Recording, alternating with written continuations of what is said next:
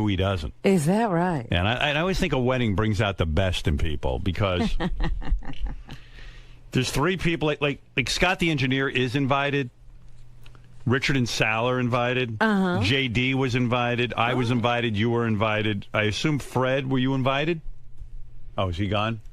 Where is Fred when you need him? Fred's not here? Where is he, Bigfoot Jr.? I don't know about that guy, but I got a question for you, Howard. Would you rather fuck or eat a squirrel? Because it's a tie for me. Yeah. Fred, were you invited to Richie Wilson's little shindig? I'll tell you, I might be. I got like a save the date notice, but I don't think then I've were. I don't have the official Well, then thing. you were, yeah. Fred is so odd.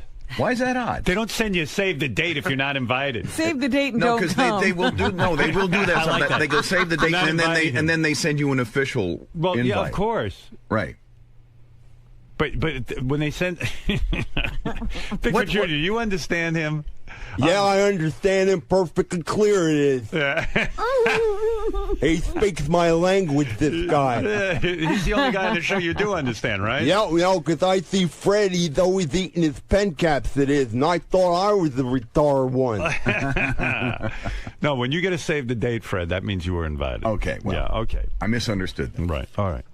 Because, Robin, how many times have you gotten a save the date card and then not gotten an invitation? Right. But it's not the same thing, is it? Well, no, it's not, but it indicates you're invited.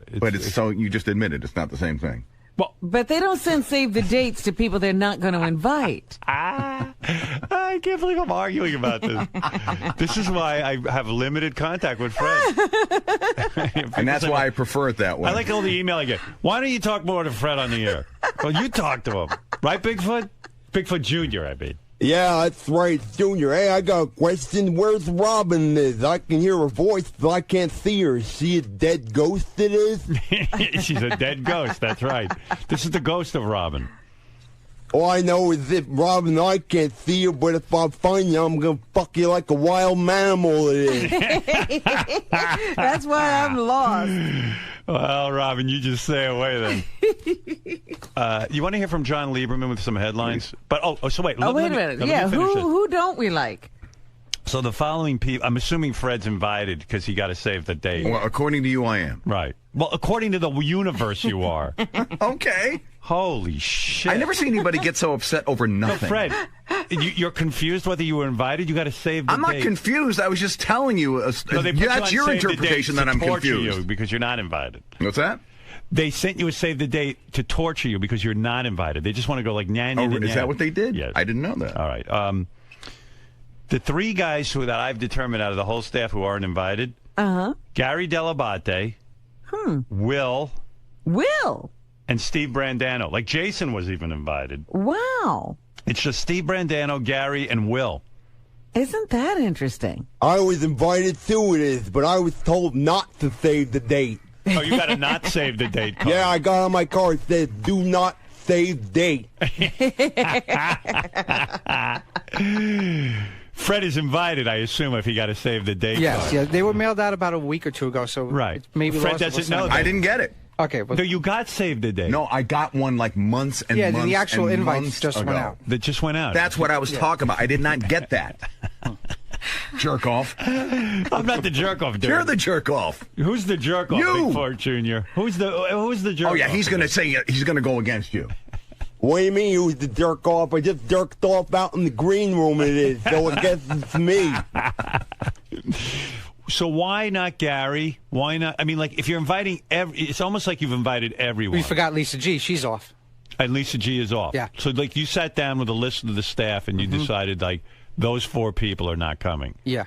Why? Okay, take them in any particular order you want. I want to hear your thoughts. We'll start with Lisa G. Right.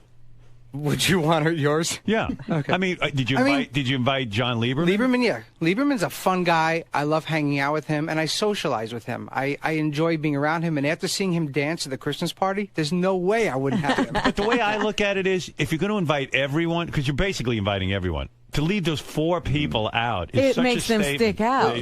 You can't invite everybody. The place holds 150 people. That's true. Max. Right, so you have to have a cutoff. You have to have a cutoff, and I wasn't invited to Will's wedding. Right. Okay, that's fair enough. That's fair enough. That's a good rationale. I like Steve, but we don't socialize out of the workplace. But do you socialize with Fred? No, but Fred and I have a lot of conversations about motorcycles and music, really? and we I'm walk. so sorry. Like, and I also look at it like he likes me, Howard, unlike you. I also look at it with people who I would like to hang out with more. But why not Gary? Do you guys have a genuine feud? Not a feud. We're very cordial to each other in the workplace, and we're respectful to each other in work. But Gary, what are you insulted at all? Seriously? No, I totally expected not to be invited. I don't think. Listen, if this were 2 years ago, it probably would have been a whole different thing. I would have had it out with Richie, but he doesn't like me. I know that, which is probably why I don't like him. Although in the last 2 years, I think Richie has changed dramatically, and he's a much nicer guy than he was 2 years ago, and we get along fine. I've heard you. I did not expect to be invited, and I'm not insulted. First of all, Richie, I think Gary, all jokes aside, is like one of the nicest fucking human beings on the planet. He is. How do you not like Gary? He's taken a few shots at me. He has? Yeah, he has, and I don't hang out with him outside of the workplace. What is it? What kind of shot does he take? There was one time where you guys were playing the like some giant Super Bowl, the drunks after the game, right? And for no reason, he just walks over to me and goes, "I see that you being that kind of guy." For no, like it totally. I don't even unsolicited. understand, but it sounds like you said something, Gary. And then you know what? We had a weird incident at your wedding. I think that for me is where it started. That was when I realized he didn't like me. What happened? I went to go. He had a run-in with Sam Ben Ruby, and so I was standing next to him. I went to talk to him, and he gave me like the big palm, the hand, like get the fuck out of my face. I think he was like on the phone or something, which I didn't recognize, but it was really odd and really rude. And I was like, well, I remember leaving that night going, sort of fuck him, especially in light of what happened with him and Sam. Because what happened with him and Sam was, Sam went up to talk to him at your wedding, and Richie wouldn't respond, wouldn't acknowledge him. Wow. So Sam said, hey man, you're not going to talk to me? And he goes, I don't talk to you at work. Why would I talk to you here? And he walked away. no. So you seem like one of the nicest guys too. Here's the thing: Gary's taken shots at me way before that. What's with Sam and the attitude? Sam's like one of the nicest guys too. I've been here 15 years. I've never had an interaction with Sam. Yeah, but he was trying to socialize. And then one day I'm in the hall, and he just walked by and passed some obnoxious remark. Oh, he did? Yeah, so I was like, fuck say? you. I was doing some work, and I don't remember the exact remark, but he passed a snide remark, and the one time you speak to me in 15 years is some obnoxious remark, so that's fuck you. different. I didn't know that. That's my attitude. But at Howard's wedding, you can't just be cordially say yes or no and walk away? You were like making a scene, sort of. Gary, did you see it, or did you hear that? He told me what happened. Okay, so you didn't see it, so I wasn't making a scene. If I was making a scene, more people would have seen it, right? It's true. That's why it's called a scene. Yeah. But the thing is, I don't remember taking shots at Richie, and I never really had anything against it, but I felt that he didn't like me, and I was sort of like, well, fuck him then. But you weren't invited to Jason's wedding, so No. how come you're inviting him? Rachel's very fond of Jason. They email a lot. They converse a lot. Rachel, yeah, okay. and John Hine, because Rachel and John Hine have a past history working together. Right. Okay, that makes sense. It is a method to the madness. It's so great. I love it. Like there's like things that go on here, Robin. We have no idea. I know. The things out in the hall that happen between people, we don't have a clue. Clue me in, because I'm interested, because I respect you. You think Gary's lazy, right? Everyone says that. No, I don't think he's lazy. I've heard you criticize him behind his back. He's lazy. I'll say this because I'm not going to shy away from anything. I think in the past few years, and I'll probably be the only one to vocally say it here out loud. I think he's gotten arrogant in the past few years. Oh. I think he's developed a little bit of an ego in the past few years. That's interesting. I need to hear this feedback, because he works for me.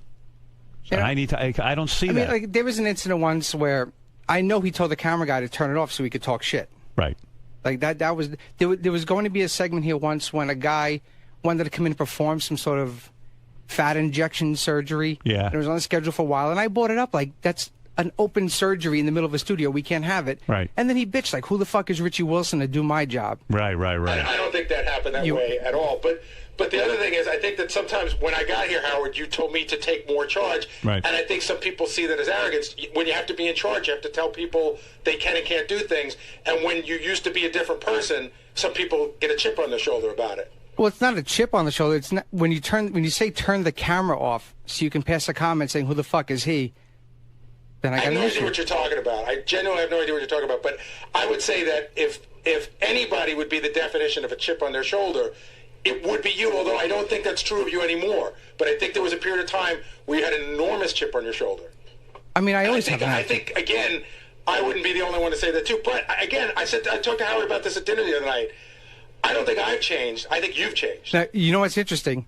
Last week during the Tabitha segment, you made a remark, Howard, saying, I wonder why nobody likes Richie. Right. And I went in the back and I said, I guarantee that came from Gary because they had dinner the night before and he talked shit. No, he didn't. No, but I know that a couple of people said to me they don't like Richie Wilson. That he's a tough guy. And I don't care. I don't care if they do or they don't. Like Wasn't when Gary though? Is that true? Like when Gary said, listen, people report to me. Like when Gary said before, Really? Yeah. Richie doesn't like me, so I don't like him. To me, that's immature and childish. If someone doesn't like me, I'll still like them because I don't care. Yeah, but then you said you won't invite Will to your wedding because Will didn't invite you. And Jason didn't invite you to his wedding, but you invited Jason. So did you hear 5 minutes ago when I said Rachel's very fond of Jason and has a rapport with him, so that's why she invited him? But again, I understand. You know, Jason and Will have always sort of, you're really going out of your way to single out people that you don't like. Okay, so did you like Tom Chiasano? I did. Did you invite him to your wedding? Did not. Okay. There you go. What does that mean? I don't know. That means there were a lot of people. I thought he said he did like him. I'm sorry. I thought he said he did. There were many people I liked that I did not invite to my wedding. I think that it's very clear that people you didn't. So are you not inviting Gary as revenge for Tom? No.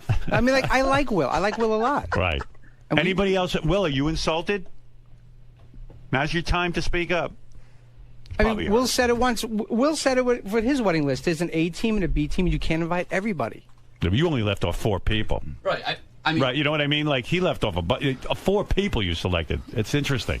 I wasn't, offended until I heard the rest of the list, and I was like, geez. You're on that list. I thought... Even Scott the engineer is invited. I've hung out with Scott outside of work. I understand that, but no one invites Scott the engineer to anything. You're supposed to forget Scott. Yeah, you're supposed to forget to invite him. It's just weird. I think he has a little bit... Tabitha Stevens was invited. I think Richie has a little bit of beef with me, but he won't admit it. There was a long period there where he was just really kind of cold to me, and I said to him straight up, I said, did I do something to offend you? And he said no. So what am I going to do? I take him at his word. When he said that to me, I said maybe I have been kind of cold as standoffish, and we've been cool since then. Yeah, we've been good. I reflected, and I said, okay, maybe I love you. I'm sorry. I do. There was an incident once with Gary where he even did something fucked up to Rachel. Oh, really? Oh, really? I didn't know that. What did he do? She was in the green room getting her hair done for the bonus show. And he walks in, and this was seen by a few people. He goes, I need that chair you're sitting on. I need that chair you're sitting on. And okay, take the chair. It was so he can get a haircut by Tony in the other room. Wow. I didn't know that. That was just... That's not right. That was a shit move. That's a shit move. Gary, did you do that? Possibly. I remember, but it's totally possible.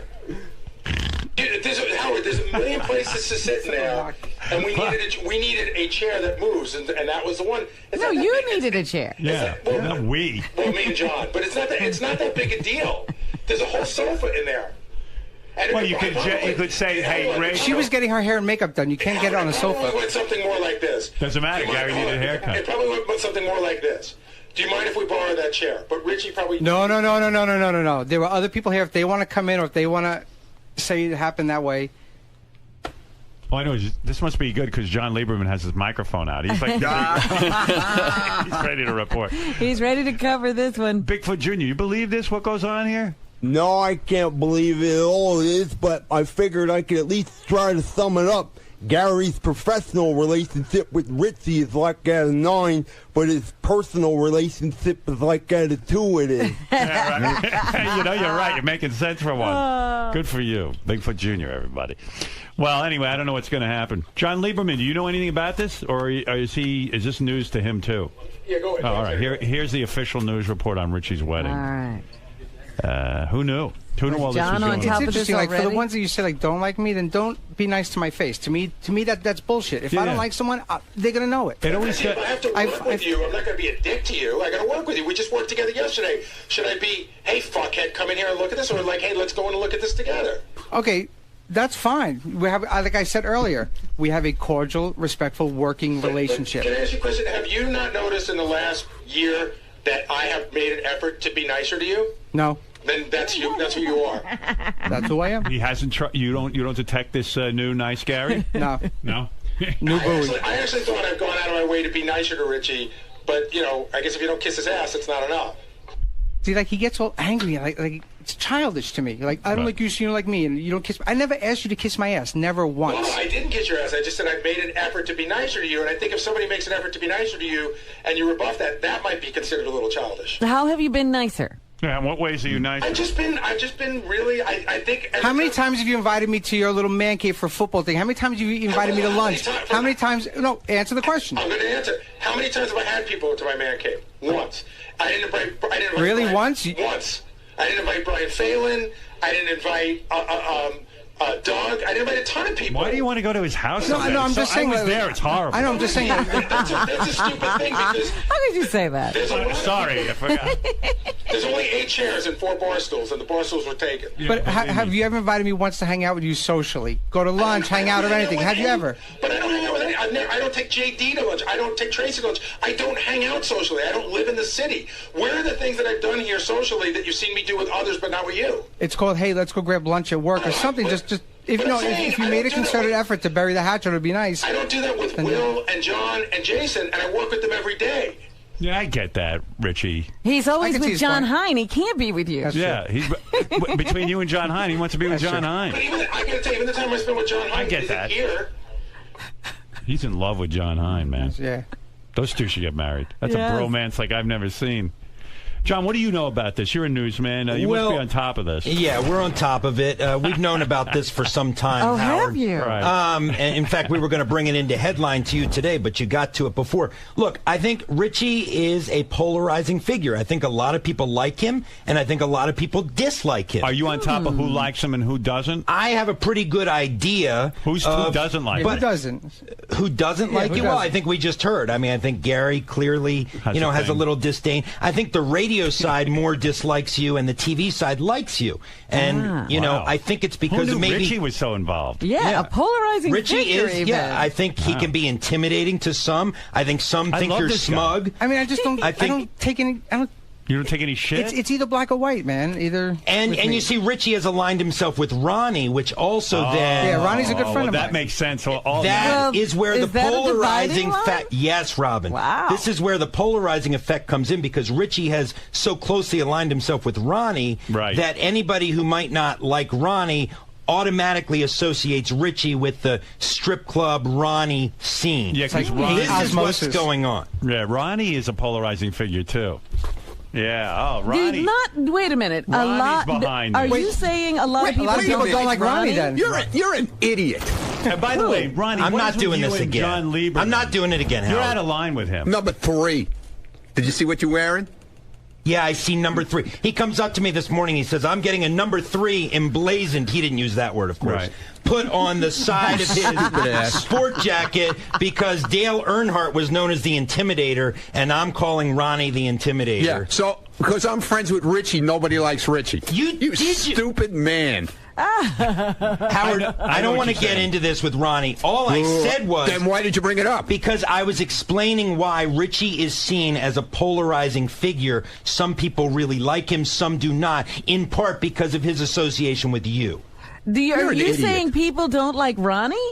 Well, Ronnie's got this new personality. Like, I hear him fighting with John Lieberman. You won't even talk to John Lieberman. Fuck John Lieberman. John's helping you. I don't give a shit about fuck him.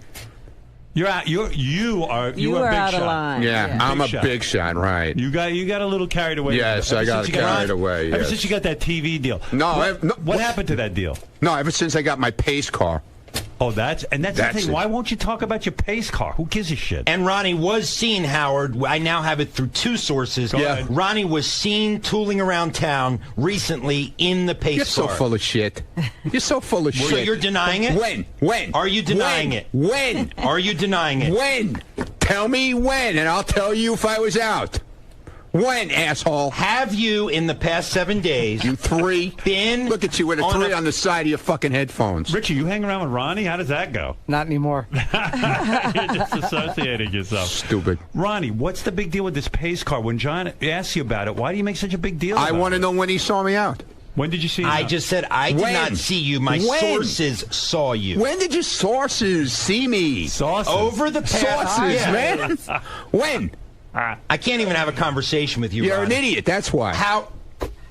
I will not resort back to the personal attacks. This is an old shtick. Right. Yeah, Here's shtick. the thing. Right. Howard, I have 2 sources who have seen Ronald out in public over the past 7 days. Have you been out in the 7 car days. over the past 7 What a days? moron. Have you been or out not? in your car? I might have been. All right, so there you go. Thank you. 7 Thank days. you. Why is it such a big deal that What's you're the driving big around in your deal? car? Why is it such a big deal to him? Because you keep resisting talking about Because it. it's not nobody's business. The issue is this, Howard. I saw that car. You didn't see shit. Yeah, I know. seen it You didn't too. see and anything. You saw it? Yeah, I saw Ronnie driving that stupid pace car the other day. It was made by Matchbox.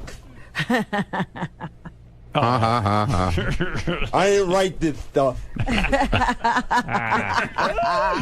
The issue is this, Howard. Ronnie is going out to Vegas this weekend for the block party. I was assigned to cover this weekend in I Vegas. know, and he's saying that he won't. He won't let you have cover you? it. He has unilaterally somehow decided that I will not be let in to You're cover this going in. event. If you're not going in, I'm putting an end to the block party. What do you think of that? And it only helps the block party because he'll have something to fucking say on stage when he sees you there. And we'll know what went on. Right. What do You are letting him in to the block party. No ands, ifs, or I buts. might let him in, but That's damn right. somebody might let him out. He's covering it. My God. Ronnie. He's carried away. Yeah, I'm telling this you. Yeah, I'm a big shot. like the Godfather. Yeah, it's me. Yeah. I will be there covering it. And what I like is, Ronnie, when you say you're in charge of something, I didn't say I was in charge. well, you just said you had the power to get me out of there. Yeah, but I didn't say I was in charge. But when there's issues like with Scott the engineer's pay, you defer and say, "Oh, I'm not a decision that maker." has nothing to do with me with the pay. Are you or are you not a decision maker in terms of the block party? In your case, yeah. Okay, see, it's a case by case. Exactly. You assert your power when you wish. Yes. Well, we were talking about Richie Wilson's wedding, which But I don't know how. I can't wait for Richie's wedding, man. should be It's a gonna lot of great, fun, I'm man. sure. Yeah, but does I already Ronnie? prepared a speech, everything. Oh, No really? kidding. I'm in the poem. wedding party, man. I'm getting a Are poem. Yes. Are you? Yeah. You're an Ronnie's in the usher? wedding party? Hell yeah, man. He's the ring boy.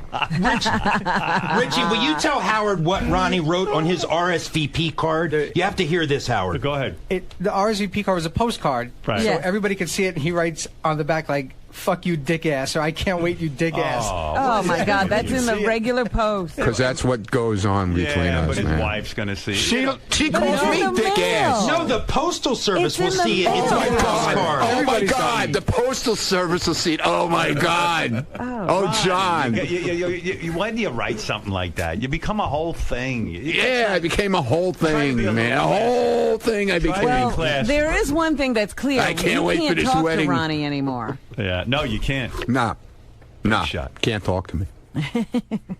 Well, Your sources. Were they right? You're an idiot. Were they Where right? did they see me? Where Were did they they- see me? Where did they see me? Were they right? Were they correct? You're guessing. Were You're guessing.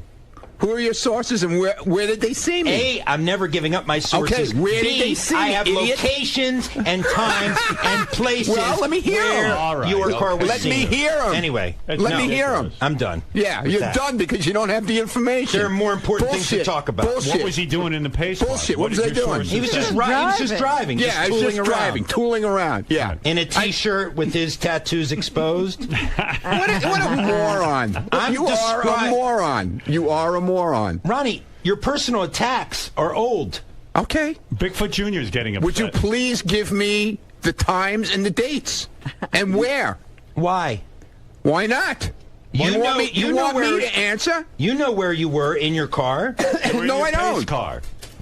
You were pacing. Yeah, I was pacing with the pace. Bigfoot Jr., I apologize. It's upsetting to you. You have limited intelligence, and this has got to sound moronic even to you. Does anyone have ketchup for my scabies? It is. You know, he has scabies. That's Good for him. Yeah, you have scabies. That's very serious. Glad he's sitting next to you. Well, I know. I'm nervous. There's one on your desk right now, Howard. Can you give it back? It is. You're getting attached to them? Yeah, they're my own little friends. Yeah, well. Anyway, John, you have anything to add about Ronnie or Richie Wilson? and his. Right. Yeah, think of something good, friendliness. John. Go ahead. I see the wheels turning. Go ahead. Oh, you know what, Ronnie? Get over it. Just that Ronnie apparently is writing the wedding speech from the toilet. That's where he is composing this. Is he really going to give a speech? Yeah. And is he really in the wedding party? Yeah, he is. Wow. You're that close with Ronnie? Yeah. Yeah. Yeah, I'm at his house all the time. We're good friends. If Gary would have you over, maybe he'd get to go to the wedding. True. Yeah. Because when am I polarized like him? Polarizing. Yeah, like sunglasses. You're polar. Right. You're a weirdo, Lieberman. I swear to God. Yeah, Tom, you're on the air in Boston. Isn't Rachel that piece of ass girl that works for them too, and they kind of made him to marry her or something like that? Like he was dragging his ass? Richie did drag his ass. He dragged my ass for a long time. He was dragging his ass for a long time. But now he's completely on board. And Rachel is a piece of ass. I even told Rachel to break up with him a long time ago. Yeah. Why? Now you're in the wedding party. Yeah. Right. Howard, one more thing. Great job on AGC. What's his name? Asking that. Are you ever going to punish him for what he did? I mean, seriously, keep him off the air for like a month. What did he do? Well, when he went to AGT and was banging that girl in the, up against the building, total disrespect for you. Nah, I don't care. Are you ever going to just keep him off for a month? Because you know he's on hold every day. No, he's not on hold every day, and him banging a girl at AGT is just, he's ass napkin Ed. That's what he does. The idea that any girl would bang him is more remarkable than anything else. Yes, John? I was going to say, Ass Napkin Ed is taking a train, we have learned, from upstate New York all the way out to Vegas. It's going to take him 5 days to get there for the block party this weekend, which I'll be covering. He wants good to be for you, Ronnie. John. Good. That's a promotion. I said Ronnie. good for you, John. No. Wow. Good for you, John. Do you understand we're a radio station and that John has to do his job and report on everybody? Good for John. Do you get You're that? the only one. I mean, I can ask questions of anybody else back there, and they'll give an answer. Oh, please. You're the only one. Come on now. You know that's not true, you liar. I can ask you Tim lie. Sabian, who what is about, the boss. You ask Benji, you never get a straight answer half the time. I can ask Tim Sabian, such the boss, a liar. You're such about a liar. shitting you or, lie. or pissing in the woods during golf. Yeah, right. Yeah, and he'll answer me. Yeah, right. He really answered you about shitting on the wall. Yeah. Yeah. And I can ask Will about slamming his golf clubs and making a scene at a private country club, and he'll answer good me. For you. Good for you, But you boy. won't answer me. Good for you, boy. Boy. What? Boy. Richie, how do you hang out at Ronnie's house? I mean, what goes on there? Richie's as crazy as I am, man. Is he? Oh, Richie's nuts. You don't even know. I don't believe that. Oh, you better believe it. Give me an example of him being crazy. What does he do? I don't know. I can't. Yeah, believe me, Richie's crazy. No. Did he ever bang Rachel in front of you? No. All right, ain't that crazy. He's not that crazy. Right. You've been in the pace car, right? I haven't sat in it, but I looked inside and I got to see it. Exactly. You're one of the only people here who has seen it. Like a Bigfoot sighting. Ooh, that's great. Have you ever seen Rachel naked? No. No, you've seen her in bikinis and stuff. Yeah, bikini. Yeah. Bikinis. Have you seen her topless? No. Almost. Almost. He actually took her shopping for wedding dresses. Right. Yeah. Yeah. He's got a thing for your wife. No, I don't. We're friends. Oh, bullshit. We're good friends. You ever see Richie naked? Topless. No. You want to? No. Topless. All right, boys. I want to see John naked. What is wrong with you? Last thing on the wedding, Richie. Richie. What's wrong with you? Go ahead, quickly, because I gotta move on. I got a ton of stuff to get. You invited everybody in the newsroom except Lisa G. Yeah. Is this a long-standing feud? It's not a feud. It's just that. But you're singling her out. You invite people that I hang out with Shuli. I like John a lot. I want to hang out more with John. Why? Lisa is just, I don't know, just kind of. You should have invited Lisa. In my personal opinion, she's kind of a dud. Invite, I can bang her at your wedding. Ronnie would do that. Yeah, I would. Right on the table. And I'll be there with a microphone. Yeah. No, you're not working that night. You'll be dancing like at the Christmas party. All right, guys. Drunken bitch. Listen, you two will probably be all over each other at the fucking wedding. Yes, you'll see. they'll be Ronnie Oh, and John. yeah. Yeah, weren't they slow dancing together at the Christmas party? Yeah, we would. That was before. That was before. That was before Ronnie turned into the Intimidator. Yeah, number 3. That's why you're wearing headphones to say number 3 on them. All right. You're scared. Look at you. Yeah, I'm scared of you. Look at you. I didn't say you were scared of me. That's what you've been putting up all over the place. I said you've been intimidated. No, you're like a paper. You're like a paper tiger. You're a paper tiger. You'll go on Twitter and say stuff, but then out in the halls you'll just say no comment. Right here. I'm saying it right here. What paper are you fucking tiger. talking about? Paper tiger. Bullshit artist. Bullshit all right, Ronnie. artist. Thank you. Thank you, Ronald. All right, I got to take a break. We'll be back in a few minutes. I got to calm down from all this nonsense. Goodbye. John? Yes? the relationship between you and Ronald Munn has become quite contentious. I think it's safe to say that. It's fair to say that. I thought we were getting along well. I mean, we did get along well at the Christmas party, and then since then it's kind of deteriorated because he finds me very annoying. I feel like I'm just doing my job, and sometimes I egg him on a little bit on Twitter or in person, but his venom is really something. I don't think I've ever seen anything like it. Well, I think what offends you the most is that the attacks have become personal. It's not about the job that you're doing all the time now. It's about you. He's calling you a dummy, a jerk. An idiot. Right. Yeah, dummy, jerk, idiot. And the funny thing is that he's trying to attack my work and the credibility of my stories, but he hasn't once been able to say that any story I put on the air wasn't true or wasn't accurate. So that's one part. He hasn't been able to discredit any of my stories. So then he resorts to the name calling. The idiot, the jerk, the moron. To me, that's out of line, and I think you heard Howard agree with that, too. Fuck him. That's what I say. Howard pointed to the fact that you're angry with John for simply doing his job. Do you agree with that? No. Why not? Explain. He keeps making these statements that he's got sources and times and dates and shit. I don't ask to see it. I didn't ask for your source, dipshit. But that's what journalists do. Let me see the times and the dates and where I was. Okay? Mr. Journalist, asshole? What? Let me see the times and the dates. Journalist asshole. Hey, relax. I am. Relax. Go get me the times and the dates, you idiot. So, let me play devil's advocate. If he goes and grabs these times and these dates... And I said I would answer yes or no if I was there. But... at the end of the day, will that change your opinion on John Lieberman? No, he's still an asshole. Sometimes when discussions like these happen, it can resolve some tension, some issues. Do you feel like any of that occurred between you and Gary today? Did it relieve anything? Was it good to air it out in the open? No, because it could have escalated to something even bigger. I know that. You know that. And I tried to take the high road, but when asked a question, I'm going to give the best honest answer that I can. And I know when you go to talk to him, he's going to give a snide remark or say something snarky or something, try to put me down, and I don't care. Look, you either like somebody or you don't like the person, and you can't like everybody. It's impossible. And not everybody's going to like you. So the people that like me, great, cool. The people that don't like me, if there are those people out there, they're chicken shits and pussies for coming at me with smiles and talking behind my back. I said I thought I was being nicer to him, and I said I thought he's changed in the last year or two, and I think those are both positive things. I don't know if he saw them as positives. Prior to that, during times when you said Richie had a big chip on his shoulder, what was it like to be around him? You got to watch what you say because he gets angry. He just, you can piss him off.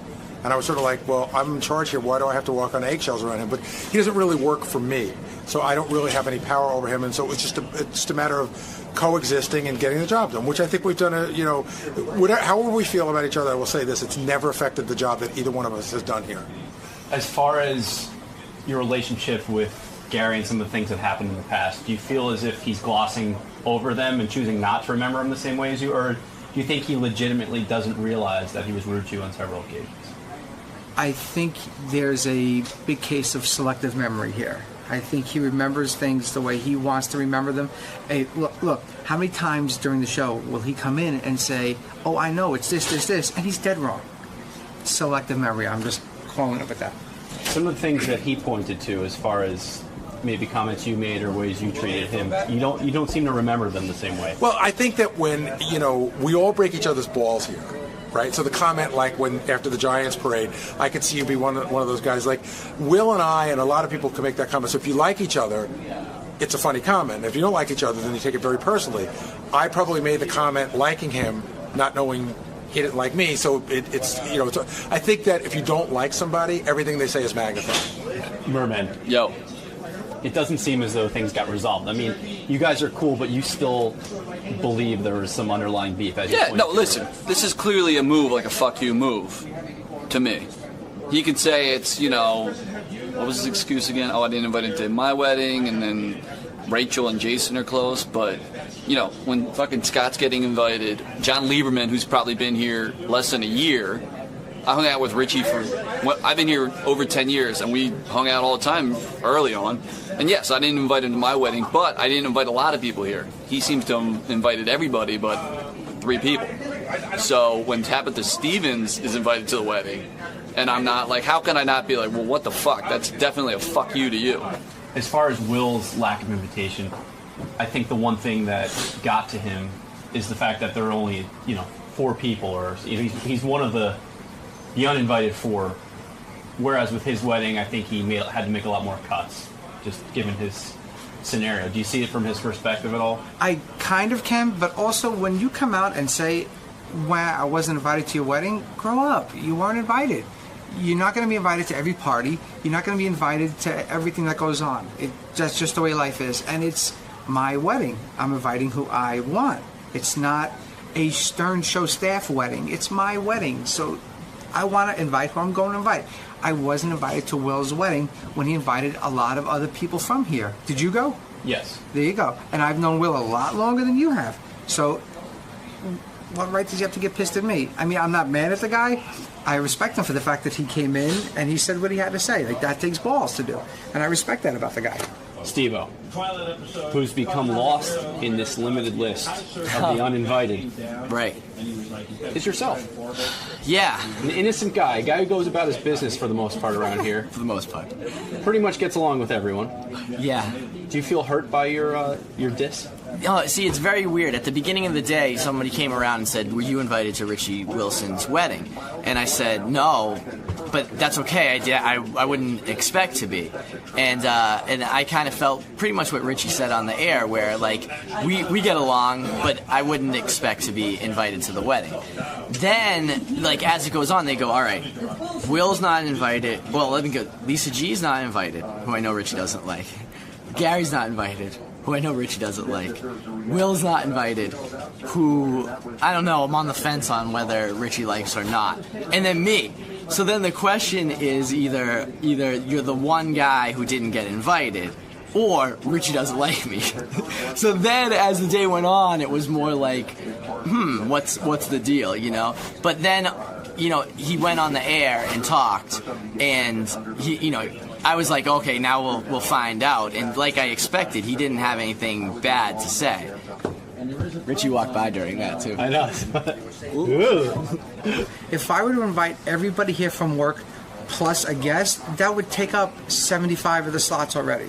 Right. So you just have to narrow it down. If it was a giant place that held 500 people, pretty much everybody from here except Gary and Lisa G would be invited. Good morning, everybody. Oh, it's so great getting up super early in the morning to be here with you. That's right. I love it.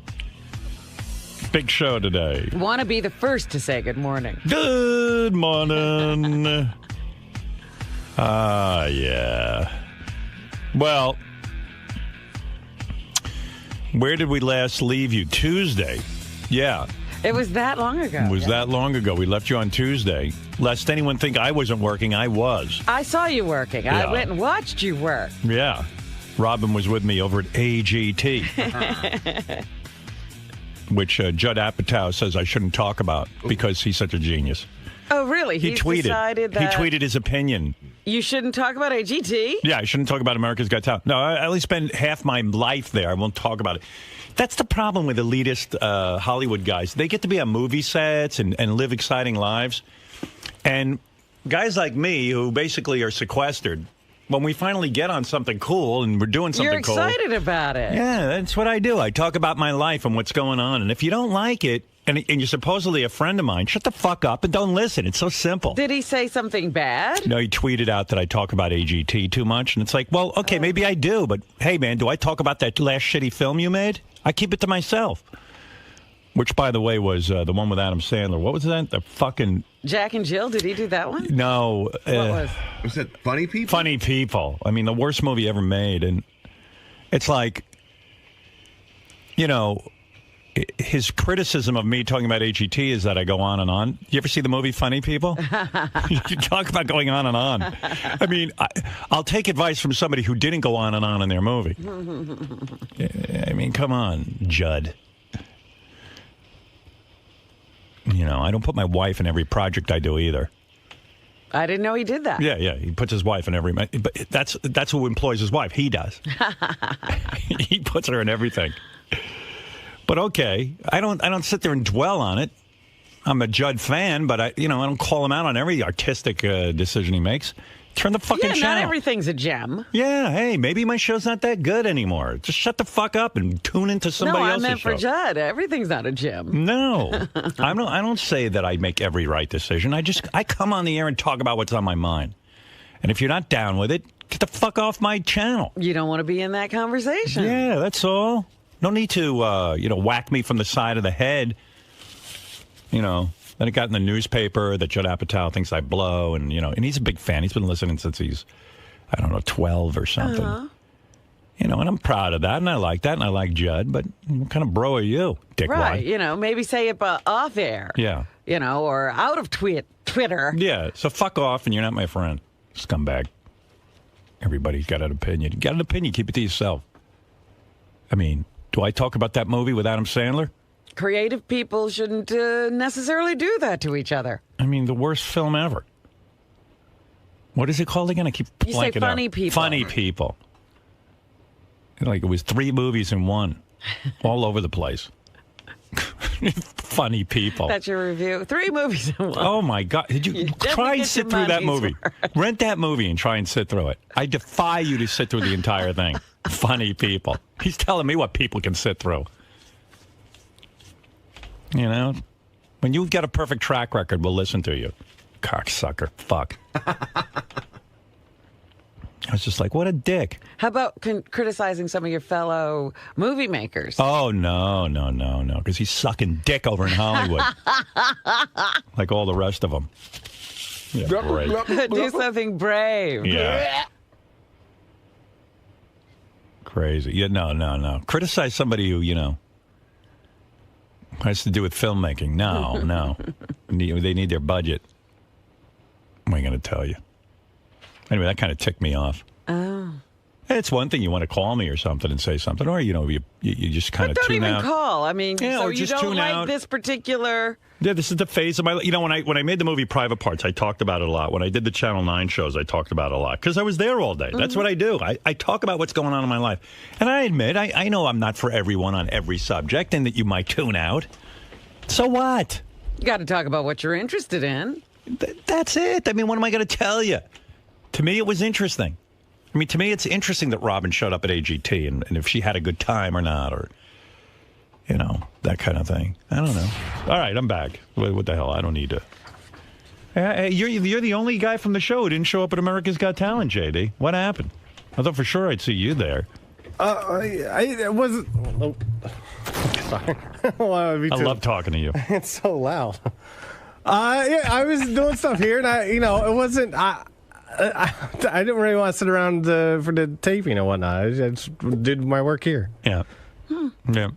No, I mean, it's fine with me. I just figured you'd show up. You'd be curious, I mean, everyone else who works here was there. Well, not everyone, and I don't think. I mean, quite frankly, I admire the fact that you were working. Plus, I knew, a lot of people wanted to go, and I was mildly interested, so I thought better for people that have way more interest go, and, I'll hang back. It's fine. Yeah. Can you believe he got laid twice? How did he do it? How do he do it? Hey, I got. You're so vocabulary challenged. I got some skills, Yeah. We would hope that you'd put them on display here. That's not my main job, Robin. All right, JD. Earning that money. By the way, I'm proud of you that you didn't show up and you were working. Okay. All right. Wow. Thank you. You'd be a good judge at America's Got Talent. No, I wouldn't. I'm going to recommend you. No, I will watch the shows when they come out, and I'll see it then. Yeah, maybe you'll come to one of the live shows. You'll see. Maybe. Yeah. We'll see. Or maybe he'll be like your parents. Right. Well, I saw enough. I had enough of that. Oh, my God. Oh, I'm done traveling around the country except for one more trip to Vegas. That's right. You do have the big Vegas week. Yeah. So that's cool. Party out there. No, it's all work. They work you from 9. What do you mean, okay? Okay. What do you think, I'm lying? No, I'm just saying you after the work. No, you're tied up to like 10 o'clock at night or 11 o'clock at night. And then you have to come back and do it again the next day. Yeah, like 9 in the morning, so. That's not good. No. No time for fun. No time. No time for sin in Sin City. No, they pay you a lot of money, but they keep you working the whole time.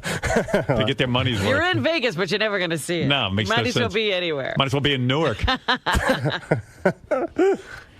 JD, you been in touch with those gals that you hooked up with? I'm still in contact. Yes. He puts on his love voice when I ask him. That's a love voice. I got something your going voice on. changes. I'm working it out. I'm working it out. I'm just saying. You put on a different voice, like it gets all. No different. I mean, how does he call them? Hello. It's a lot of texting. I'm better through text, than talk. Are you still working both of them, or are you just talking to the one? I've mainly been in contact with the one in Chicago. Right. How often you talk? Here and there. Texts here and there. Every day, or? Like maybe once a day. Wow. What do you text? I love you. Different stuff. I love you. No, I don't love her. I'm in love with you. No. What, do you just tell her what you're up to, or what do you say? How are you not in love with her already? Because like when I was in your situation where I was just a fucking mess, I fell in love with anyone who had sex with me. Well, I mean, I like her, right. But I just. How do you not fall in love? Listen, I understand we live in two different places, and I'm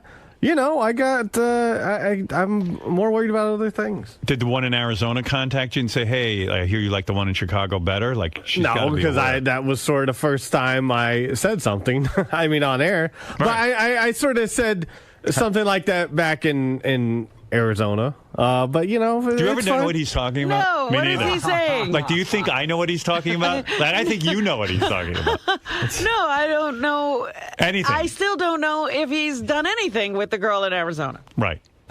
Have you texted or called the girl in Arizona? Yes. Okay. How often are you in touch with her? I mean, I don't think. We haven't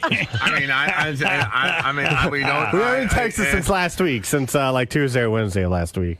Right. And did you tell her personally, like, do you like the other girl more, or you don't even bring that up? I didn't really put it like that. I just said, how I was with someone the previous night, and that sort of thing. Oh, you were honest. Well, yeah. You're different than most guys. Most guys will just like not even bring that up. No, I mean, I like to be pretty honest. I don't want to what's the word? What the fuck happened to you, man? I don't like to deceive anyone, or you know what I mean. Not deceive. I mean, I like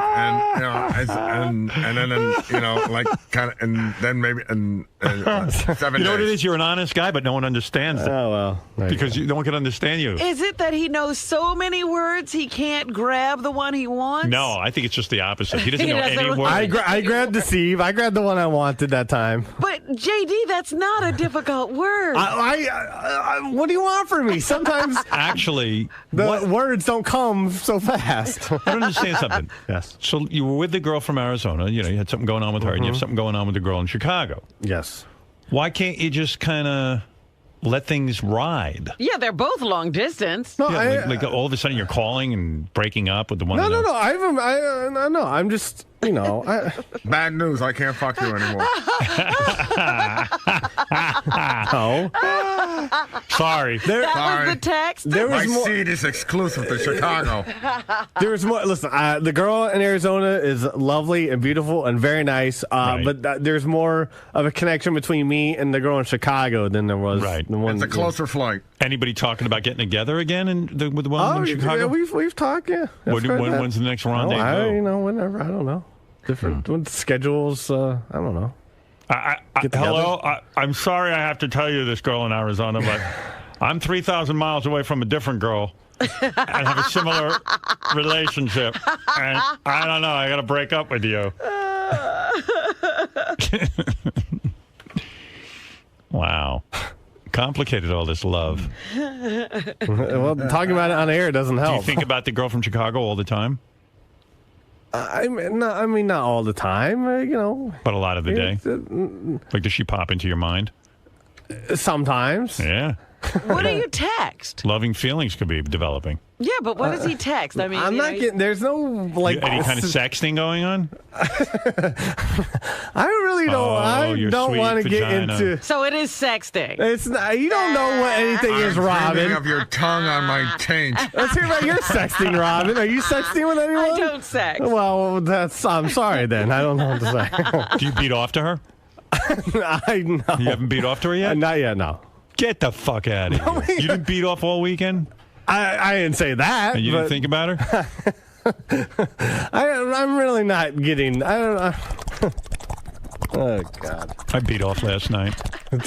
Good for you. No. Congratulations. Just watching you porn again. Talk about that. Leave me alone. Yeah, I watched. I wasn't watching babysitter porn. I watched. What was this? The theme of this one? I don't even remember. It was some young lady. Girl from Chicago. Oh, I know what it was. It was one of those where the girl comes in. She wants to be a porn star. So the guy sets up a fake audition for her. Oh, those. And right away she's blowing up. She was pretty hot, too. Or they black out the guy's face. Yeah. But it turns out, it even says up front, this is not a real porn audition. Oh, yeah. They're scamming her. And they go, and it's real funny. Were you laughing? Yeah. I was hysterical. I was laughing at myself, like standing there with my penis out and rubbing it. But I had to get the poison out. Yeah. You got a whole thing going on, brother. Well, no, he had a thing going on, but he decided to drop Arizona. Yeah, I would have kept the Arizona girl in rotation. Listen, you can't have much of a rotation, you know, if they're a million miles away or whatever. Yeah, but that's my point. So you keep her on, you keep her sort of like, hey. No, I'm on good terms. We're on good terms. Yeah. And, whatever. Listen, I'm not saying nothing will ever happen, right. I'm just saying I haven't talked to her that much. Yeah. You just have more of a connection with the girl from Chicago. Yes. Connection. Well, whatever. Leave me alone. How can you have a connection? You can't even talk. I know. You know what I mean? What kind of connection could there be? He tweets better than he talks. So what are you guys tweeting about? I can't wait to see you again. Texting. Yeah. Stuff like that. Yeah. How you doing? Seeing our different. You ever ask her like, what she's wearing and shit? I'm sure I have, yes. Yeah, sure. She ever wearing like nothing, and she goes, I'm naked. Yeah, I'm at the office naked. And I'm all wet. I haven't washed my beard since I got back. My beard. It's like a wild mountain man. Are you exclusive to her? No. Is she exclusive to you? You don't know? No, I think we're just whatever. It's not nothing. No one's exclusive. Mm-hmm. So if you met someone from New Jersey, goodbye, Chicago. Did she say to you, like, I'm not going to have sex with other guys? And No. Does she want to be your girlfriend? No. No? Doesn't push for that or anything. Okay, hey, man. That's cool. It's all cool. All right. There it is. Now you got an update on JD's We now know that JD didn't go to AGT. Whatever. I was working in Texas. Big news. It was big news. Okay, all right. Around here, anyway. It was fun to see everybody else I think there. it was bigger news to just certain people, but that's fine. Right. All right. I think even Will Murray was there. Will was there. Okay, that's fine. They wanted to go. They were raring to go.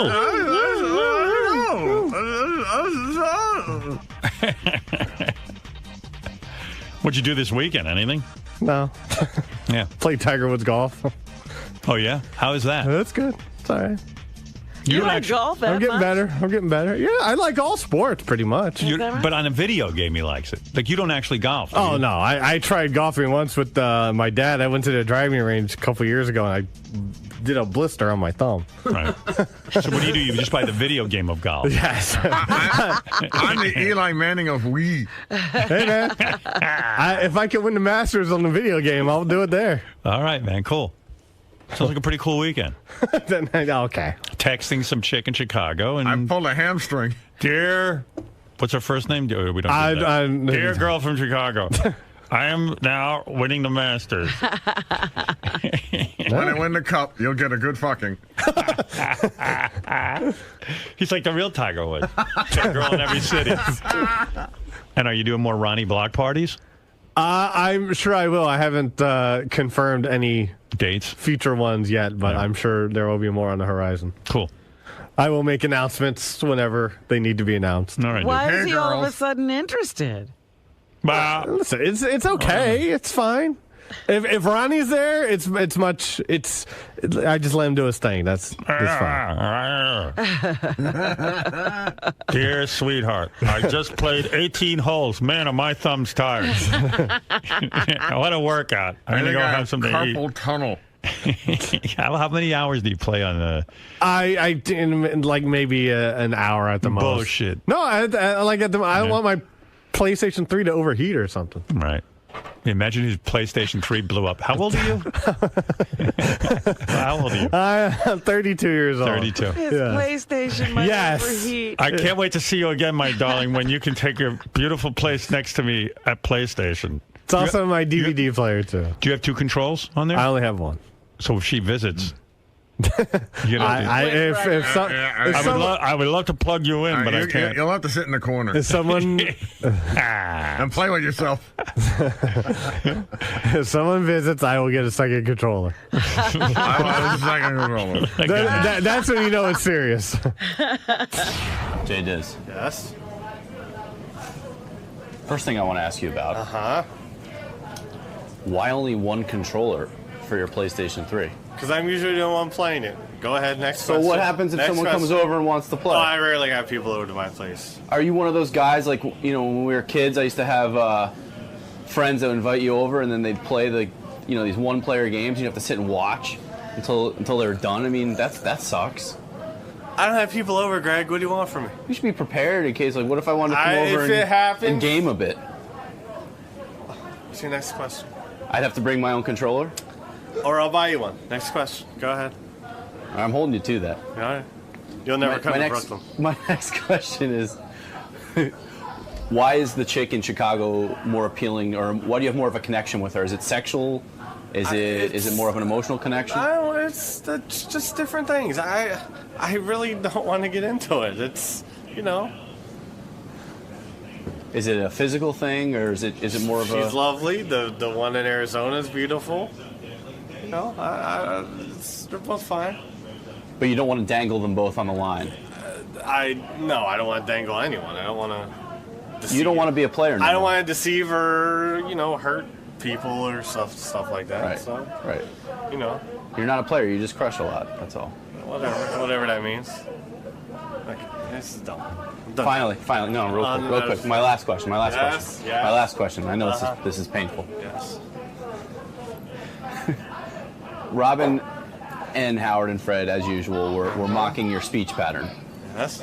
What is it more of a matter of? Can you hear the words in your head and you can't get them out, or are you just searching for words in general? Sometimes, no. Sometimes I'm looking for a word, and at that particular time, I'm just getting blank, or I'm getting the wrong word, and this is what happens. And if finally, when I think a little bit faster and harder, it comes to me. Sometimes.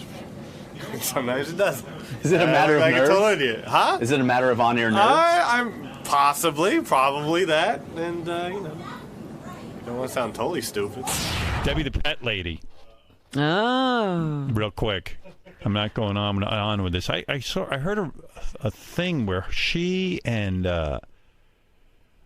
Crazy Alice hooked up. Well, they had hooked up once before. And then they fell fight, apart. And now they're friends again. And Debbie and Crazy Alice are mad and demanding an apology from me and Ronnie. And I don't even know what... Debbie, you there? Yeah, she's gone. She's totally gone. In more ways than one. Here, I'll play you her... This is weird. Would you leave a voicemail? Yeah, here, I'll play it for you. I got a ton of tapes here. This is Crazy Alice and Debbie the Pet Lady, but it's very derogatory towards you and me. Of course. Evidently, Debbie is demanding some sort of apology, but you can't. They're so mental that you don't even know what they're talking about. On the phone, me and Alice were on the phone, and Alice was really pissed off how they had been treating me. Alice, say what you gotta say. Oh yeah, this is Angry Alice, crazy gay house, and your lesbian monkey-ass gorilla. Greasy little dog-skinned, nappy-head, bull-dagger, fuck fucking Robin. Fuck both of you to hell. I know, that's why I stay low key, because I really don't give a damn you don't like me or not, but you gotta show some respect to Debbie, okay?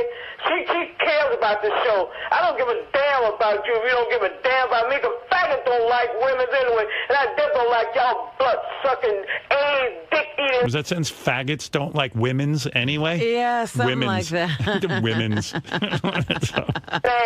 So fuck you and your Porsche monkey behind that cage. Oh yeah, a big old rusty-colored motherfucking dog-skinned man looking big-titted, big-butt motherfucker, scared a little small white woman. Yeah, you wish you was white. That's why you don't like Debbie that much, because you wish you had everything she got. That's white. Fucking nappy whore.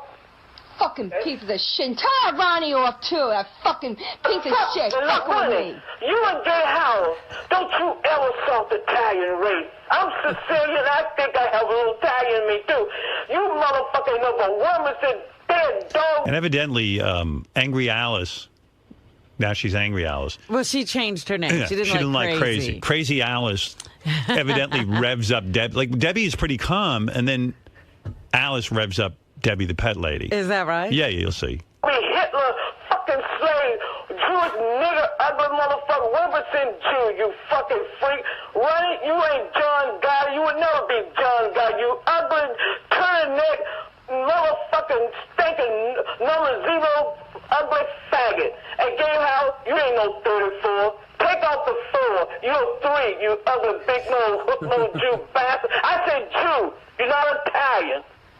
That's right. That's right, fuckfaces. That's right. Yeah, they found each other. They're perfect for each other. Well, I hope they don't fall out again. Yeah. They need friends. Ronnie said he's going to unfollow Debbie the pet lady on Twitter because she can direct message him. Oh. And he wants us. He said she direct messaged him like 25 times over the weekend. And then she goes crazy, and then she apologizes. Right. You know, Rachel Butera does an excellent Debbie the pet lady impersonation. Does she? Yeah. Oh, she's so talented. It's not a fucking pigeon. It's a fucking African gray. No, he doesn't talk. He talks. He does everything. Put that fucking thing around his tail so he doesn't fly away. Howard, don't fucking start with me today, all right? I'm not that crazy. I got a bird, you know, Howard. He talks. He does a lot of stuff. What? I don't want to talk about that. No! Why are you going to make me talk about that? I don't want. I'm not one of your fucking bimbos here. I'm not going to get fucking topless. No! I'm not fucking paranoid, okay? I'm not. Hello? Debbie? Why are you motherfuckers suckling me today? I got fucking problems, okay? But I don't want everybody to know about it. I didn't want to fucking get into this to you today, Howard. Why are you doing this to me? Why are you fucking with me, Howard? Hey, you gotta fucking pay me. Pay me for those receipts. I just paid a lot of fucking money to get here. What are you doing to me? I'm getting... Debbie. I don't even know what the fuck is going on right now. Why are you fucking with me? You're crazy over here! You ruined my life! I'm hearing another voice right now. That's Debbie the pet lady. Nah, I'm Debbie the fucking pet lady, okay? Yeah, so what? I don't give a fucking shit. You think, you think I'm crazy? Fuck you, motherfucker! Okay? See? Oh. That's the voice in your head. No, it's not the voice in my head. You're making... See, meanwhile, that's what you sound like. You got on the line. This is good for you to hear because this is what you sound like. I don't sound like that. I'll tell you something, okay? I ain't fucking coming in here no more because it's all about men with you, okay? I have to say an important thing. What? I have to say an important thing to you. I didn't even want to get on this fucking line this morning because I wasn't... Hey, Howard, yeah, you do everything for fucking men, for Eric and fucking everybody else. Howard. Yeah.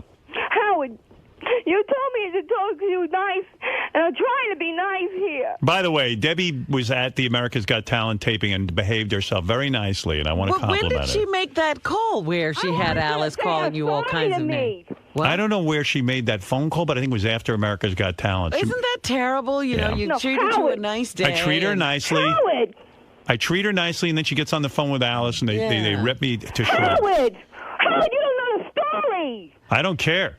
No, it's not right. You're not appreciative. No, Howard, you don't know what Ronnie's been doing to me all fucking week, all right? He's doing nothing to you. No, don't you see that you're trying to twist every fucking thing around? You won't let me All right, and you quickly. twist it around. No, you twisted me around. You see, you're good to do to twist me around. Ronnie, Ronnie, talk about what's going on. Please. No, you Ronnie, what's going on?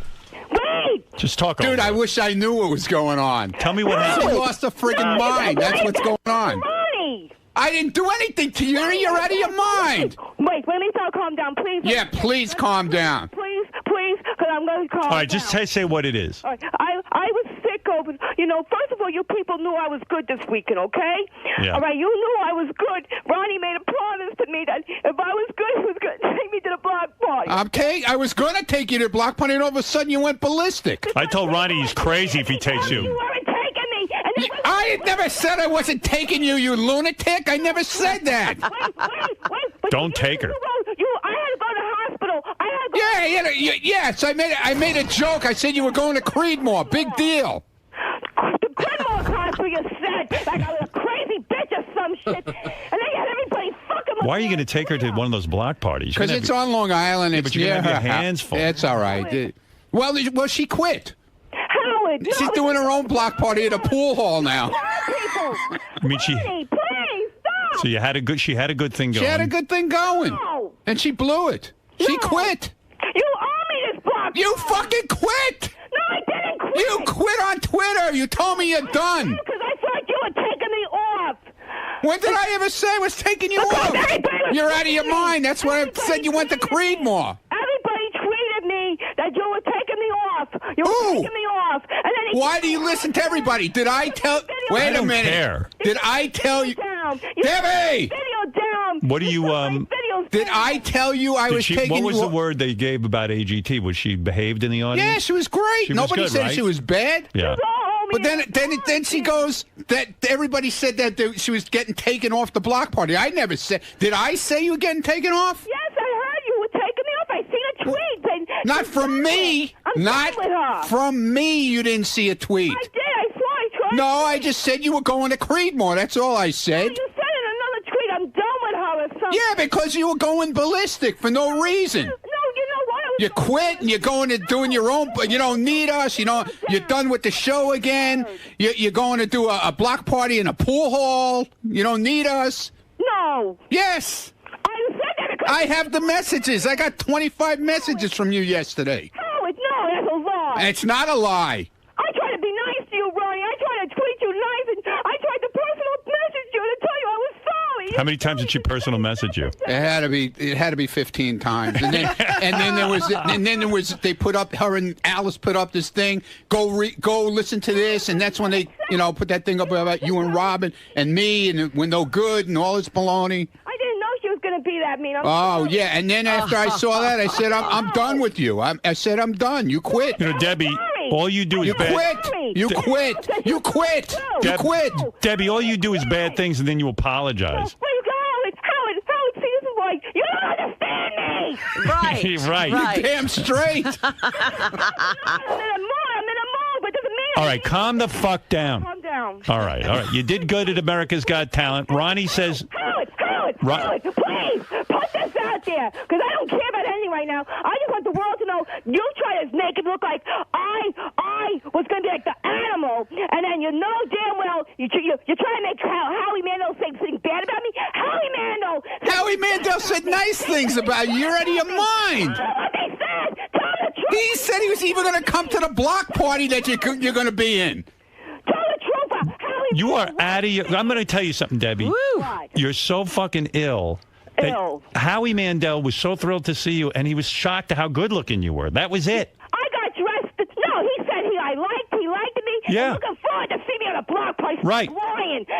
I'm not lying. Trying to twist me around. He like said it. Shit. You all I'm doing is She's nuts. It's not right, Howard. Who twisted anything? Wait. She's ill. Nobody twisted anything. This is what she hears in her head. Let me say what I got to say this morning. Go ahead. I can go rest my day today, because I was in the hospital, okay? When do you rest? Now, I got dressed up. I proved myself that I can act like a lady. I even got dressed like a fucking lady for you to show you that I can be good in that fucking show. You made me look like an animal last week, telling me you worried about me like I was an animal. You had a Oh, please. Put a cork in it. I almost got kicked out. All right, I got to go. Goodbye. Put a cork in Oh my God! This is she's nuts. I'm telling you. Well, yeah, that's why people like her. Although a lot of people have been writing in saying enough with her. Really? Yeah, a lot of people are saying on Twitter too. Yeah, It's they like go way too much airtime lately for Debbie the pet lady. She quit. Her shtick is getting very old and tired and just isn't funny anymore. Now it's gotten to the point where she's just annoying and makes me turn off the channel. I would rather have my testicles squashed in a vise while getting a root canal than be subjected to hearing another second of that screeching, annoying cunt. And then but you see, this is what's confusing. Then it says, Howard, when you asked Debbie the pet lady to try to be calm for a minute, I was crying. And the second you said time was up, she started screaming. Fucking hysterical. Funniest moment of the week. Thanks, Max. Let's have more Debbie the pet lady. So you don't know which way to go. Yeah. Well, I mean, she can come to the block party. It's up to her. She quit. I didn't say. People wind her up and they say, I said that she's off the block party. So right away she thinks I threw her off. I didn't throw her off. You don't do nothing for me! And I got a lot of haters, Howard, okay? I got a lot of fucking people crazy since I come on your show. I got trolls, okay? I got trolls all over the internet. They're finding me everywhere, okay? They're driving me crazy every minute because of you! Rachel Butera clocking in with a new impression. Debbie the pet lady. Maybe we should take her to the block party. Yeah, it's a lot easier. That'd be good. Good Lord. Yeah, she's nuts. Yeah. That's why I said to you, you're having her there thinking like she's somebody who's under control. Yeah, but it's a Long Island thing. It's not like we're taking her on a trip. She lives out there on Long Island there. So. Oh, does she? All right. Yeah. Well, good luck. Yeah. We'll see. Yes, Debbie. Why are you so mean to me? Oh, you're back? Why are you? You have some nerve saying we're mean to you. You put Alice up, Debbie. What? You put Alice up to saying the most heinous things to us. And then you call and say, why are we so mean to you? We never call you names. You just owe me an apology because you was like an animal last week. That's stop it. Oh, stop it. You've known everybody like I was going to be the bad one, and I was really good out of everybody. Oh, big deal. I'll give you a cookie. No, you should say you're sorry. So what? You were good. You behaved in public. You did something normal. We should thank you. You did something very normal. You behaved at a taping. Public praise, but you forgot that I auditioned last month. Wasn't I good then when I auditioned? I didn't act. Debbie, you're a grown woman. You should be good all the time. Well, I was good. But Debbie was a very good girl, Robin. Howard, all right. Howard, let me just say one thing. Your people want me to be good, but then people come back at me very bad. So All right. I can't go off on them. All right. Debbie, you're out of your mind. You've got to calm down. You have some good things. You totally dissed me today. Yeah, you've had very good. Everybody hated me. You're having some good feedback from Ronnie. He's bringing you to this club, evidently. He wasn't bringing me to No, the club. he's bringing you to the club. You quit. You told him you were doing. You told him in one of your frenzies that you're going to go do your own thing. Oh God. You are sorry. Debbie, you were a very, very good girl at America's Got I Talent. put that Alice on the phone, okay? Yeah, that was wrong. That was very cruel. It was wrong. I'm telling She her. said horrible things about me and Robin. But I didn't know she was going to be that nasty. I'm sorry. I didn't say anything nasty. She said Robin's in a cage. She did it all. I didn't say it. Yeah. Yeah, but you got her. You got her. You got put her up to it. Oh, no, I didn't. I called her because I was upset. She said, let me speak to them. Put me on the machine and I'll say them. And she wanted to help me because she thought you guys would treat her Debbie, I'm sorry. Daddy loves you. You love me, Howard. I love you. I swear to God, you love me, I too. love you. Because I do like you, Howard. I like you. I love you. All right. Daddy loves you. All right, we good? Be a good girl today. Will you let me go to and will you let me go to the live show too? Yes. And you won't make me feel bad now next time, right? Right. All right, Bob. I'm gonna go enjoy my day now. Go enjoy your day. All right, bye-bye. All right.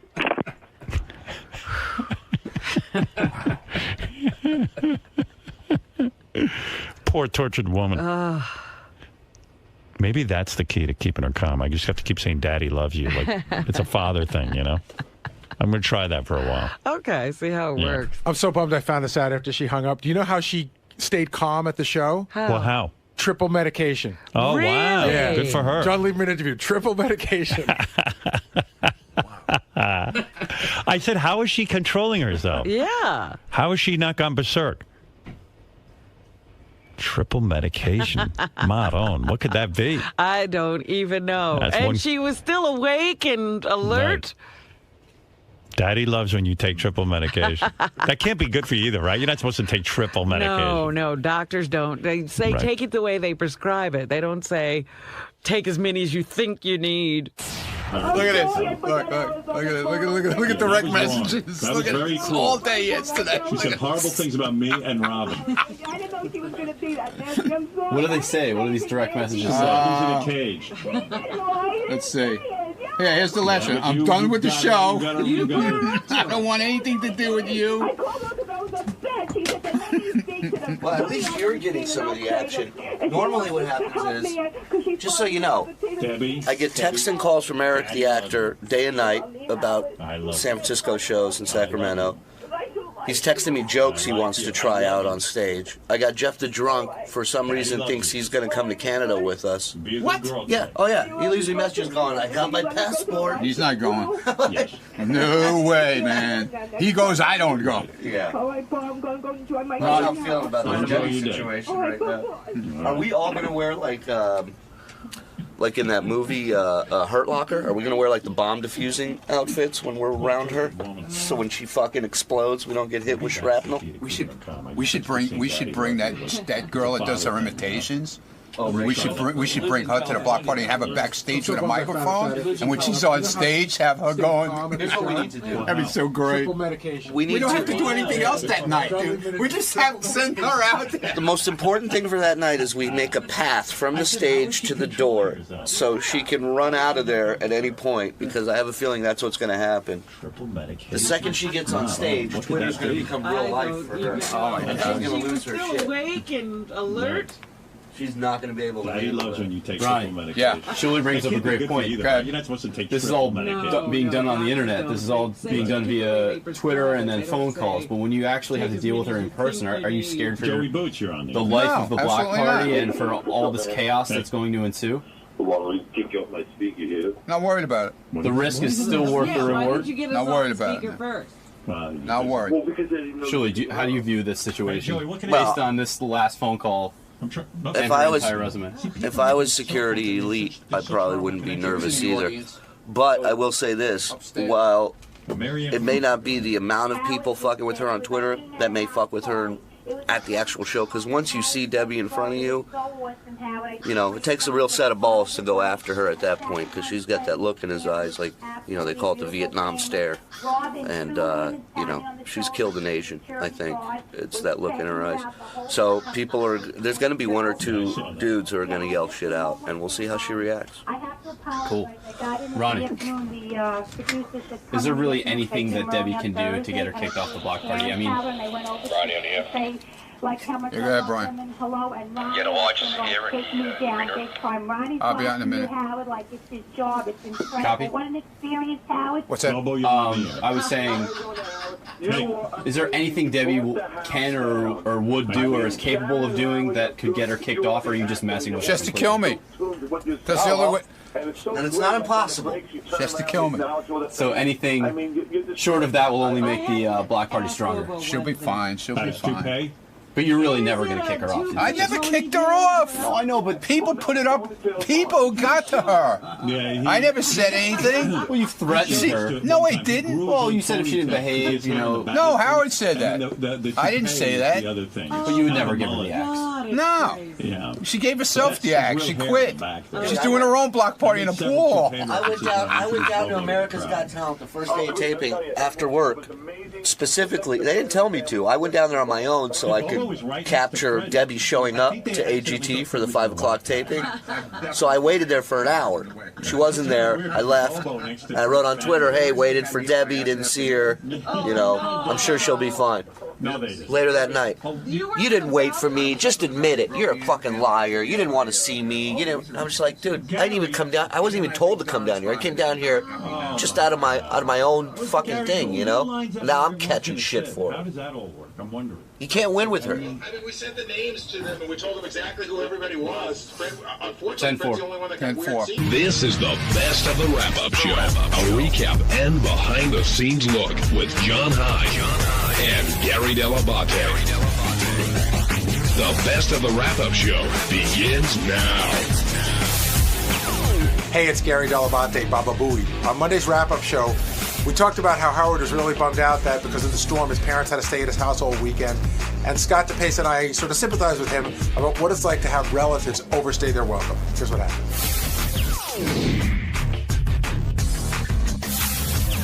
Off the politics for a second, with Gary now in here, and talk more about what Howard's going through, because he's got his mom, his dad, his sister all in his house, and he's offering to blow LIPA to get the power back on. And I've been working hard. I've been talking to people. I got to lay really low because, I don't want to get people in trouble, but, they're trying, but it may be a while. Isn't this wrong? Of course.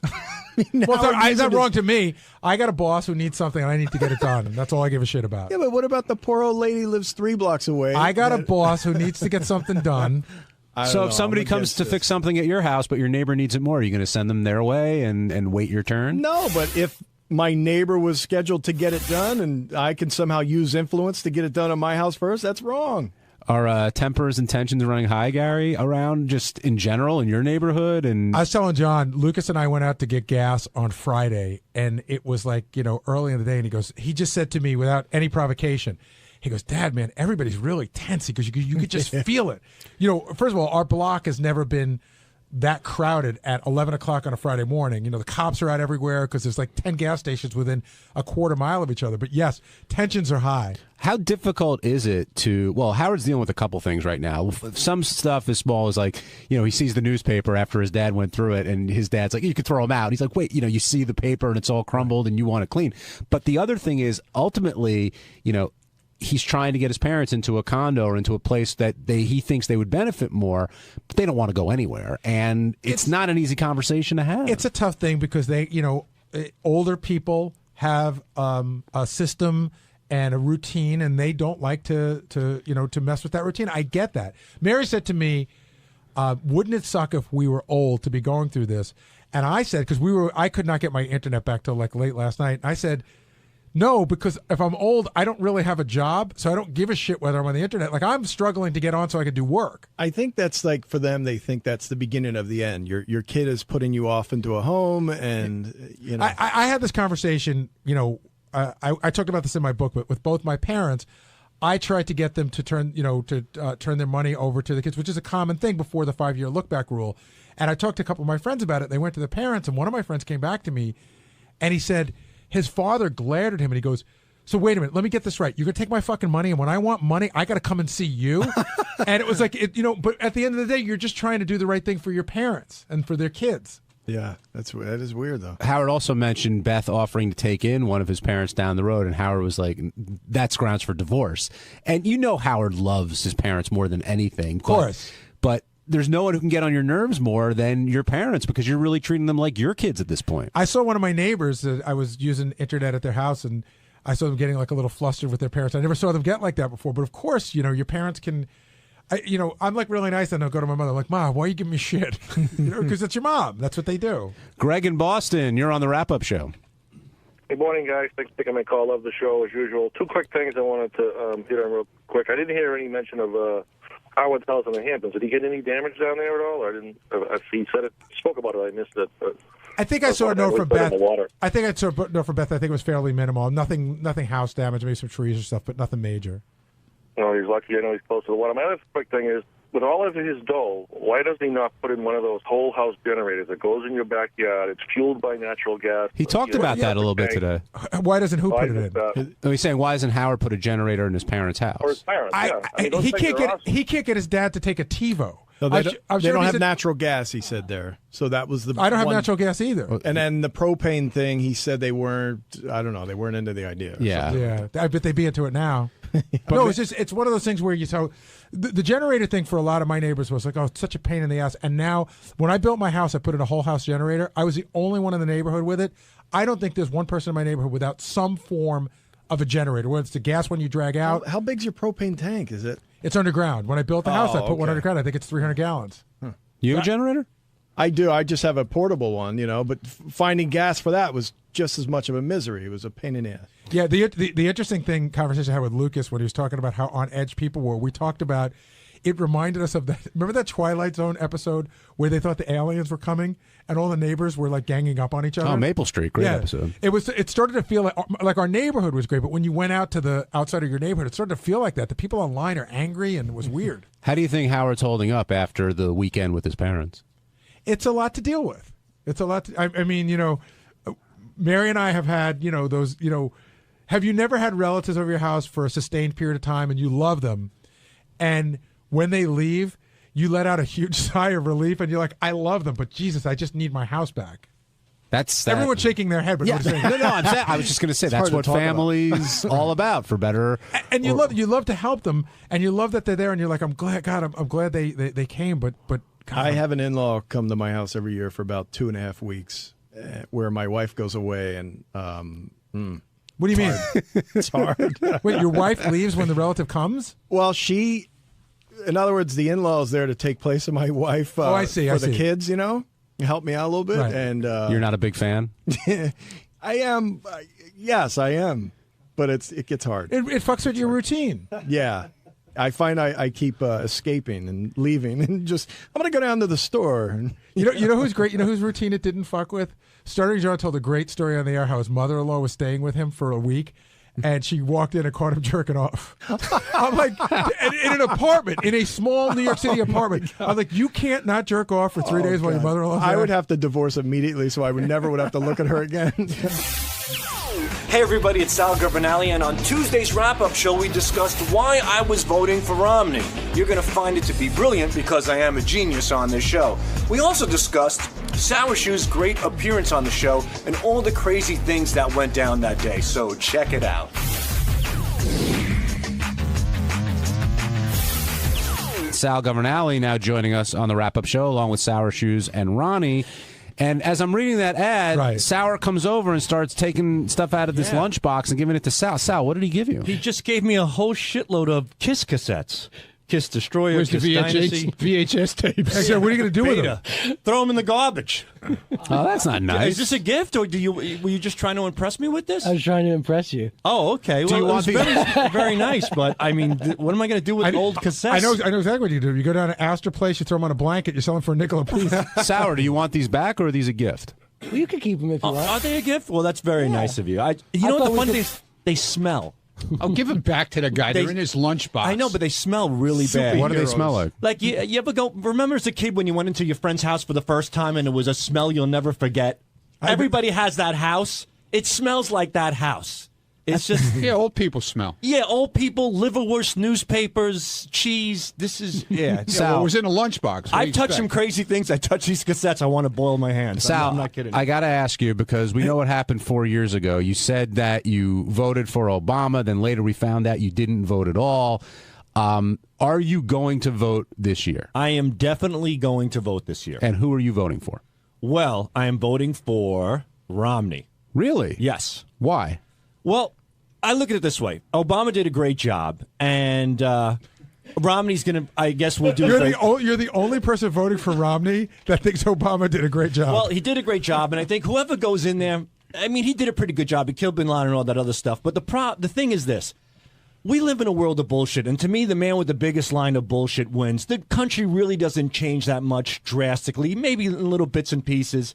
So be it. Nothing's really going to change. Nothing is going to affect, I think, my bottom line, or most of us for that matter. So I want to vote for somebody, and this might be a little odd, where we can have fun with it. Like, I love the Romney impersonator. I want to continue doing Romney jokes. Saturday Night Live totally buckled down on Obama. Nobody does Obama jokes, maybe because he's African-American. It's a sensitive issue. I get it. But with Romney, just like Bush, we can have a fucking field day. I want to keep this Romney impersonator going. I want to see Romney SNL skits. Nobody's afraid to make fun of the dopey old white man. So, you know what? If we're going to live in a world of politics, let's at least laugh about it. So let me get this straight, because it doesn't really matter who wins. You go with Romney because he's easier to make fun of. Absolutely. So lots of comedic content there. So it's for the sake of the show. Yeah, sake of the show, sake of entertainment. It's funny. Everybody had a field day with Bush. Nobody did anything with Obama. That's so not true, by the way. Well, they talked about it, too, in the news. They had to be very, very careful about certain things. There's been like 3 different guys on Saturday Night Live who have done Obama. They do Obama every week. Do you feel like you have to be careful with Obama? I think you have to be careful in this day and age with anything. Well, if you didn't have to be careful, give me one of your best jokes. I wouldn't have one. I really don't. I mean, you know, you have one. Somebody one time somebody referred to one time in the Post, I believe they referred to Obama as a monkey, and there was an uproar about that. That Al Sharpton came forward and did his typical march and all that other stuff that comes with it. I think that's when anytime you refer to any black person as a monkey, there's an uproar, not just the president. But why is there an uproar about calling you a monkey? I could sit here and explain it to you, but I don't believe that I can't believe I have to explain it to you. Well, no, I'm saying that monkey is just a derogatory term to call somebody no matter who you are, whether you're white or black. Don't you think black people got that term a lot more than white people? Absolutely. And so that's why. I know that, but you should still be offended to be called a monkey. I am. Okay, well, there you go. So I think it works on both sides. I don't even know what you just said. I don't either, but I'll cut it. The other thing that I noticed today between you, Gary, sitting next to Sour Shoes is he sounds a lot more like you in his real voice, and maybe that helps with the impression. I thought so, too. When I heard him speaking, he's got a lot more of my accent. He's got a little bit of my accent, so I think it's easier for him to turn it on. And a little bit of my tone of voice when you're just being yourself. Yeah. Well, remember when Robin was saying to try to mimic someone so you could be somewhat normal? Mm-hmm. So about 3 months ago, because I talked to Vinny a lot, I was telling Vinny, maybe I'll just do this voice because it's somewhat normal. And that way I can get my point across. So the voice you're talking in right now isn't necessarily your voice? No, I think because I think my regular voice is higher, right? And it kind of annoys me. Well, wouldn't you know your own voice? I don't know. I think right now you're speaking. Dude, he doesn't even know his own self. How's he going to know his own voice? It's like asking Sybil, who are you? Now, let me ask you something, Gary. You're pretty good with this. Do you think that something happened traumatically in Sour Shoes' life that he constantly uses these voices, almost like somebody with multiple personalities, and he's kind of shying away and hiding who he really is? So he uses this stuff as a guise? Yes, I think that he's not dealing with who he really is. There's definitely a like a Peter Pan thing going on. Like he's very juvenile, right? And he can, if you ever try to have a serious conversation with him, even when we talked on the phone, he'll go to a voice. Right. Although I was able to, I used to have pretty normal conversations with him. But it always winds up at the end changing back to the Now, voice. Sour, do you change your voice because you are somewhat ashamed of who you really are, or you can't identify with who you are because of a traumatic experience? That might be a little bit too extreme. I think it's more habitual at this point. Well, how long have you been doing it? Like, were you doing this, seriously? Were you doing this when you were 12? Possibly, yeah. Were you doing it at Pepperdine? Yeah. At St. John's and Pepperdine. This morning, when you came in, Howard and Rob were commenting on your energy and like you kind of got off to a slow start. I think by the end you definitely hit your stride. But did you feel off your game at all today? Ronnie and I were talking, and Scott and I talk every day on the phone pretty much, and he gives me some ideas. And I was talking to Ronnie about it. It seems kind of I was kind of professional today here real early. So maybe almost that it was kind of too normal, whereas the last time I was more thrown in. You also said that you had this penthouse pet come at you in a nurse's outfit, gorgeous girl coming on to you real hard, but you said you're more interested in Lisa G. Yeah, it was like all too much. It was too much there. But when I stepped away and was back to where I was at the keyboards and the instruments, it was almost like I was watching it. So then I started to get more excited. What do you mean? I don't understand. I'll tell you. Like when I'll tell you what he means. When her stories, when she started to talk the way she talked, and then I was starting to envision like Lisa being there watching me, watching her. Like I started to get excited. What were you going to say, Ron? When she was telling all those stories about getting fucked in the ass with the 12-inch dick and the whole deal about Woo Kid, and this guy was in another world. He he never moved, he didn't make a noise. He was like... And I was picturing what she did to He was like to me. A guy jerking off in one of the booths like Sal does. You could see it in his face that he was going to blow a load. Were you were picturing it in your mind as it was going on? I was coupling it what she did to me 5 minutes earlier. Now, Ronnie, what did you think of Alexis, all that ass play talk? I know you're a pro when it comes to that. She's a fun girl, man. I'd love to have her in my bed for a few hours. Did you learn anything from what she had to say, or is that just... No. But I know she's a fun girl. Did it sound like she did anything out of the ordinary? No. Sounds like fun. Sounds cool to me. What was going on? What was going on in your mind during this part of the interview? It I was sounds like you were on the same. Man. I was almost in the same boat with him, but I was too busy watching him. He was fogging over. It was insane. if you go back and look at the Howard TV cameras of the footage, you look at his face, man. It was like a kid just about ready to blow his load when he's in. We used to have a guy in high school who used to sit in the back of the classroom, and he used to jerk off in his desk, and he used to stare at the girls' legs. It was miniskirt time back then, like it is now. Yeah. And I'll tell you what, he had that same look on his face that this kid used to have before he blew his load in his desk. One thing she did was she started to cross her legs, and it was kind of like she wasn't as open, and I kind of liked that better. She was playing hard to get. Yeah, she had her in heels like that. Well, you should have You directed sure she her. just Dude. wasn't clenching up her ass cheeks, keeping jizz up her butthole? Dude, you should have directed her then and tell her what you wanted. You know what I'm saying? Yeah. When you was by the couch with her, Yeah. you should have said, like, let's slow down a little bit, do it a little easier. Don't jump all over me like that. You probably would have blown your load then. But then again, that helped me later on in the interview because then I was coupling what she did to me there. It was just at the moment, it's hard for me to grasp what's happening. But then when I look back and lament, and then Now, will you take this home with you and masturbate to it? I'll try to work it into a dream overnight. He doesn't jerk A off. weaver, Yeah. a dream weaver, Gary Wright. Well, Sour, is that what's appealing about Lisa to Yeah, you? and she plays a part in that too today. I'm picturing her. She's the nightmare.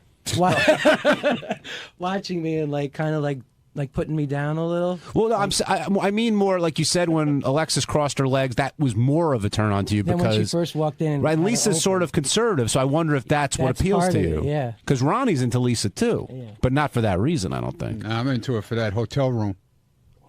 Did you see the facial resemblance? Did you see the Of Lisa and Ronnie? What? Wait. The Olsen girls and the Alexis a little bit, just in the face. Not really. No, Nah, maybe I that had something to do with it. I saw those big red lips around your dick. That's what I saw. Jesus. That's when Ronnie came. On Wednesday's wrap-up show, well, Obama is president again. Some people on this show, namely Scott DePace, voted for Mitt Romney, and it may be an understatement saying that he wasn't very happy with the results. He tried to explain himself, and that made for a very good show.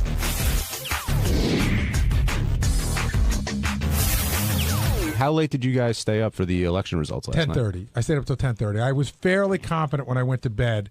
It's those TV stations. They have to keep you hooked in. So at 9:10, they're like, "Oh, this is going to go all night. You can't let go." And then by 9:45, it had completely changed.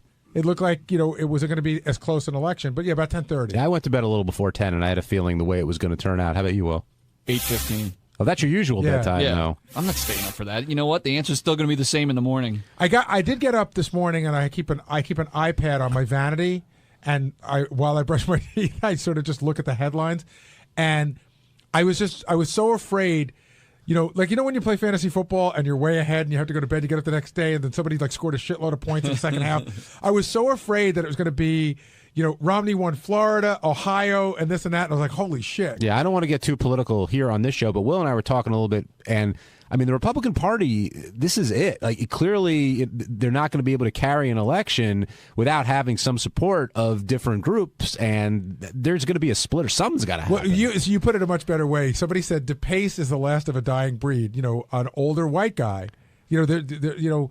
There's lots of white people, and they're getting older, but I think their attitudes are changing, and there's much more diversity in this country. This country isn't getting whiter; it's getting more diverse. I didn't see Scott. How was he today? Not happy. He was pissy. We made a bet. We made like $100 bet on the election 2 years ago, actually. And, I won today, and he threw the money on the ground. He's like, go pick it up, boy. It was like the end of... of... Fuck you. I'm not picking up your fucking... It was like the end of 8 Mile. He came in, he just dropped it. Exactly. It was just like, I'm not going to grovel in front of you. So he's not ready to embrace the country and move on after... No, he'll be angry as ever, and we'll have to listen to his obnoxious rants every day. Yeah, the thing that I don't understand with him especially, which Howard sort of addressed today, is, and I even tweeted this out the other day, it's like, listen, of course I'm voting for Obama. If Romney wins... He's my president. He's president of the United States, and I'll give him every opportunity until it doesn't work. But this is like, DePace already, that's it. The next 4 years are a wash. I don't support him. We're going to do everything we can to stop him. How are you going to get anything done? An angry Scott DePace now joining us. Before you guys start crowing too much, Republican Party is not dead. We're not crowing. Just in case. Oh, yeah, you're going, the Republican Party is dead. All white guys. 48% of the country voted like me. It wasn't a big deal. But it's very close, Gary. I'm saying that if you brought more diversity to the party, you think you'd have a better chance of winning? Well, we don't buy votes. We earn them. I don't know. Through correct policy. But I don't understand what that means when you say buy votes. I could get diversity. Let me just start offering things to everyone. Yeah. Right. Somewhat. Yeah. Oh my God. Wait. Hold on. Just like I said, you mean I be told inclusive? Will this before. Be inclusive? No, that's not inclusive. I told Will this before. In my high school, the guy was running for president, and he said, "All right, you vote for me. I'm going to get you a free day off of school." Everyone voted for me. Got 98% of the vote. He wasn't able to get the free day off from school. That is the most ridiculous example ever. It's a great analogy because basically Romney was right talking about the 47%. It's not exactly accurate, but when you're giving away things to all these people, Yeah, Army vets, all those suckers. But see, suckers again, off the system. I'm not saying it's Sponges. exactly. Hold on. I'm just Old simply, people. Hold on, guys. Hold on. Scott. Yeah. You look like you want to punch somebody I do. right now. I do. Why? Why are you? What's I'm angering really, you? It was it's just. I don't know. Were you up in the country? Were you up all night? Did you wait No, until? no. I turned it off. Is Obama your president? Do you support Obama as your president? Of course, he's my president. But do you support him? Do I support his ideas? No. No. Do you support him? In other words, if he tries to get what? I'm a jockstrap. What do you mean? Support his balls? No, I don't support his policies. But you couldn't even give him credit for doing the right thing during the hurricane. Even that bothers you.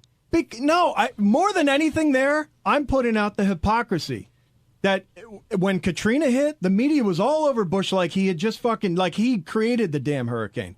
Now with this thing, it's Obama gets his ass lathered, and it's just bullshit. But you understand it's bullshit. It's no better now. Do you understand that and that's 4 years after the You fact. understand the grief that they gave George Bush was that he was slow to deal with the hurricane. It's because he didn't land on the ground. He flew over. That was a big fucking thing. No, but he was slow to deal with it. People were on their roofs. They had to first get people into safe. It wasn't easy. It wasn't the same fucking thing. But again, I don't want to fight. It's not something to yell about. Every time I bring up something about Obama, you go, "Well, you did this, you did that." I'm saying, did Obama do a good job? This is the most. I'm telling you, no. I don't listen. Then you don't support him, and you might as well be honest and say it.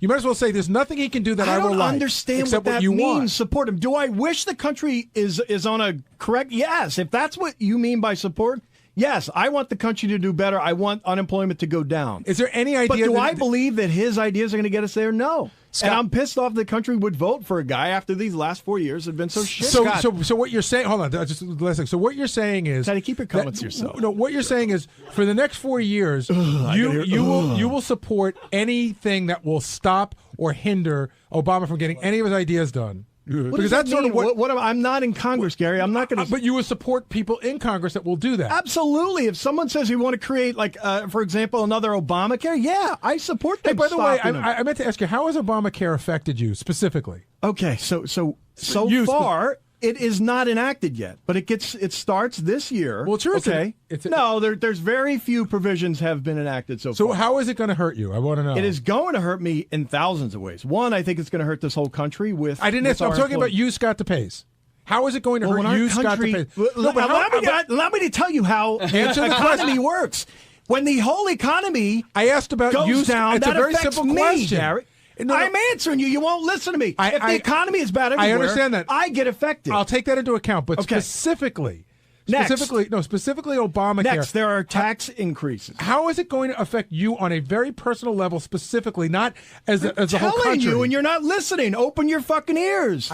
There are tax increases. I don't that believe will there's tax affect increases me. for you. Yes, right. I don't want to get too wonky. Yes, with it, there but are. No, there aren't. Yes, there are. No, there aren't. Yes, there are. Well, you don't know what you're fucking talking about. Yes, I do know what I'm talking about. I can tell you exactly what it is, but I don't think it's very interesting to the crowd, to this audience. Later. You lost. Shut up. I find that when anyone yells about Obamacare and you ask them how it affects them personally, they can't answer the question. And lastly, I believe that there's an underlying thing to this whole thing where when people do not have to support themselves, when people do not have to be responsible, that's a bad issue. When you can start force feeding people and giving them their own policies, instead they go out buy their fucking iPhones and their cars and whatever the fuck else they want to buy. It's not a very sexy purchase buying insurance. Instead, they buy the other shit, and when you do that, that's a bad thing. Lastly, but you still haven't answered the question. Lastly, Gary, if you're not understanding how this applies to me. And then lastly, I believe how that is it going to come out of your pocket specifically? I told you taxes. Lastly, I believe that overall the government when you get control of people's health care, you're going to start putting all sorts of legislations on top of them, just like things like Bloomberg and his salt thing with his soda But ban. again, you're guessing. Once the government, You're guessing. No, I'm saying I'm smart enough to know. Once the government is in control Smarter than everyone else of in the our room. insurance policy, they're going to do things like Will agrees with, that if you're too heavy, they're going to tax you more. If I smoke cigars, I'm going to have to pay more. And it's going to be a slippery slope where when the government is in charge of us, Republicans love to use that broccoli example, like they're going to, that everyone's going to be forced to eat broccoli, but it's ridiculous. I want to let the record show that he has not answered the question. I've answered it. He has not. Taxes. Do you feel taxes? Do you taxes. But it hasn't happened. Your answer is I told taxes. you it doesn't start until next year. Scott. It starts this year, and then next year's taxes will be on there. Scott, over here. That is accurate. Scott. There are Will. parts of the program that You're are already wrong. in place. Absolutely. Right But now. the taxes if haven't you're- been implemented You can stay yet. on your parents' The insurance taxes- until you're 26 years old, Will, right? But the taxes have not been implemented yet. Taxes. Taxes. That's first. Taxes. The taxes All have right. not been implemented Everybody yet. shut up. Give John the show back. Thank you. Hold on. Give John the Thank show you. back. Scott, simple question. You lost. Do you think that all lost. when Christie took that picture with Obama, that the election was basically over at that point? Do you think it had that much of an effect? No, I don't think it. So why didn't Romney win? I think he won because a lot of people are on the. Listen. There's a lot of people who look at who voted for him. A lot of the cities, a lot of the suburbs did not. Right. That's code for minority. Yeah. Well, you call it what it is, but I think you just did. You just did. I don't think you're going to win an election anymore without attracting any Hispanic votes. And if your idea of immigration policy is, say, what is it, voluntary deportation, then, I mean, you're not talking to people. You're not talking to people in a realistic way, and that's why you're not going to win an Yeah, the election Latino anymore. issue then was I'm going to immigration, win. not I'm handouts. going to run and just offer everyone $1 million. But that's not what happened. What the fuck? This is the best of the wrap-up show. A recap and behind-the-scenes look with John High and Gary Dell'Abate. The best of the wrap-up show begins now. So Monday's wrap-up show, we were in Studio 2, and John Hine decided to bust my balls some more about being Hollywood. And because I just met Molly, Jimmy Kimmel's fiance, and that's talked about that, and then talked about some other things, but I can't remember what we talked about because I just remember John busting my balls. So I'm sure it was funny though. But check it out.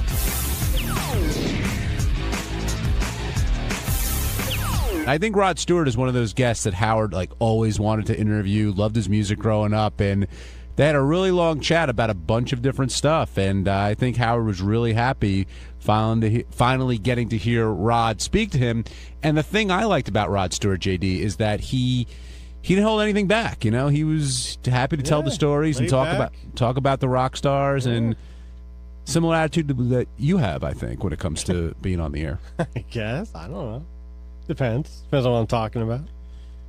Are you affected today because of what happened with Molly and all that? Is that affected? Yeah. Affected how, Mr. Hine? Well, I don't know. Always trying to throw out this Hollywood Harmeyer thing at me. I didn't throw it out. Every chance you get. Howard said point blank, that you're a star. Which you instant message to me. I come back to my desk. I want to remind you for the show. Yeah. You are a star. Okay. And I mean, you're direct messaging with Jimmy's wife. Fiance. She direct messaged me first of all.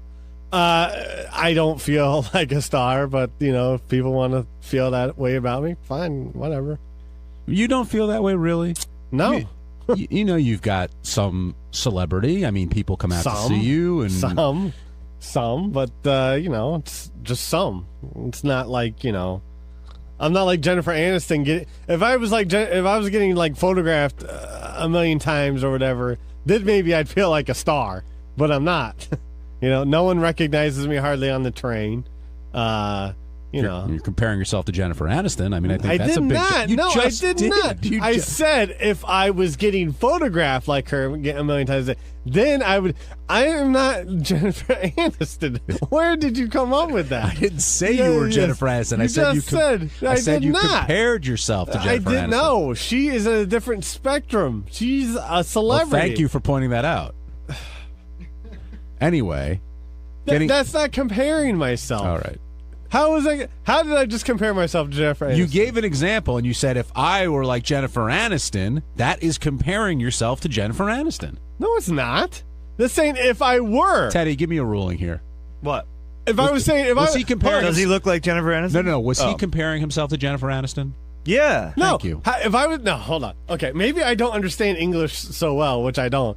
But when I compare myself, if I compare myself to Jennifer Aniston, when I say, "Hey, yeah, I'm just like Jennifer Aniston, like this," isn't that comparing myself to Jennifer Aniston? I don't know what that is.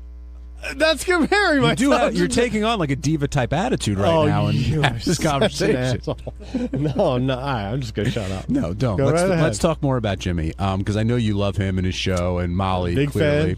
fan. And Molly was most excited to see you. And when she came over to your area, or did you feel like pressure? Was it comfortable? I mean, I wouldn't say it was comfortable. It was definitely awkward. As it is, the first time I met you, the first time I meet anyone, it was awkward. Well, you had already established somewhat of a relationship, like tweeting and whatnot. Yeah, but it was still awkward. I never met this person face to face or anything, and Gary was trying to have me tell her what I do, and I tried to tell her, and I guess it didn't come out so well. And were you doing the talking, or was Gary doing? Well, Gary started talking. And he goes, why don't you say what you just did? And I go, yeah, it was, I didn't really watch anything on TV. Really, I was mainly checking stuff to see what was on the internet and what people were talking about and whatnot. And and then there was like a little bit of a lull where I didn't know what to say next. And that's when Gary picked up the slack again and moved things along. So, were you glad Gary was there? Sure, it's fine. I've been fine either way, I guess. It might have been less awkward. It might have been more awkward if he wasn't there, but I mean, since we've somehow gotten over to the topic of you, the rent a friend thing, you got very upset by that. Why is it's that? a ridiculous idea. I think it's ridiculous personally. I don't know why someone would want to rent another person to hang out with. Some people are lonely, I guess, but were you offended that Fred brought it up, or I forgot who brought it up? Honestly, no. It wasn't necessarily. First of all, when it was brought up, it wasn't necessarily for me at first, and then it got turned around to me at a meeting, and I wasn't. I was like, no, I don't want that at all. I barely want to talk to people I know. I don't really talk to people I don't know at all. So I don't know why I would want to pay someone to do that. So you won't be renting a friend anytime soon? No. Okay. No. Just checking. Not unless it's the hot chick. A female friend. And it's a friends with benefit. And it's a hot friends with. It's a rent a friends with benefits. I see. Then maybe I'll listen. All but right. Even that's maybe a little expensive. Alex in San Antonio, you're on the wrap up show. Hey, Alex. Yeah. Can you hear me? Yeah, we got you. All right. I just want to make a comment. I don't think Howard likes Jimmy that much. I think it's more of like a political thing they got going on, like how they both kind of go against Jay Leno.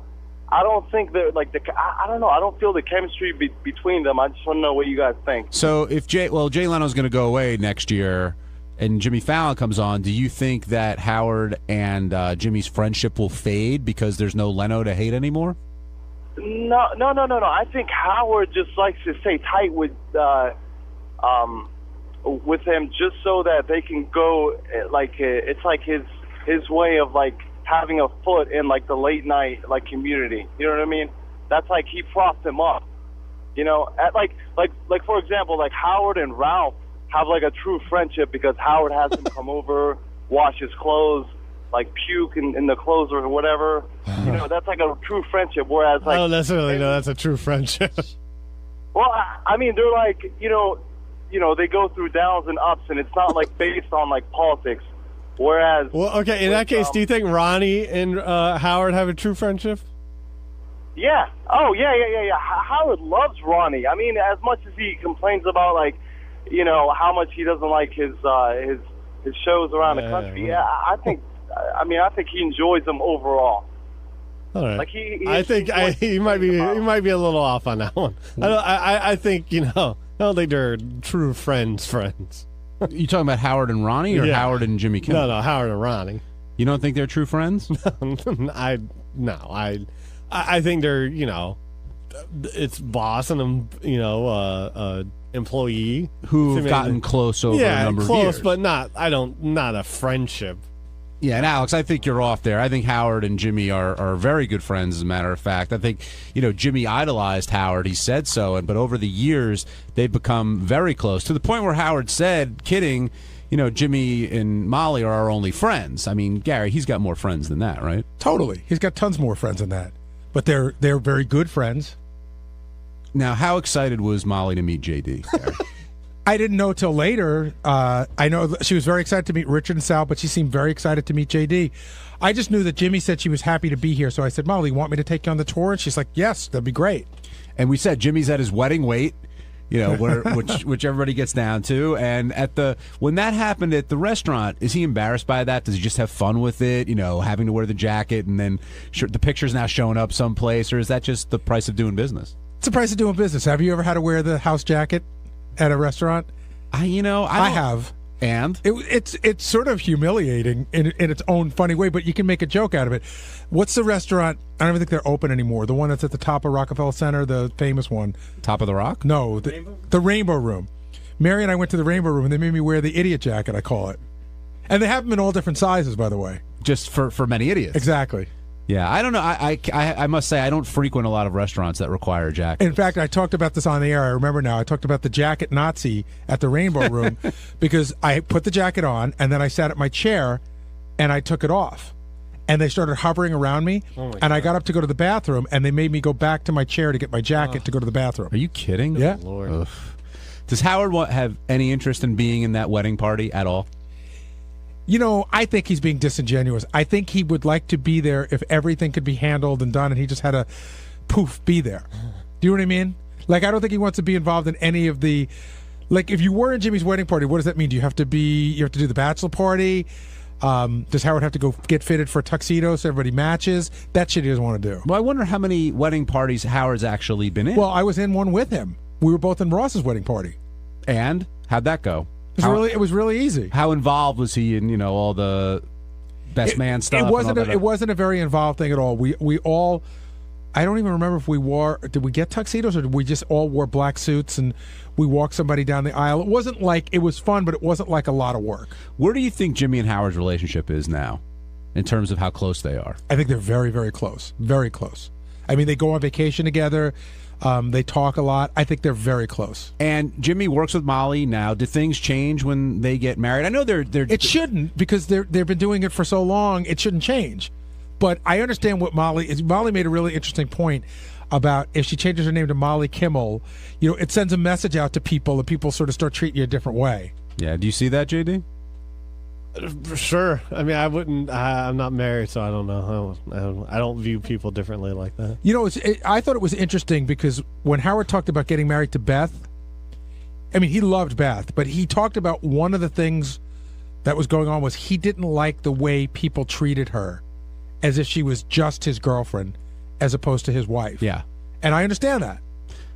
While Jimmy was in there, they took a break, and then JJ came in, and it's one of those unique things. That's something that you won't see very often on a talk show, where the last guest hangs, but the last guest is a talk show host himself, and then JJ comes in there, who Jimmy happens to be very good friends with, and it created a cool sort of dynamic between the three of them until Jimmy had to leave. It was strange watching it because usually the guests both focus on Howard, but JJ didn't know where to focus because he's used to being interviewed by both of them. Do you think JJ's a genius? Is that a fair classification? I don't know. Genius is like I think he's very, very good at what he does. I think he's probably one of the top guys at what he does in through time. I mean, his movies are historical, but I like to reserve genius for people who cure AIDS. Those are geniuses. Kubrick's a genius. Kubrick's a genius? Yes. But Kubrick is a great director. He's not a genius. He's a genius. Sorry. I side with JD on this I like one. J.J. Abrams, but Kubrick's a genius. Sorry. Hitchcock, genius? Come on. Possibly. He's up there. I don't know. Who's out there? I thought it was pretty interesting that JJ admitted that he hasn't seen all the episodes of Fringe, which he created. And yes, he does have, I think, 2 shows coming out now in the next season. You would know more than me. And he's directing Star Trek and he's directing Star Wars, and which is incredible. But he doesn't do it all. I mean, he it's under his umbrella, but he's not behind the camera or writing the script. Did you see the clip that was kicking around this weekend of William Shatner talking about him? Yes. Do you agree with him? He was saying that JJ is being piggish by hoarding all the good movies. That's so stupid. Mr. Shatner may have. No, he's being ridiculous. This is the stupidest thing I've ever heard. He's still angry about having a Star Trek movie out without him in it. Is Ray Charles a genius, by the way? You know, the genius of Ray Charles? Now you're hung up on genius. So who would you classify as a genius? Because no one's cleared Einstein AIDS is yet. a genius. Okay. Oppenheimer was a genius. You know, those are geniuses. Who's the guy who did polio? Jonas Salk was a genius. Anyone in entertainment? Would you say? Do you think Howard is a genius? I think Howard is amazing at what he does, but I think of genius. I say Howard's a genius. I think genius is for maybe this is my closed-mindedness, but I think genius is reserved for science and math, and I don't know. I mean, if there is a genius in this business, then Howard is certainly it. I think anyone who can take a medium and transform it into something completely different that you've never seen before, that's a genius. Whether it's radio, whether it's chemistry, whether it's sports, whatever it might be. So who's a sports genius? How would you become a genius in sports? Yeah. Like even Jackie Robinson did something amazing. He's not a genius. He's not a genius. I guess Abner Doubleday would be a genius to creating the game. Well, not the game we know today. Come on, I had to come up with something. What's up, guys? It's Teddy. On Tuesday's wrap-up show, Sal the stockbroker stopped by and once again talked about the Long Island medium and his love for her and his newest obsession, something called the splooge contest, where he'd like to see how fast the male staff members could ejaculate or something like that. Anyway, it got pretty weird. Check it out.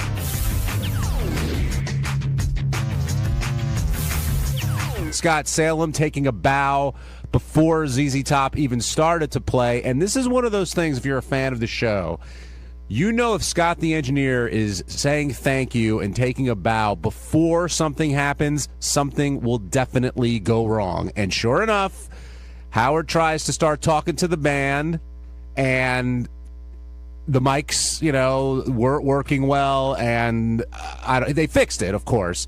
But Scott has never learned that lesson. Like, don't take the bow, or don't even take the bow. It's like when you score a touchdown in football. You hand the football over. Act like you've been there before. But Scott was glowing because he had worked. He came in on a Sunday, on Mother's Day, Sal. He came in on Mother's Day. Wow. To work with the band to make sure everything sounded right. And when they played, it did sound good. But you knew, and my point, Sal, before you walked in was, whenever you go in there and you take credit for something before it even started, you know it's going to backfire in your face. He was shining like the sun. He was just gloating in it. He was loving it. And then all of a sudden, catastrophe. It was nice seeing giddy Scott the engineer, though. It's very rare when you get it, but when he's all happy, and it's just as funny as when he's miserable. Ralph pulls the excuse me move, where whenever they're traveling together and Ralph says excuse me, a crazy request is gonna happen. Now, do you wish you were in that position, Sal, with Howard? You had a relationship kind of like that with him? No, not anymore. I mean, just for the few minutes that I spend on the air, he just chops me down to bits, and like today I went in. I think Greg was saying, he goes, here he is. He's praising you. Good work. Good job. You did a great job with the Roosevelt stuff. Thanks. And big thanks to Michael. One of our interns actually came up with the concept. And then we met together. We put the questions together. Thank you, Michael. And then I walk in. I open my mouth. And after 15 seconds, I walk out with my tail between my legs. Well, you pitched splooge, which you had pitched in the writers' meeting before. Right. But I wonder, when you go in, do you feel like the deck is stacked against you already? Like you have to, like you're climbing uphill and you're trying to convince Howard of something? Yeah, you can't fight City Hall and you can't fight the Howard Stern Show. That's just how it is. When Howard makes up his mind, there's no budging.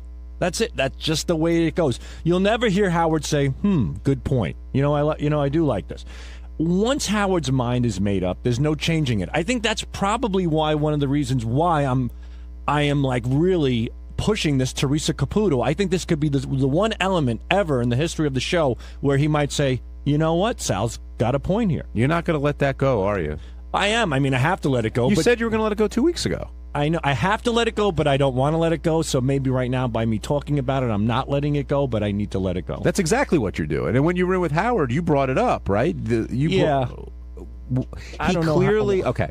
Howard clearly doesn't believe in psychics, and neither do I. And I think she's an exception to the bullshit, to the malarkey out there. So then you believe in her. Her, only her. I don't believe in, like, it's like saying you only believe in one God, but you may not believe in, these other things, other entities out there. I don't understand. Like, there are people, like, let's say the Greeks, they believe in, like, Zeus and the Ice Princess and all that other garbage. That's their belief. Mm-hmm. I mean, it may be out there, it may not be, but I only believe the true highest being is God himself. Okay? Yeah. With Teresa Caputo, everyone around her, all these charlatans that come out and claim that they're psychics really aren't. I think she's an exception. I think that she's the real deal. She's the only one. I don't believe in psychics. I won't walk down the street and go up to a fortune teller and sit there with a crystal ball. I won't do that. I don't believe in it. But you're contradicting yourself. If she's a psychic, that means you believe in it. You may believe she's the only one who can do it, but you believe in mediums in that case. In her case, I do believe that she has a special and an extraordinary gift. And she was on Dr. Oz. They did a brain scan, and they proved with a neurologist that studies brains that her brain does, in fact, change completely when she's in a meditative state doing these readings. How do you explain that, John? Now we're combining science with the phenomena. I think when anybody thinks in a certain state, your brain waves are going to change, Sal. Not because you're a psychic. But these change substantially. It went to a different phase. It went to a subconscious phase where it's literally impossible to be in that state when you're awake. All right. So let's accept what you're saying. Now, I know I'm not the brightest guy in the world, but I have to believe that Dr. Oz is. And with Dr. Oz doing this and conducting these tests, it leads me to believe that I may be onto something. Why? Because he's a doctor? No, I don't know. Based on these are professionals in the field, mm-hmm. and they've concluded that something indeed is happening that is not normal. Let's say all that's true, and I'm skeptical, but let's say all that's true. And I am. But you're not, because you clearly believe that she has a gift. Therefore, you're not skeptical. You're skeptical of everybody else. You're skeptical of Sylvia Brown, who Howard played today, and all the others. But with Teresa, you're clearly not skeptical. You've been convinced. With her, yes. I'm not skeptical anymore with Teresa. Therefore, I say you believe in psychics. Not all of them, just one. I mean, why do you keep going there? I don't believe in all of them. I don't, like I said, now you're saying all of them. That's different. Before you were saying you don't believe in it, period. I don't know what she is. I don't know if I would classify her as a psychic. I know she's a medium, and she has a unique way of speaking to the dead. But, so you might classify it as psychic abilities. I don't think that's the case. I think she just has an extraordinary gift where she could talk to the dead. With her, just her. That's it. She is just unique in what she does, and I think if Howard saw what she did, she could change his mind. Maybe, maybe not. He said no, so be it. I have to live with it. I'm good with that, but she's pretty amazing. So you're saying when someone believes in God, it may not be the same God that you believe in, but they believe in God. No, because, like, let's say, for example, if you go to the Middle East, they call God Allah. You go to Asia, they call God Buddha. It's all the same God. But there are people who believe in, like, different forms of God. Like I said, like I think it's the Greeks, I'm not sure, but they have all of these different. And then in Africa, like the what are they called, those people? Like the tribes. They might believe there's a God for fire, there's a God for ice, there's a God for food, all that stuff. Okay, so yes, they believe in God, but they believe in numerous amounts of God. To me, I don't think any of that's true. I think there's only one God. That's the same thing with Teresa, and as far as her mediumship is concerned. There's the Sylvia Browns of the world. There's other people out there like James Van Praagh. But to me, the real deal is just exclusively Teresa. I don't believe in all that other horseshit. Brian in Albany, welcome to the Wrap-Up Show. Yeah. John, let me ask you a question. You're a bright guy. Mm-hmm. What floor are you on right now in your building? We're on the 36th floor. Okay. When you're talking to Sal, how do you not run for the window and just jump? I find Sal endlessly entertaining, and I respect how passionate he is in his beliefs. I may not agree with them, but I certainly respect what he believes and how he sticks to his story. And he's been talking about this for a long period of time. He continues to try and convince Howard, even though Howard has told him not to speak about it anymore. And I just wanted to point out to him that if he says he believes in one medium or psychic, that means he believes that it exists. And I think we've come to that conclusion together, right, Sal? Absolutely. There you go. Okay, one last thing. I think you have he should go on Dr. Oz. I think Sal's a great writer. I think he's entertaining, but I've never in my life heard someone provide in an argument repeated sets of contradictions. The idea that we have Howard's not going to change his mind about anything, so here's a chance for me to change his mind. Well, I don't believe in psychics, but this is a psychic I believe in. I mean, this is just, he is possibly the most entertaining person. And I diagnose people. I think Sal, first of all, has Asperger's, and I think that's what makes him brilliant. Oh, thank you. But I just think I have an inability to just express myself. I don't know. That's what it is. I think it's brilliant. I think that all the parts are there. I just it's a tough time putting them together. You know, it's like I'm like a puzzle missing a piece or two, like the ones you would buy at a garage sale, and you're almost there. And people get the point to a certain degree, and sometimes it's just difficult for me to paint the big picture. Well, Brian said that you contradicted yourself, and sometimes you do. As you're going, do you realize that you're doing that, or you have to reflect back and be like, wait a minute? Sometimes I do. I mean, you break it down, but I don't know. It's in my head. It's just hard getting it out. All right. And when I do get it out, sometimes it takes a while. But not splooge. You're confident that you can beat anybody in that. I'm pretty good with that. Yeah, and I thought that would be pretty fun. You know, would you play it? No.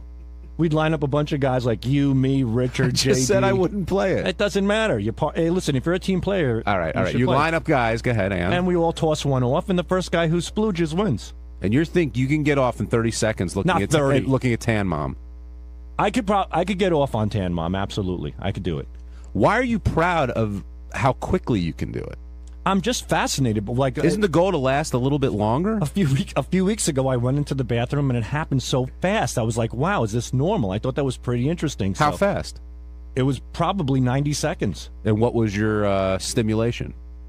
I was watching some porn on my iPad at the time, and it was an outdoor scene in Germany. They were on a beach, and it was it was old women and young women, which I like the element of that. And the guy was like banging the old. He put her legs behind her head, and he started fucking her with a champagne bottle, and then it popped out and it went all down her face, and it was crazy. Did you time it with the champagne bottle, or you're not that good? No, but the thing is this: when I got up to finish myself off, I finished in 90 seconds, but maybe I'm not counting the 20 minutes of stimulation beforehand. But I think I could just walk right in.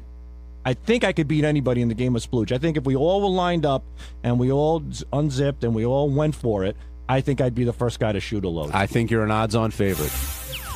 On Wednesday's wrap-up show, all the talk was about Richard Christie and the new way he found to drink beer, through his ass. He came down and talked about it. He was bright red and somewhat ripped. And Richard, well, he's very proud of himself, as you'll see.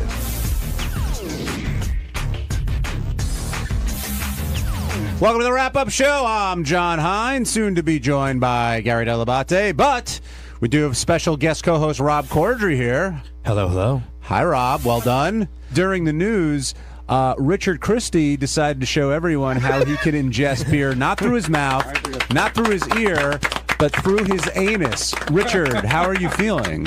I'm buzzed. I could tell you've got that little bit drunk look. I got my drunk smile on, yeah. Will you be drinking beer this way in the future?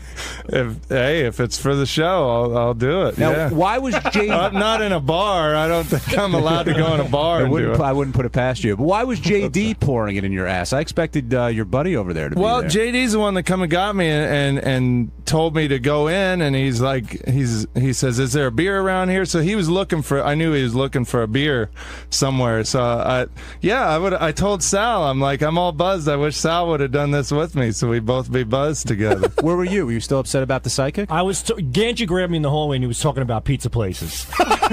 And then all of a sudden I see Richard just run in, and JD followed him with a beer, and that was that. Now, would you? But I got to see the whole thing. It was great. Now, would you have stuck the bottle in Richard's ass? Yeah, it was. I think it was a good idea to have JD do it. I definitely would have ended up butt fucking Richard with a beer bottle. Dude, I had no idea. There's no doubt about it. Like, I mean, obviously I've seen ass sex in porn movies, but your asshole's huge. Like, when you started opening it, like, you could have dropped an entire bottle. The amazing thing was that Richard's asshole literally puckered up like a pair of lips and sucked the beer down. Well, he was controlling it. He's like Will the Farter. Everybody keeps congratulating me too, like I have some special talent. All I did was my asshole opened up and closed. His asshole's like that thing in Return of Jedi. Rob Corddry, were you impressed? Yeah. I was I was impressed mostly by everybody else's reaction to it. I was in the green room watching on a monitor, and Gary and Shuli were in there. And they were smiling like, yeah, all right, great radio. And I was like trying not to fucking throw up in the green room. Like, wow, you never really know. You never really understand, I guess, until you see it. I thought Will. Like it sounded like Will was going to lose it. For that was a little bit that there. was my favorite part. I loved that he was like grossing out because I did poop earlier and it probably didn't smell the greatest. Tell me you wiped after you. I wiped good. That's probably why my butthole's a little big, because when I wipe, I kind of put the toilet paper up inside there. Mm-hmm. What do you put the whole roll up there? No, maybe a finger with the toilet paper wrapped around it or something. You know, to give a visual. JD was standing up and Price standing as far back from Richard as he could when he poured. Gary was standing up, but Will was on his hands and knees. I mean, he was as close to Richard's ass as Richard was. Well, Will was holding his ankles. It was like a ring. But that's why I was in a very vulnerable position. So I love Sal, but it would have been easy for Sal to shove a bottleneck right in my butthole. So I'm glad JD was gentle with me. Everyone was also commenting on how wide your asshole was. Have you done something like this before? No. And I would say I know if you I've would. tried. That's why I'm asking. The only other thing close to this is one time Benji put a straw in my butthole and blew air in it to see what would happen. Just one weekend we were hanging out. No, it was on the show. And how did that feel as compared to getting the beard poured? The beer was the best. Hey, were you guys surprised that Howard was cool with it? Yeah. I mean, I was surprised. It happened so fast. I don't think he had time to even react. I know. In fact, I think it was happening so fast, Howard didn't want to slow it down. I said, wait, I'll put down plastic. And Howard was like, no, just do it, because I think even he might go back. Yeah, no, it's good. It happened perfectly. It's such a.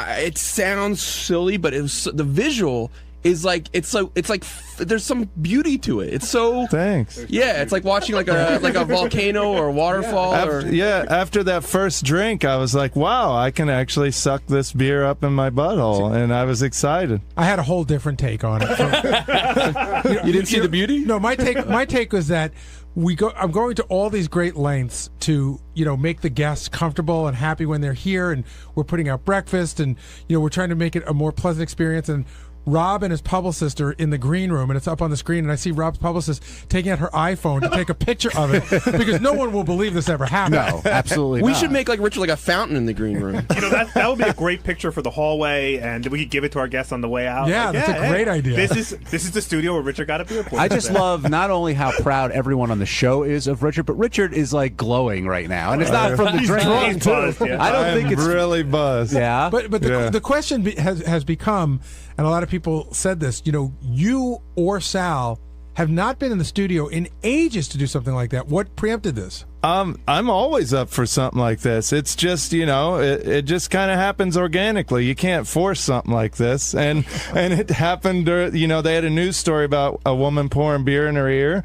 And I think it was Howard's suggestion to put it in my butt. But I was like, yeah, I want to do it. I love this kind of stuff. I remember reading Playboy, like in 1977 when I was in high school, and they used to have those weird news stories. And they, and they had a news story about a guy that the police pulled over, was definitely fucked up, but they gave him the breathalyzer and he passed it, and then he finally admitted that he had taken a third of a quart vodka enema. And it made me think of you, Richard. I guess, wow, that's crazy. So you could pass a breathalyzer by putting it in your butthole. I guess it checks does it check your breath, not your blood? I don't know. This is back in the 70s. I don't know how. We they got to did it. find out. Let's dig deeper. Speaking of which, Sal, how you feeling? Because I know you went great. to but I this mean, morning after what Richard did. No, this morning Did you feel kinda, left out? This morning, No, not for that one. This morning you sort of went to a place that I know you didn't want to go to with your grandmother and the whole psychic rap. Well, it's pretty much what I said. You know, if my grandma, look, if you're in a bathroom, you have a closed door. If you're going to a certain place that's secretive, nobody knows your business. But the big eye in the sky is obviously heaven. Your dead ones can see everything. So a situation like that, if I ever go to a psychic medium, I don't want my grandmother to come forward and say certain. But do you already things. believe? wait, But you already wait. believe she's seeing it? Hold on a second. Because you said something, and I thought this was interesting today too. Originally, you said you don't want your grandmother to know things about you, but I thought you don't want your grandmother to tell us things about you that she already knows. Exactly. But that's not what you said this morning. Well, I'm saying it right now. I'm saying it properly, I should say. Like, I don't want... Listen, I would hate to go to a medium and she says, well, I see a foreskin, I see M&Ms, I see him kissing a taint. Richard's tongue. Exactly. But those are all things that you've done on the air. But my grandmother's gone. So you don't want to be confronted with the reality of her seeing it. Yeah. Plus, I also try to shelter my children from a lot of things on this show, and there's the show, and then there's the real me, off the air, so to speak. Well, I try to contain from what I've done, but I don't want to go to a medium and all of a sudden she's like, what's this situation here where I see clothespins all over your nutsack. I don't want my grandmother coming forward and saying things like that. But plus, I'm embarrassed. Why would your grandmother come forward and say that? It's already been on the TV show. She's dead. But she isn't can't. she? But she isn't, can't unless it's a medium. Isn't she already seeing it? Or you think when the medium talks to her, then she can see it? A, I don't want my grandmother to come forward and say that she's seeing it.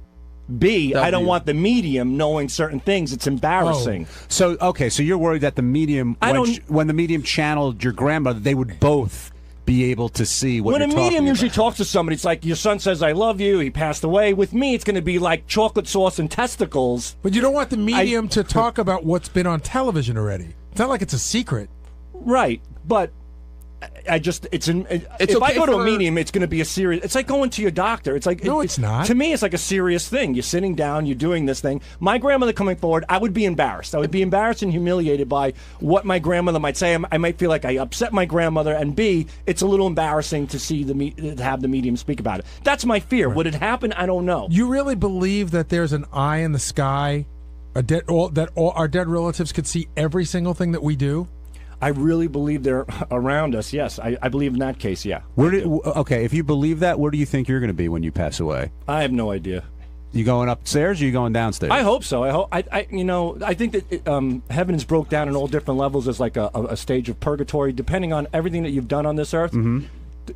What you've done on this earth will determine where you go afterwards. So, and I think it works in different levels. I think if you're a good person, you'll elevate yourself. I think it works in levels as far as elevation is concerned. That's how I look at it. Now, if you die, when you die, which you will at some point, and you go to say the place where your grandmother is, how will you explain it to her then when you see her up there? It'll be different.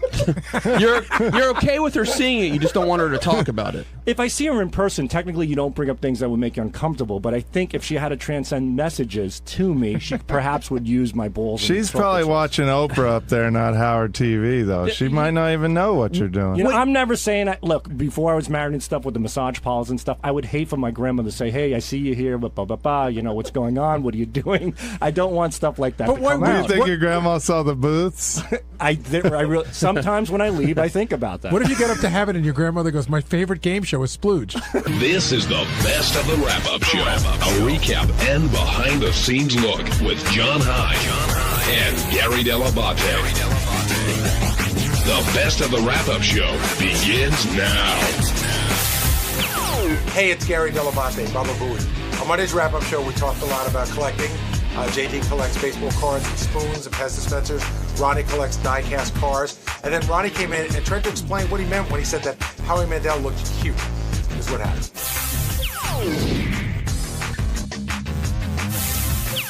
Before we get to Jimmy's wedding and Howie Mandel, we want to talk about JD a little bit, who revealed not only his baseball card collection, but his Pez dispenser collection And a spoon collection. Spoon The spoon collection. one is the worst. I got to tell you, we have the little intercom. When he said spoons, DePace hits the button. He goes, "I was with him at baseball cards, but I don't fucking get spoons." JD's the first person I've ever heard of who collects spoons. You know who collects spoons is like women in Ohio. That's right. You know, very much so. Hey, what's wrong with Ohio? Do you collect spoons? No.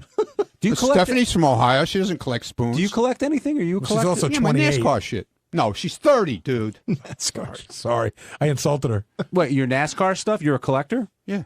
Do you have NASCAR like cards? No cards. Cars. What's the most? bumpers. Like when you collect Stupid NASCAR stuff? ass. What is it you have a lot of? Diecast cars. And how many would you say you have? About 150. Can you describe a die-cast car for those who don't know what that is? Hot Wheels. It's a Matchbox. No, it's not a fucking Matchbox. Is it bigger? It's 120, either 124th scale or 118th scale. I swear to God. I mean, they do have Matchbox size. Right. All right. But Are they all like in position and stuff? They're racing against each other? No, idiot. They're in a, Come on. They're in a fucking. You've seen. They've shown it on Howard What makes TV. one of them valuable? Depends. I mean, like Dale Earnhardt shit's worth money because he's dead. When did you start collecting die-cast cars? When QVC started that shit back in the 90s. And did you get them because you thought Late 80s, actually. You thought they would be a good investment, or were you just into the cars? You think Into they're the kind of cars. cool? Into the cars. What was the first one you bought? Let's see. Darryl Waltrip's car. Did the doors open and stuff? Open and close? No, the doors don't open anyway, idiot. You ever see a NASCAR? The doors don't open. Oh, sorry. So you don't, moron. You get in through the window. But the remember, wheels you covered me driving one of the cars. You don't remember So anything? you don't pretend to race them. or Senile anything. old bitch. You don't pretend to race them or anything. You just No, put I them don't. up. They're in a display case. Well, do you ever change the order based on the success no, of the drivers? No. And you have 150 of them, you said? Probably close to it. Yeah. So, all right, so you can identify with JD's collecting and what he's doing. Do you go like make noises and stuff? Come on. Listen, it's better than golf. I gotta say. I don't think so. Golf. Come on, man. That's not a sport. You're a baseball card collector, right? I'd rather baseball go cards, bowling than. I've got a few thousand cards probably. What do you do with them now? They sit in a closet. Somebody gave me a set from like I don't know, like a 1988 Fleer set in a box. I don't think I've ever opened the box. Like it's sitting in my attic, and my wife goes, "Why don't you throw these away?" And I'm not a baseball card collector at all. 88 could be McGuire. So the reason why I never threw them away is because maybe they're from like it might be from the 90s, because I think Jackson was born. I was like, I'll save them for him when he grows up, because I didn't want any part of them. I was a big card collector, and I was pretty organized too, but JD's organization blows mine away. I mean, a guy gets traded and you put him on a different... No. He keeps them, but then when the guy gets traded, his new card goes to the new team. It's not that weird if you're going to buy into it. Well, I mean, I sorted mine by a year, like, whatever the set was, and that was the team. I did and mine the by next player. year you do... Because I was a big Mike Schmidt guy, so I had all my Mike Schmidts together. But and then once you start looking up their values and stuff, you get to thumb through a book forever, and then you get a number that you can't get anyway, and it's just sort of a big waste of time. Well, the bottom has fallen out of that. That market Yeah. was big for like a minute, and it's done now. Well, did you do it for the money, or did you do it because you love baseball? The idea that these cards, like a Ricky Henderson card, was worth $100, that turns you on, and so you try to trade other people to get Ricky Henderson. So you did it for the money? Yeah. Okay. What were you saying, Ronnie? Wow, how cool. That's what turns you on, man. That's great. Speaking of cool, people were wondering about Howie Mandel's explanation of you calling him cute. Okay, his outfit was cute. Do you don't find that an odd description No. of a guy's outfit? You're going to say He meant to say adorable. Yeah, well, that too. I mean, forget about it. What made it so cute and adorable? You know what? I don't even remember the outfit now. I mean, I have to go back and look at the shows, actually, to see what it was. I think it might have been the one where he's actually 2 weeks ago, maybe he was wearing like a plaid flannel shirt, something like that. And but he wears. You found it cute. He wears his clothes like real short, like almost they don't fit. Yeah. You know what I'm saying? Not really. Like they're almost like kid sizes. So he buys his stuff like a size too small? That's I mean, it looks that way sometimes. Even like that shirt he was wearing today. You don't think that shirt looked a little too small on him? I don't know what he wore. We're not critiquing his We're fashion guys. like you are. I swear to God, I don't know what he wore today. I think he was all in black. I thought he was wearing a jacket actually. No, today. he wasn't. He was wearing a black shirt. Okay. He took the jacket off before he went into the studio. I didn't notice him looking fat in tight I clothing. didn't say fat. We said it was too he's not tight. fat. I said no, it's small, like short. The shirt is like short. And you picked up on his belt. I mean, what are you doing? Who looks at guys' clothing? I like look that? at everything. Who watches when people, Gossip Girl? Dude, I look at everything when people walk in. That's my fucking job to see what they got under their shirts, Howie in their Mandel, pockets. you're looking at him. Yeah, whatever. Okay. It reminded me a lot of when Sal used to critique Howard. You remember that, like what he was wearing and what that kind of thing. Yeah. But that's what it sounded like. I'm stalking him, right? I'm not saying you're stalking him, but I wonder because the clothes are too small. Is that what you find cute about it? Yeah. Well, this particular outfit, he looked cute. Okay. I've never said that. He came. You know, he doesn't remember when he walked out of the dressing room and goes, "How do I look?" I go, "You look cute." You ever thought a guy No. looked cute? Yeah, okay. No, I mean it's not a word that You comes to never mind. fucking guy. No, By the okay. way, talking about Howie today, Howie had a very Sal Governale moment. I thought. Oh, with the elephant? Yes, when Howard talked about his wife, you get the elephant for his wife, and Howard goes, "And you didn't get her anything else?" And he goes, "No." And Howard goes, "Do you know how wrong that is?" And he goes, "Well, I know that now. I've learned my lesson." Yeah, and that was the guy last May when we were in Vegas for the Vegas week. Mm-hmm. Yelled at me because I didn't send Stephanie flowers on her birthday because I was in Vegas. Should send her an elephant. Yeah. Can you imagine that elephant? Oh, and but you got to figure his wife sort of knows that's Right. who Howie is and what he does. That's a long way to go for a joke, though. It wasn't a joke. The best part of the story is that I think Howie thought that the thing that makes the story interesting is that he really thought it would be fun, but he hadn't thought the whole thing through. So 4 hours later, when the elephant's ripping up, the irrigation system, that's the funny part of the story. Did Richard Christie actually come when Howie did the gizmo He made a voice? noise like he did. Now I was cutting the shots of his face, the giddy smile that he had on when he was making that voice. It was unbelievable. And Richard was asking for this gizmo thing, was he not, Gary? Yes, he brought it up in the meeting, and he brought it up to me again this morning. And Howie seemed shocked that in this day and age, someone could actually see that movie in a theater. Yeah. Yeah. And I liked how Howie explained doing the same voice for a couple different characters. Then he rolled off that St. Elsewhere line, and it was that was crazy. Yeah, I mean, I didn't know he had that great of a memory. But that helium joke was very funny too. Yeah, yeah. And then he had to make that fateful decision: Mel B, or Heidi. Which one? Ronnie Echo. I'm throwing that at you. Heidi. No brainer. No brainer. Why? What about Heidi? She's an animal in bed. I guarantee it. What makes you say that? Just the feeling. Well, you said that about Lisa G. Well, she is an animal in bed. How do you know? I'm telling you. So you're comparing Lisa G No, to Heidi I'm Klum? not comparing Lisa G to Heidi Klum. You asked me a question. All right, I answered it. Could you tell me which type of an animal each of them is?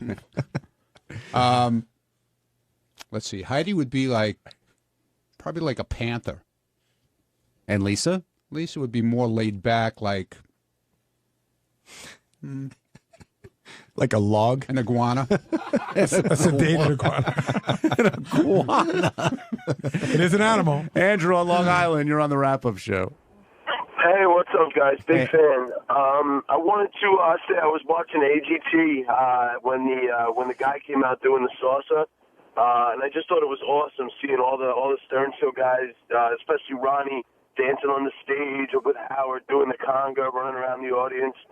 I just got a big kick out of that. It's great to see Howard on AGT. Yeah, if you didn't see this AGT episode that he's referring to, everybody was getting up and dancing, and Ronnie, you were getting into it up there. Well, I got dragged.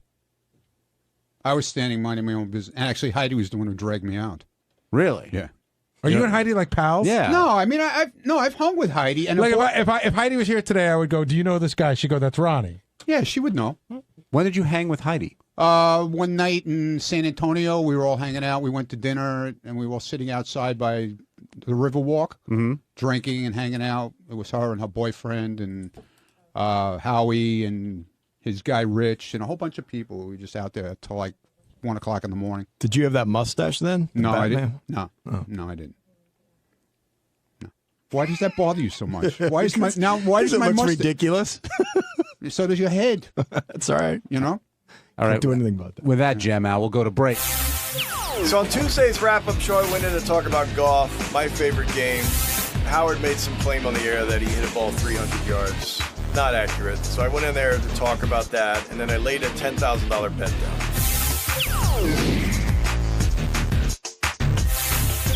Scott DePace now back for the second consecutive day on the wrap-up show. Ouch. Thank you, Scott. You're welcome. Happy to see you. Howard says that he'll get an affidavit signed by Jimmy Kimmel and this golf pro that ball went over 300 yards. It doesn't matter. That was not 300 yards. It's not. It might be 200, maybe. But if not, it still was fine. I mean, he shouldn't be embarrassed by it. His swing was fine. I mean, why is it getting under? Taking a step when you swing isn't necessarily normal. Okay, no one's saying it's a textbook swing, but why is it getting under the golfer's skin from the show here?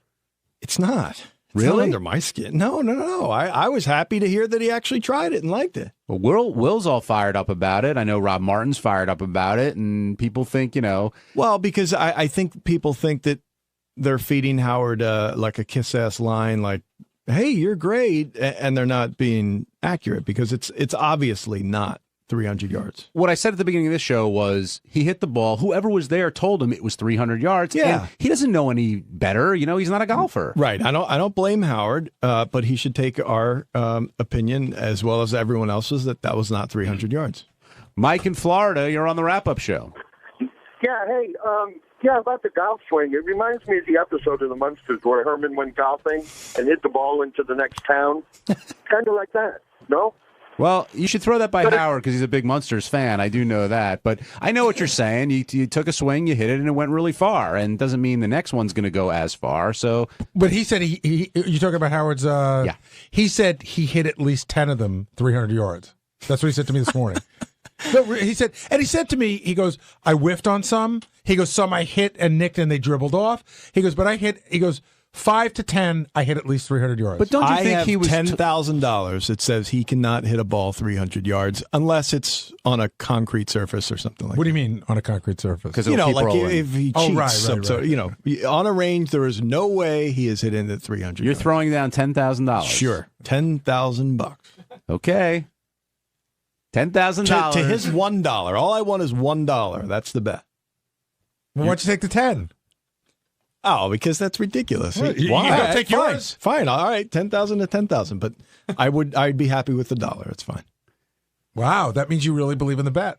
I know for a fact, Gary. It is so hard to hit at 300 yards. God, I hope Howard can hit it 300 yards. Keegan Bradley can hit it 300 yards, but I know I can on a range. How great would it be, Gary, if we went to a range and Howard just jacks one and it goes 300 yards? I'm sitting here, I'm laughing because in my head I'm thinking about when we were back at K-Rock, Stuttering John challenged Tom Chisano to the to one hole, and he beat him, and he ran around the course like a fucking idiot, going, with his club and dancing into a car. And the look on Tom's face was priceless. He was just like, oh, but I was my thinking, God. like, if Howard hit it, you saw $10,000 fall out of your pocket, you would just die. I would be amazed, and the golf game wouldn't mean as much to me because I would be like, this is ridiculous. You mean you would question playing golf if Howard could do that? I mean, yeah, it would just throw everything off. Would you stop playing?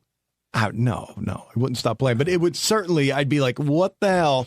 Now I've got to rethink the whole swing because whatever he's doing is working. Mark, you're on the wrap-up show. Hey, guys, how you doing? Hey, Mark. No, I was listening to your conversation about him hitting the ball 300 yards. I mean, that does sound a little outrageous to be able to hit it 10 times, 300 yards, one right after the other. I mean, I play golf. I hit a far ball. I mean, but it's difficult to hit it 300 yards, especially 10 times. And Mark, he did not say one right after the other. He said he had some whiffs and he had some dribblers and he had some ones that went 100 yards, but he said that he hit 5 to 10 balls within that grouping. See, I'm judging my opinion off of the one that I saw. And if it's anything like that, there's no way it's going 300 yards. What did they use to measure that? Because did it say 300 yards where he hit it? He said he kept talking about the yellow flag. I think Howard thinks like every flag is the same. Which, Mark, you know from driving ranges, there is not a driving range that has a 300-yard pin. 275, 250 is the most. Yeah.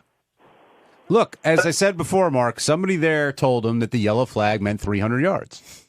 I had a thought, and I'm feeling guilty for this thought, but I'm wondering if he called Jimmy, and Jimmy said the pro would vouch for it.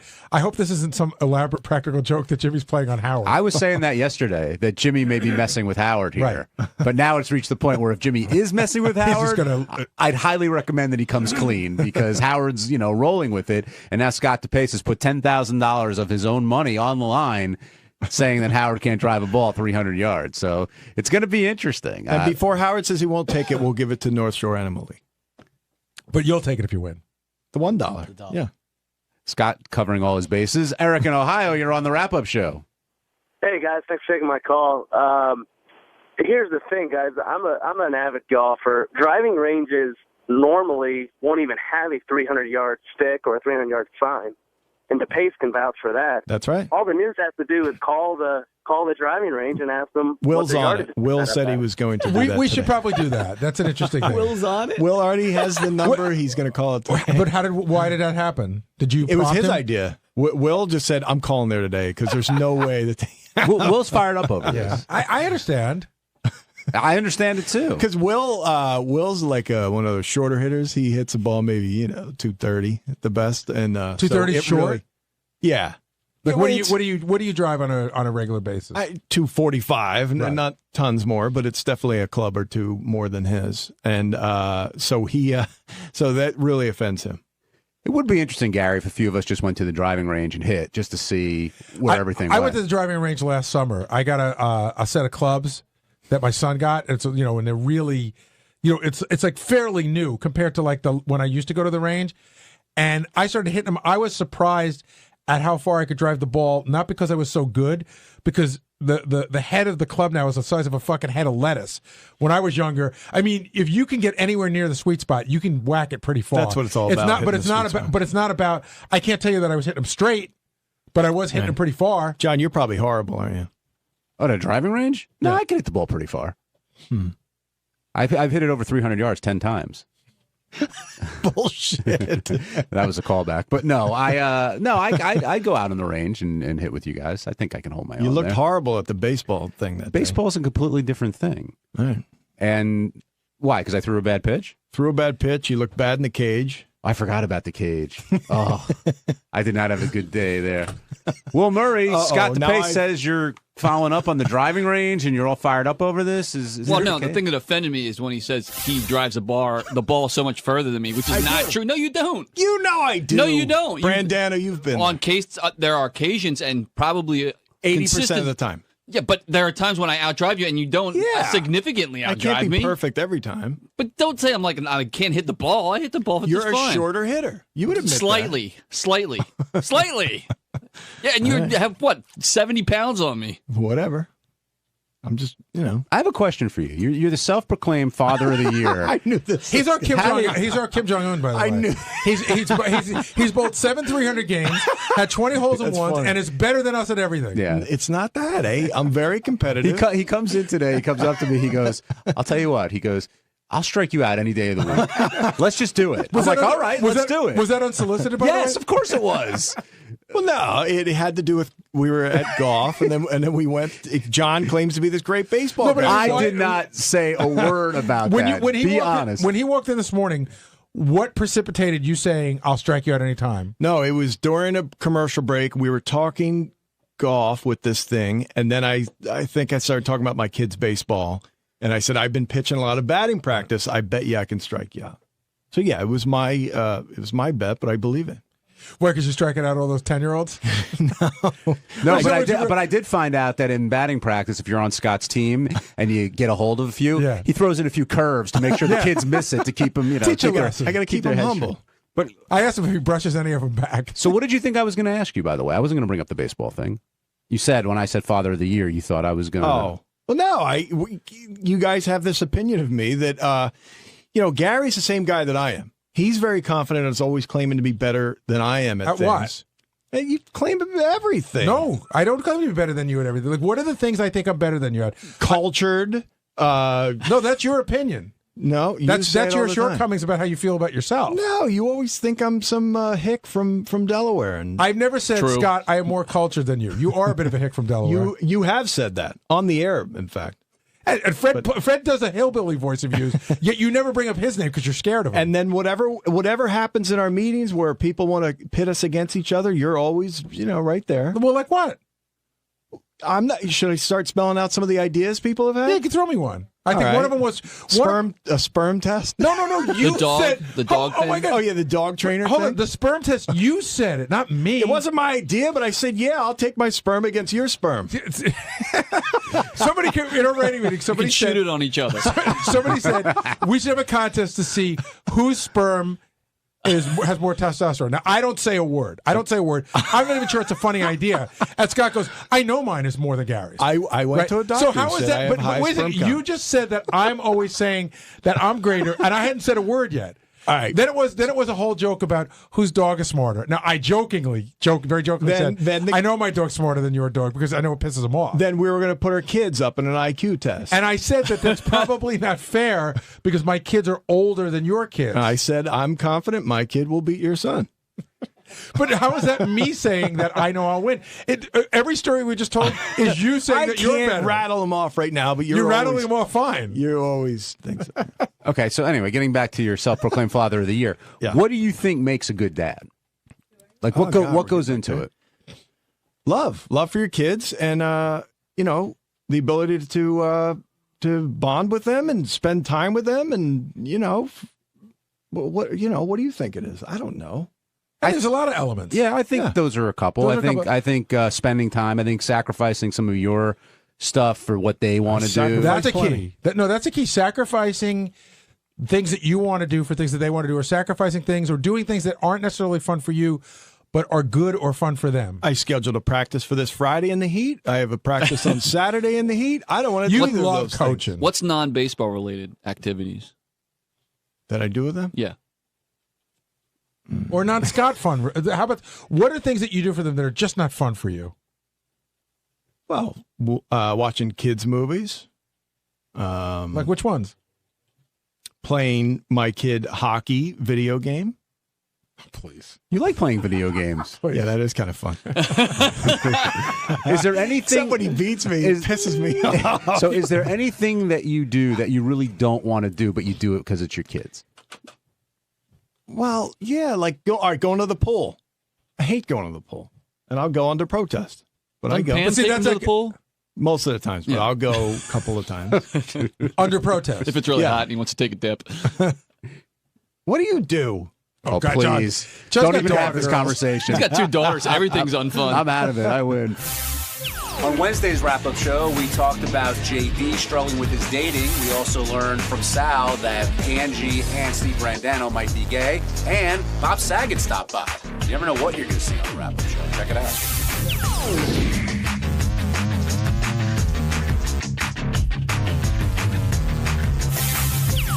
Look who's stopping by. You never know who's going to drop by. Yo. JD, can you give up your seat a second for Mr. Bob Saget? Hey, thanks, man. How you doing? What are you doing? What are you doing here? I'm here. I'm in promo ho for my thing, my special. That's what I'm talking about. Comes out on Amazon and DVD right now, on iTunes and all that shit. The last time I saw you, I think, was at your birthday party that Mr. Stamos threw for you. That's true, with that margarita machine. And you were wearing Minnie's head, and he was wearing Mickey's head. You know, anything that involves head, he wants to be part of.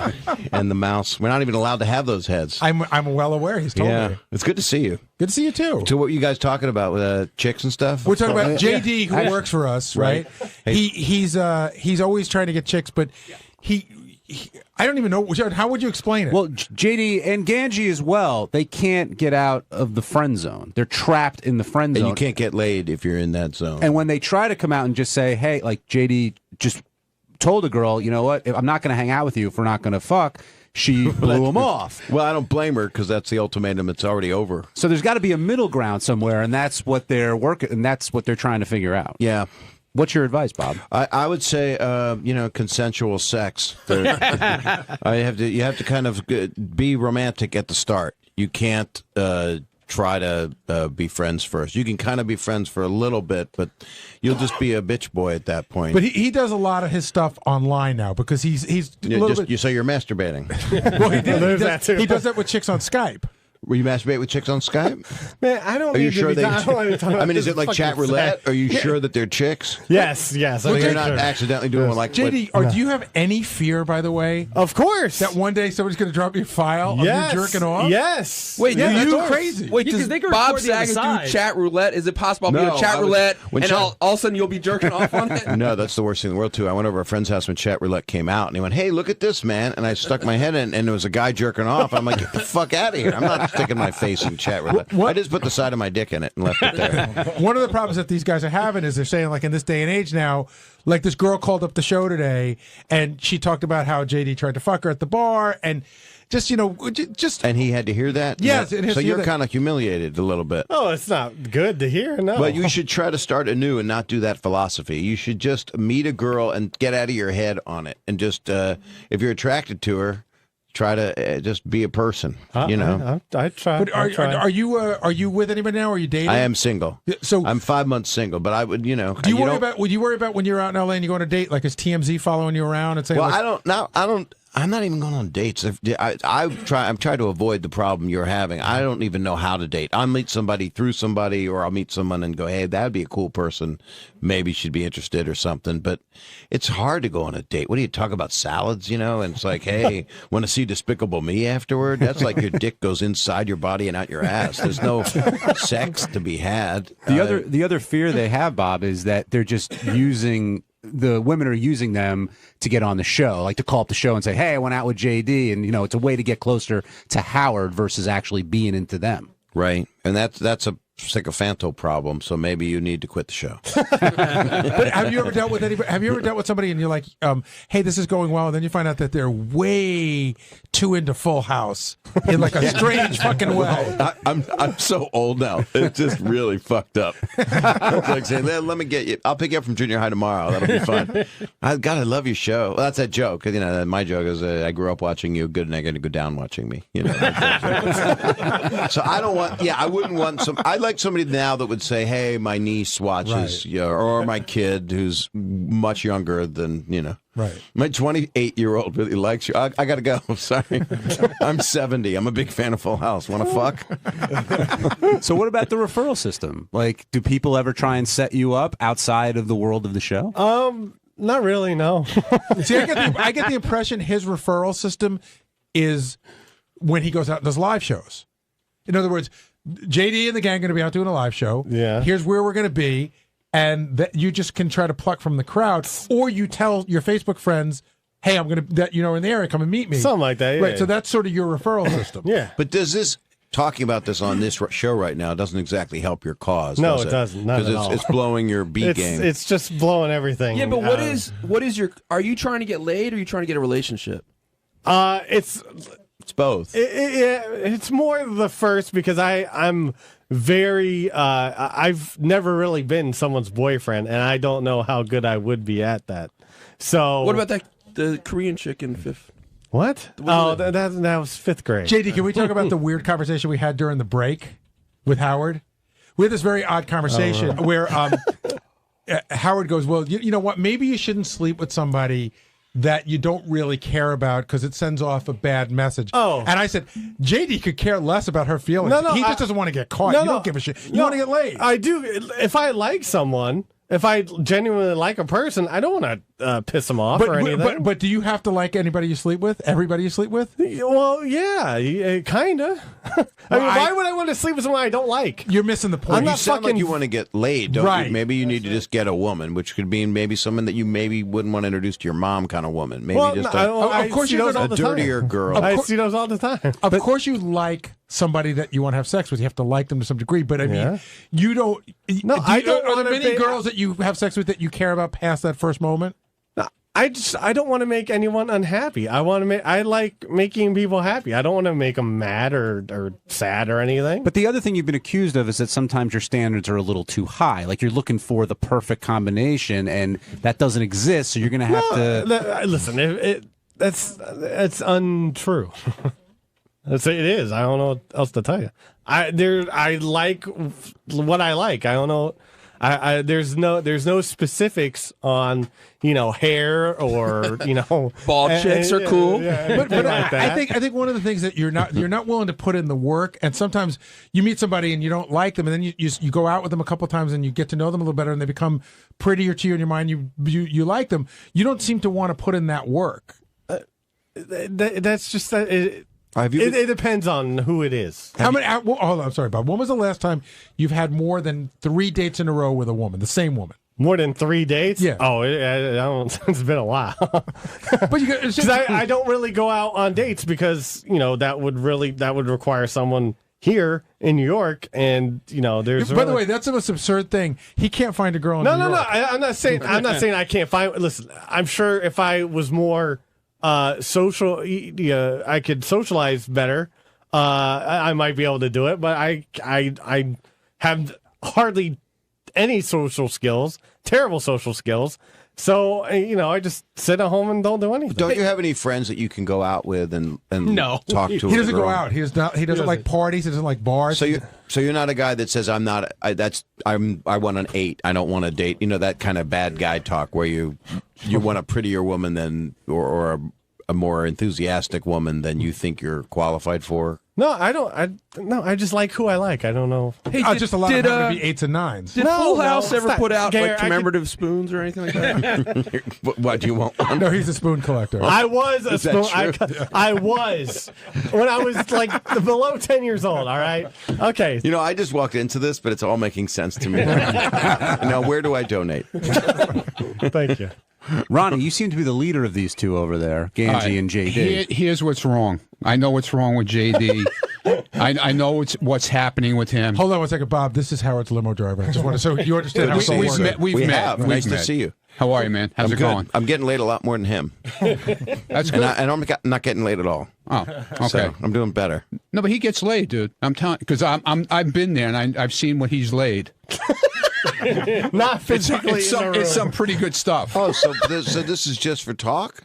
No, it's no. The thing is, like you guys were talking about him getting into a relationship. Now, the problem with what happens with him with girls, he gets involved with a girl.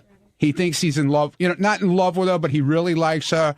And then, like down the line, about 3 or 4 dates down the line, after he sees her, she tells him, "Well, I'm sorry, I didn't want to tell you, but I have a boyfriend, or I have a husband that you don't know about, something like that." And that's what happens. Well, that's a buzzkill. He gets hurt. Well, I dealt with something last year that was something like that. So, but if people keep having boyfriends, I'm a man. Do you think it's always true? No, but she didn't have a boyfriend. I got that at one. the time. I got that one. Just but I'm saying, forget it. isn't it sometimes if you keep hearing that over again, doesn't it sometimes just a way out, an excuse for somebody to say, "Oh, I have a boyfriend," excluding that person? But I mean, I don't know how that doesn't help me. This process doesn't help you either. Probably nothing is. What would help you is to have it not look for it, and then that's how it'll come to you. That's kind of what happens. He's been not looking for about 15 years now. Ronnie, maybe in about another 15, it'll not come to you. How does he get out of that trap that you're saying? He's got to find the right girl. I mean, he's got to find a girl that doesn't have a boyfriend or a husband or whatever, or somebody hidden in a closet. What does Ganji have to do? Ganji, he's a lost cause already. Forget about it. Why?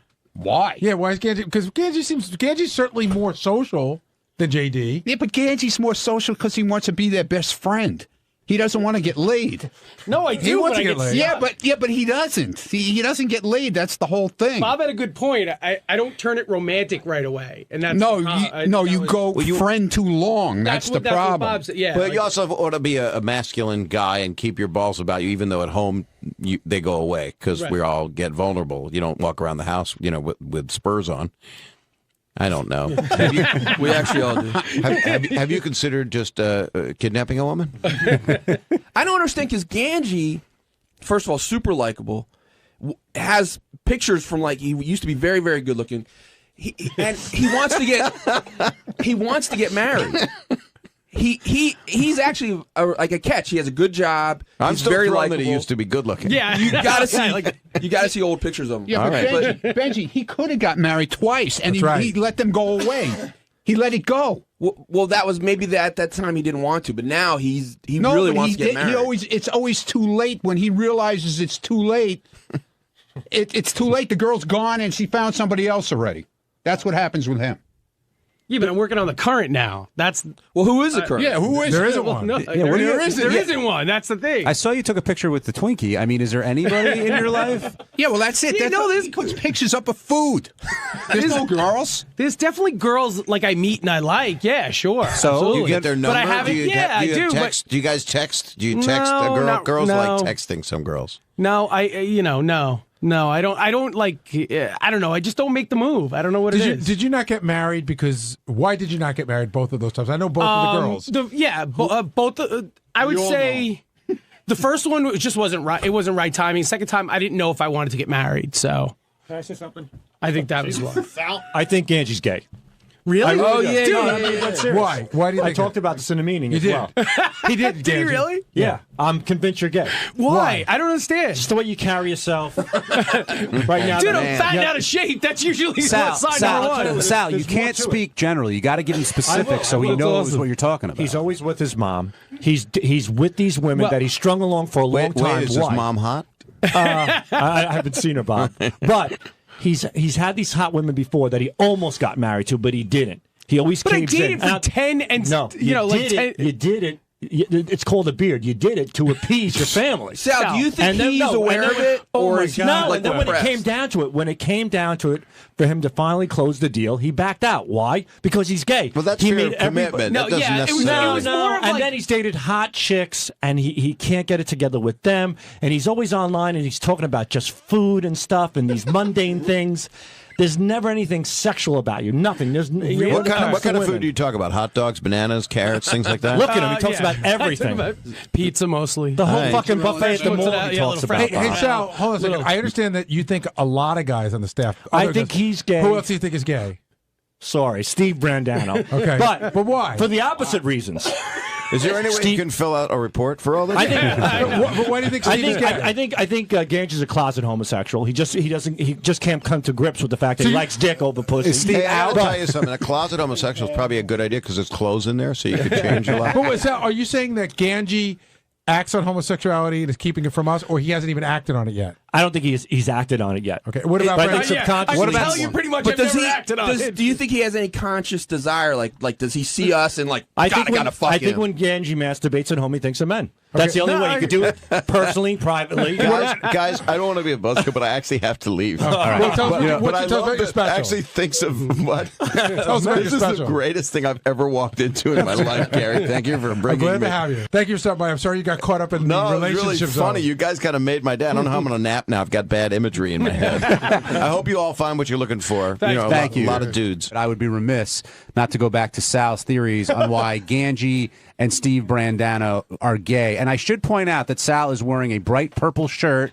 He's tan and wearing makeup. And he's accusing. like balls in his life. Well, before. that makes me an expert, John. It doesn't does. it? So go ahead. There So you go. I would like if to- anybody knows about gayness, it's a guy who licked Richard Christie's taint. Well, it would be me. All Well, right. I'm not gay, but I know gay acts All when right, I so see let's them. let's Thank you move for on. stating your qualifications. I got Well, the Steve Brandano, I'll tell you why he's gay. Okay. First of all, he's really prim and proper. He's just super well groomed. I think he Like blows, you. Well, he blows me out of the water. He doesn't though. Because he doesn't wear makeup. It doesn't matter. Look, his shirts are always perfect, impeccable. His hair, there's never a hair out of place. So you're And, literally hold on, describing you. Are you Okay, but I know about this stuff. But I'm saying, hold on. He's another one. Had a hot chick, let it go, gave up drinking. Very manly thing. Very manly. Drinking. Gave it up completely. Do you know why? Yes, because I think when he got drunk, he had gay tendencies. No, do you know why? he gave When up you drinking? get drunk, Gary, Oh, what do you my God. do? You get horny for pussy. When I get drunk, I'd fuck you, Gary. I think about That's people. gay. No, I'm making a point that when guys get drunk, they get horny. When women get drunk, they're generally easier to bang because they're horny for the cock. I think when Steve got drunk, and I could be wrong, he was thinking about dick a lot. He gave it up. How do you get those thoughts out of your head? You give it up. Are you aware of, And the thirdly- medical reason why Steve stopped drinking? There's a medical reason. Diabetes, schmiabetes. I know plenty of people with it. John is the size of Grimace from McDonald's. Doesn't stop him from eating all those goddamn cheeseburgers, and he has diabetes. It's not going to stop Steve. Third reason. Third reason. Great analogy, by the way. Third reason. He's a pecker. And that's not an insult. The way he speaks, like almost like my wife. When Steve is adamant about something, he has like that wife thing, like, The Bucky should be here. You don't understand why. But it sounds like my wife when I didn't take out the garbage. He has that inflection and that delivery that reminds me of a nagging woman. So his personality with that, the fact that he dresses impeccably, that a hair's not out of place, gave up drinking to give up gay tendencies when he's drunk, leads me to believe that he's gay. And with all that said, I think it's wonderful. I think he's a wonderful person, and I hope him and Sal. Ganji come out of the closet. Okay, Sal. I love them both. After hearing you This is tough love. and analyzing your tough love and your critique, your reasons for Ganji being gay are completely different than your reasons for Steve Tomatoes, being gay. tomatoes, John. Your gaydar is fucking broken. Yeah. No, I'm on both sides of the spectrum, Gary. I got it figured out on both sides. I got the, like there's two types of lesbians. There's the smoking hot one, and then there's the butchy ones. Which type are these guys? Ganji is like the sweet, lovable muffin, like the one you cuddle with. That he's easygoing. He's the and Steve is more like the wife. Ganji's like the beaten husband. Okay, honey, you got it. And Steve Brandon's like, no, you do that now. We go to the movies now. We're going to see Black Keys tonight. That's how it is. Sal, there's a lot of you coming out in this critique. Not one. Yeah. Really? All right, I dress nice. I try to look good. I use some cosmetics. I'll admit it. I take care of my hair. I might be metrosexual, but I'm not gay. If I was gay, I'd tell you. If I said to you, John, I don't mind sucking dick, I'd tell you. I don't have a problem with that. Well, let's not talk about those car rides home, Sal. Sal, have you? What, the kid Sal, in the trunk? I know you're into chicks the way you talk about it and stuff. I love women. I swear my life, I've always thought you might have some sort of weird gay streak in you. If I had it, I know. I'd be happy. Have you ever thought about that? No. I really haven't. Not gayness. It just doesn't turn me on. That pause gave you away, my friend. Well, I'm thinking about things like when we were younger, like messing around and stuff like that. Yeah. Like when a guy jerks another guy off. Shit that happens to all of us. I slept over a friend's house one time and he dropped his pants to show me his penis, and I dropped my pants and showed him mine, and that was it. But how old were you? 16.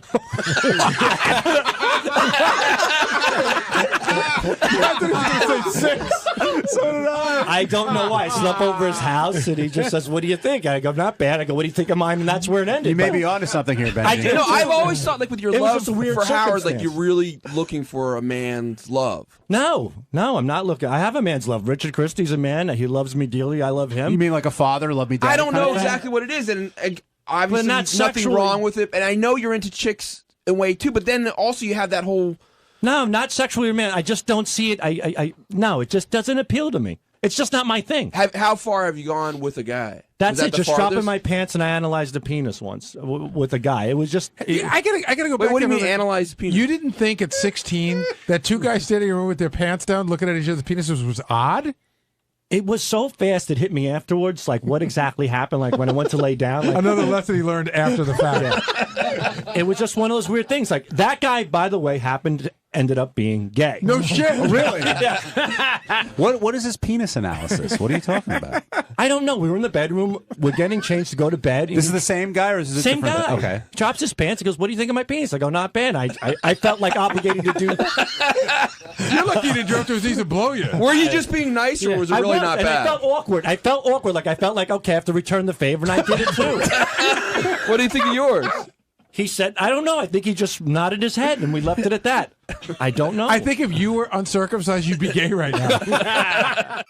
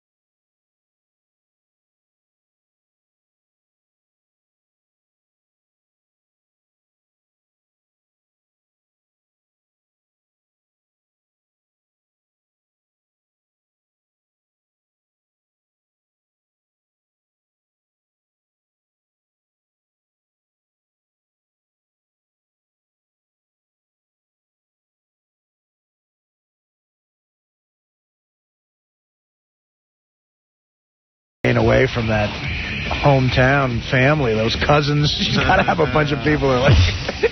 She's on high alert. Yeah. J-Lo, what the...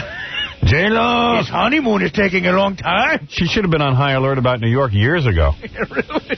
Just living in the Bronx. Well, anyway, good morning, everybody. What's happening? How'd you like that high alert yesterday, huh? Man, everybody's scared. Like I'm supposed to go to the Yankee game tonight with 3 of my cousins, and they're all punking out because their wives are saying, don't go, don't go. Oh, really? Yeah. You're kidding me. The wives are getting involved? My 3 cousins who I'm going with, they're all married, and all their wives are going, you can't go to the game. You can't go to the game. So now, you know, they want to sell the tickets. I'm like, it's the World Series. Give them to us. We'll go. You want to go? They're great seats. 4 rows behind third. Really? Yeah. What time is the game, though? You see, that's my... late, isn't it? 8:30. I'll be a wreck here tomorrow. That's the problem. Is like I was going to have to suck it up because I got a bunch of sleep. I went to sleep at 7:30 last night. Yeah. Well, yeah, so I'm watching TV at 5:30. I'm glued to my television waiting to hear the high alert.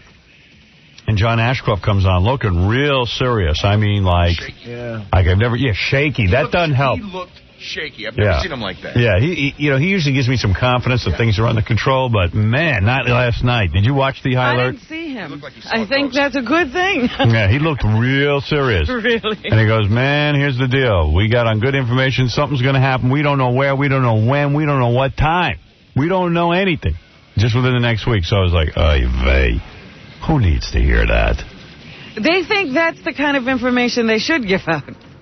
Well, I guess they're damned if they do, damned if they don't. If they got some info and they don't say anything, put it out. yeah, then they're in bad shape. But we were already on high alert. How could the alert get any higher? No. Actually, we were on high alert. If you remember the last high alert, they never took it away. Right. So. We're an extra double secret high alert.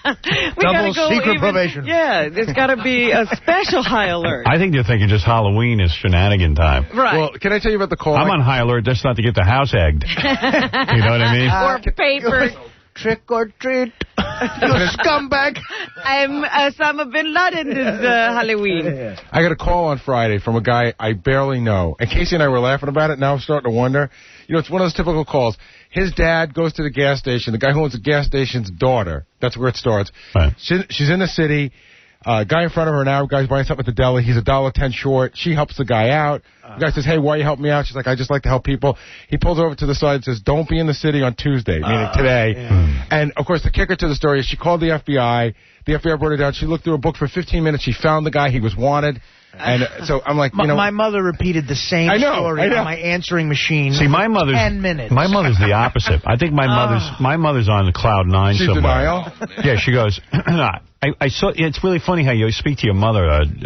John Ashcroft makes his speech, and all of a sudden I'm feeling really low. You know, I was like, man, this is just a bad time. You know, this is just really bad. I said, yeah, I'm going to call my mommy. You know, and thinking maybe I'd get some comfort there, but I know better. So because we always get in an argument. You never got comfort there before. Why should this time be different? I you know what? And I say to myself, that's one way out of it. If you get on before me, I'm going to tell him. So, Kevin, what's your excuse for still being here? Oh, it's not an excuse. It's a strategy, Regis. Yes, I swear to you, this was my strategy from the get-go. Yeah. And so far, I'm right on the money here. Yeah. You have kept moving from computer to computer, blaming the computer for not transmitting your directions correctly, but now you're... Also part of my strategy, Regis. Okay. Shift the blame. All right, well, let's see if it works now. Here's the next fastest thinker question. Take a look. This is you on Fast Finger, huh? These historic figures in order by their year of birth, starting with the earliest. Right. Winston Churchill, Abraham Lincoln, Fidel Castro, Pauly Shore.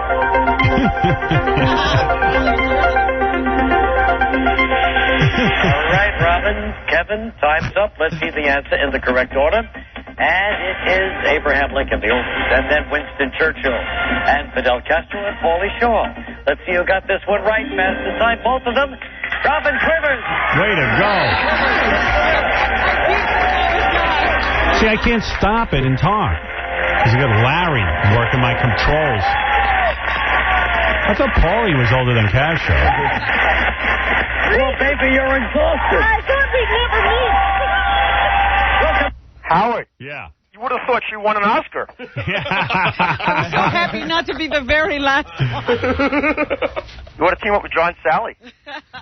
Did Kevin Nealon ever get to go? What's that? Did Kevin Nealon ever get to go? No, that's next week. Yeah, that's next week. Oh, it's very fun. Then I got all the questions that Robin answered, and her introduction about her charity took up all her time. All right, let me hear everything. Yeah, and she doesn't even mention Hanks. She didn't know about it then. They taped it before then. I thought you wacko. No. I talk about Hank in another break. What about Bigfoot? Did they show him? No. When they have to go to My Significant Other, yes, they do. You haven't gotten to that yet. Yeah, they didn't show last night, Bigfoot. Oh, you didn't get to go. They must not have had me introduce who was with me. Yeah. Oh. But did you get to go a little bit? Like, did you? I answer some questions? Yeah, she answered 3 questions. All right, let me hear. And you know what else, Howard? I have that the Seinfeld clip of the promo. You wanted to hear that? Yeah, well, come on, right, Larry. Just ready? play one thing at a time, you wacko. I know, but that's the way it came on the tape. That's all I'm saying. I don't care. Okay. Why is my staff not able to tape things, and I'm at his mercy? The Seinfeld thing is just 20 seconds. Yeah, well, forget that. Okay, I'm forgetting I don't care about Seinfeld right now. I understand. I'm not talking about Seinfeld. I know. Here it is. You know, I love the show. Howard Stern show in the hot seat right now. Somebody's got to be last, and I guess your strategy works. You know, I like to help people, and I'm here for everybody. Yeah. A lot of people split. I'm still here. Okay. I want to thank you, Kevin. I really appreciate it. Not too soon. Yeah. And Bill Maher standing by as well That's to help right. you out. Thank you, Bill. The Sweat Hogs have to stay together. That's right. That's right. How did you... We're proud of it now. You're a former nurse, too, aren't you? Yes. Robin, yeah. Yes. There's no excuse for my performance on this show. In the Air Force, served as... I was in the Air Force, and I was a civilian nurse before that. Right. Sure. And then you segued into radio. Obviously, I wasn't any good at nursing. I like when you crack yourself up. We were just hired by the same radio station. It was an accident. Where was this? In Washington, D.C. Gotcha. And just started working together, and it worked. And you've been together what's in a movie? It was magic. You know how that is when you find a good partner. Yeah. Yeah. I'm still looking for anybody. I'm kidding. You know, tempted me there with that one.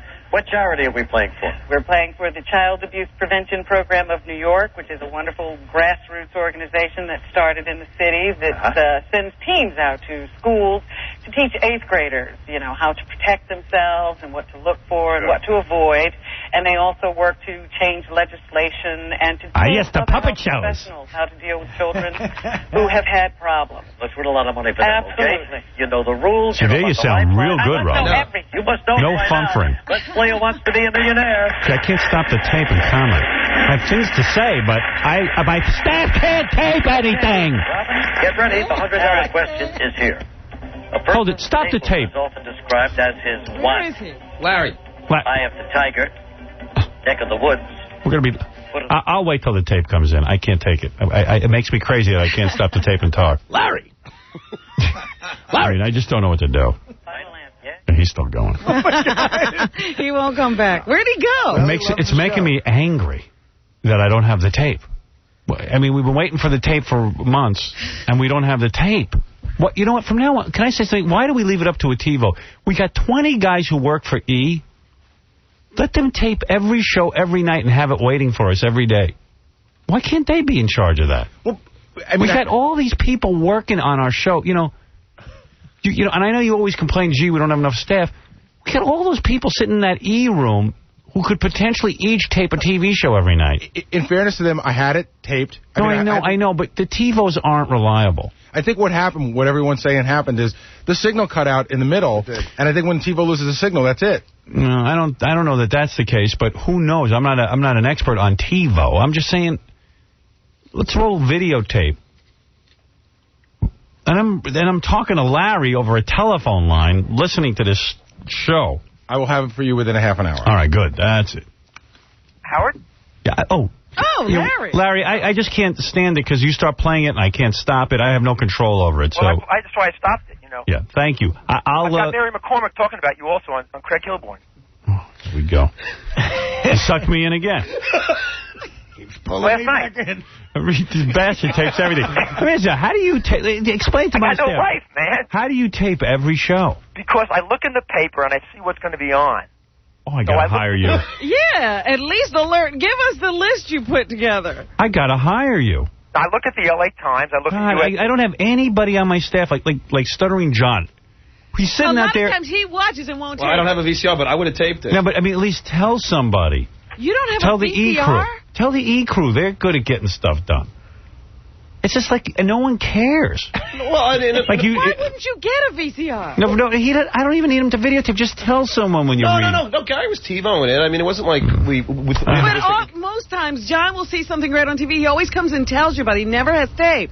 He's sitting there watching. I gotta get a VCR. I know, he sits and watches and doesn't tape it. Won't tape it. I got a guy, Melrose Larry Green, who sits at home. He doesn't even get paid and does it. John, you got 4 houses. You don't have a VCR? Not in the Manhattan. No, it's just that nobody cares. And you know what? I've got the most bloated staff on the planet. I got guys being paid tons of dough, and they don't do all that much. Been thinking about it. Because between the TV channel and the radio station, we got tons of people working for us. We should have the most incredibly researched program on the planet. You know, but I don't know. You also were on Fox News yesterday, too, Howard. That's what I mean. I got tape. That speech you made in New York is all over the place. There you go. That's bigger than anything. It's bigger than Lou Gehrig's speech. This guy tapes stuff. He's so great at it. I got to hand it to you. I live alone. I live with my cat. Yeah, but you know what? I got a lot of people who are making their living off the show, and you think they say, this might be good for the show. It's like they all leave it up to me. I'm the talking to Fran Shea yesterday. I said, she goes, you're the only one I know. You can't even walk away for 5 minutes from your show. I go, I know. That's why I'm going berserk. How is Fran? Who knows? I'm so busy talking about myself. I'm so self-centered, I never find out what's going on. And I hang up the phone, I go, I don't even ask how she is. She has 2 kids. She's got a husband. Really? She no longer works for the E! Network. Yeah, what's she up to? Doesn't matter, I don't ask. I have no idea. It's all about me. Oh, dear. And my problems. Now, actually, I do know some stuff. She's got 2 kids now. She no longer is the head of E! Mindy Herman's the head of E! Right. I asked her to badmouth Mindy to me and tell me secrets. She would not. She never. She was totally professional. I said, tell me about Mindy. What's it? She goes, I don't talk about Mindy. Mindy succeeded me, and I was part of the team that, looked for her, and I don't talk out of school about anybody. I said, wow. That sucks. How un-Hollywood is that? Yeah. Well, gee, that's fascinating. After I've just opened up my heart, I told her everything going on with me. I hate when people don't gossip. I hate it. Oh, dear. I sit there, I'm such a sap every time. People say, well, what's going on? Oh, my God. You open up like a blah, blah, blah. Vault blah, blah, blah, blah, blah, my marriage. Blah, blah, blah, blah, blah, Jackie. Blah, blah, blah, blah, blah, blah. Blah, blah, blah, blah, blah, blah, Fred. Howard? Yeah. I told John yesterday. And I open up, shut up. I open up like crazy. Yeah. And then you go. Then I go, hey, so what's the deal on Mindy Herman? I go, what's the deal with Mindy Herman, scrolling stuff, blah, blah. I don't know. I don't watch it. So I go, oh. I said, tell me some gossip. What's going on over there? I don't know. I don't talk about people behind their back. I said, wait a second. I just badmouthed everyone. You sat there and sucked everything in. She didn't stop you for a second. Oh, no. She wanted to hear everything yet. It was like, Mel Karmazin, Tom Chiusano, the girlfriend, I mean, and then, so Fran, what's going on over at E! I don't know. I'm a consultant there, but, my contract runs out X and A and blah, blah, blah. That's it. That's all I get. So she's got her kids now. And she's a consultant. She's a consultant. She said, what are you consulting? Oh, I can't say.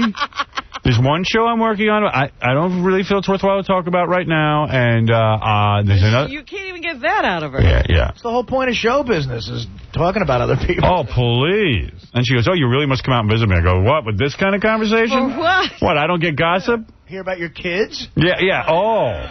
What is there without gossip? I mean, nobody in show business talks about their kids. She knows stuff. I mean, certainly about E! No, but I'm saying, what conversation you have if you're not gossiping? Right. I don't know. Oh, I gossip plenty. I tell all my secrets. And then I go afterwards, what did I say? Why can't I just sit quiet? And it's funny, E is supposed to be gossip. But anyway, Howard? What? All right. Grandpa Al, you were mentioned with Grandpa Al on A&E. All right, why don't you play the Mary McCormick tape? This is the Craig Kilborn show. Mary McCormick played my wife in the movie. Let's hear what she had to say. Okay, here we go. All right. A lot of yelling. Howard Stern. Yeah. You were his wife. Proudly. Do people still come up to you and say? People do, yeah. He has some loyal fans. He does. So, yeah. I'm proud to be a part of it. You should be. The most fun I've ever had in my life, yeah. Was it fun? And you're still friends with him, right? I'm really good friends with him, yeah. How often do you see him? I see him a lot. Yeah? I see him a lot, yeah. It's not true. I live in New York part-time. Are there trips to the dump with Howard? He wouldn't do that. He's not in the dump.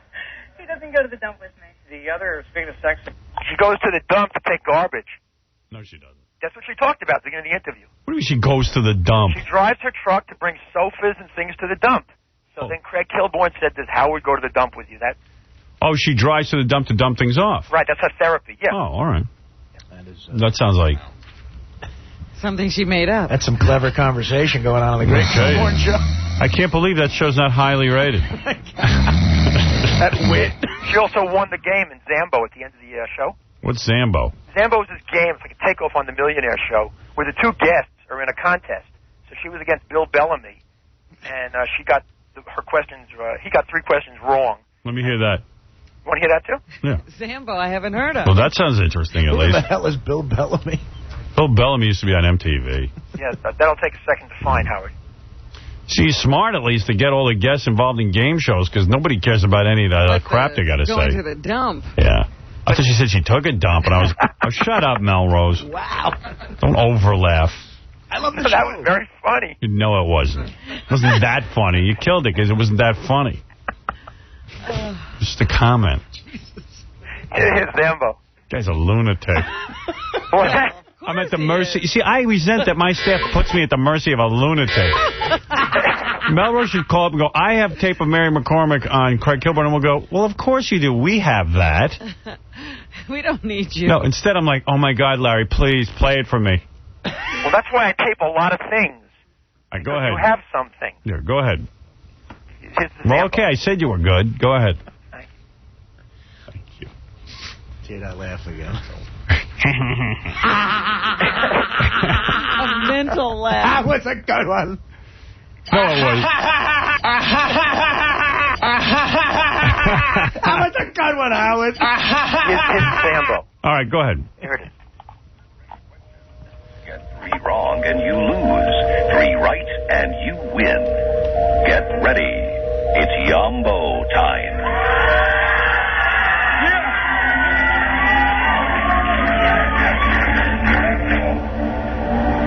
Well, Craig Kilborn can't answer anything. Look, he's trying to make everyone look stupid. That's why Mary went for this. In charades, what is the sign for TV show? I don't know. That is incorrect. Accept that. No, not your question. What was the question? In charades, what is the sign for TV show? I don't know. I don't either. Don't play charades. Mary plays a lot of charades, actually. Does she? Yeah. She goes to She walks around in a circle. She goes to It'll be celebrity. funny before he asks the question. She goes What to. city does Michael Jordan make his comeback tomorrow? New York. That's correct. She goes to a lot of celebrity charade games. Oh, really? Yeah. You're so lucky.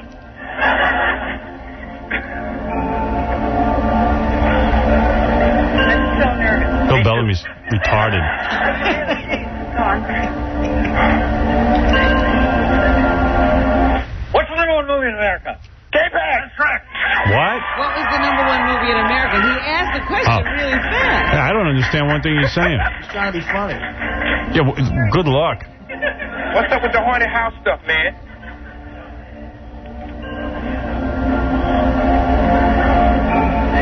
Howard? Yeah? Did you hear enough of that? No, I'm listening. All right, I didn't know. I'm sorry. Oh, I got to get a staff that can work for me. I'm having a meeting about how to tape things off the TV set. Other than mystery, name 1 city in Alaska. Anchorage. That's correct. But Mary's good. Juneau. Right? You're good. Thank you. This is TV. All right, I had enough. All right, it's enough. I believe that's on television. No. My God. That's television. Man. 2 phones going. Oh, sorry. Hey, Melrose, thanks, buddy. Can I plug my website, melroselarry.com? Absolutely. Sure. Howard, I love the show. Your staff is great. All right, thank you, Melrose. I love the show. The show's better than ever. Go clean yourself up, Melrose. I know you just orgasmed. When can I go? All right. My staff puts me at the mercy of Melrose Larry Green. I just want to say that again. And he's thinking they're great because we need him. Yeah. That's how good our staff is. Well.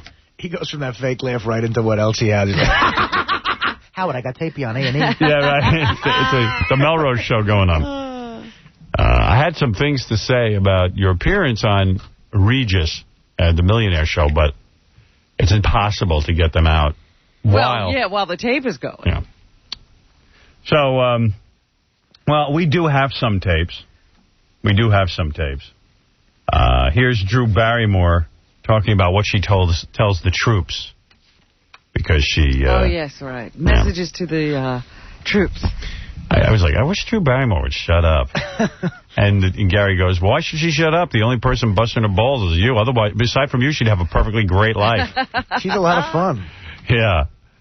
And we're here, and you're far away, and all we want you to know is how much we appreciate what you're doing and how much our lives are better and more protected because of you.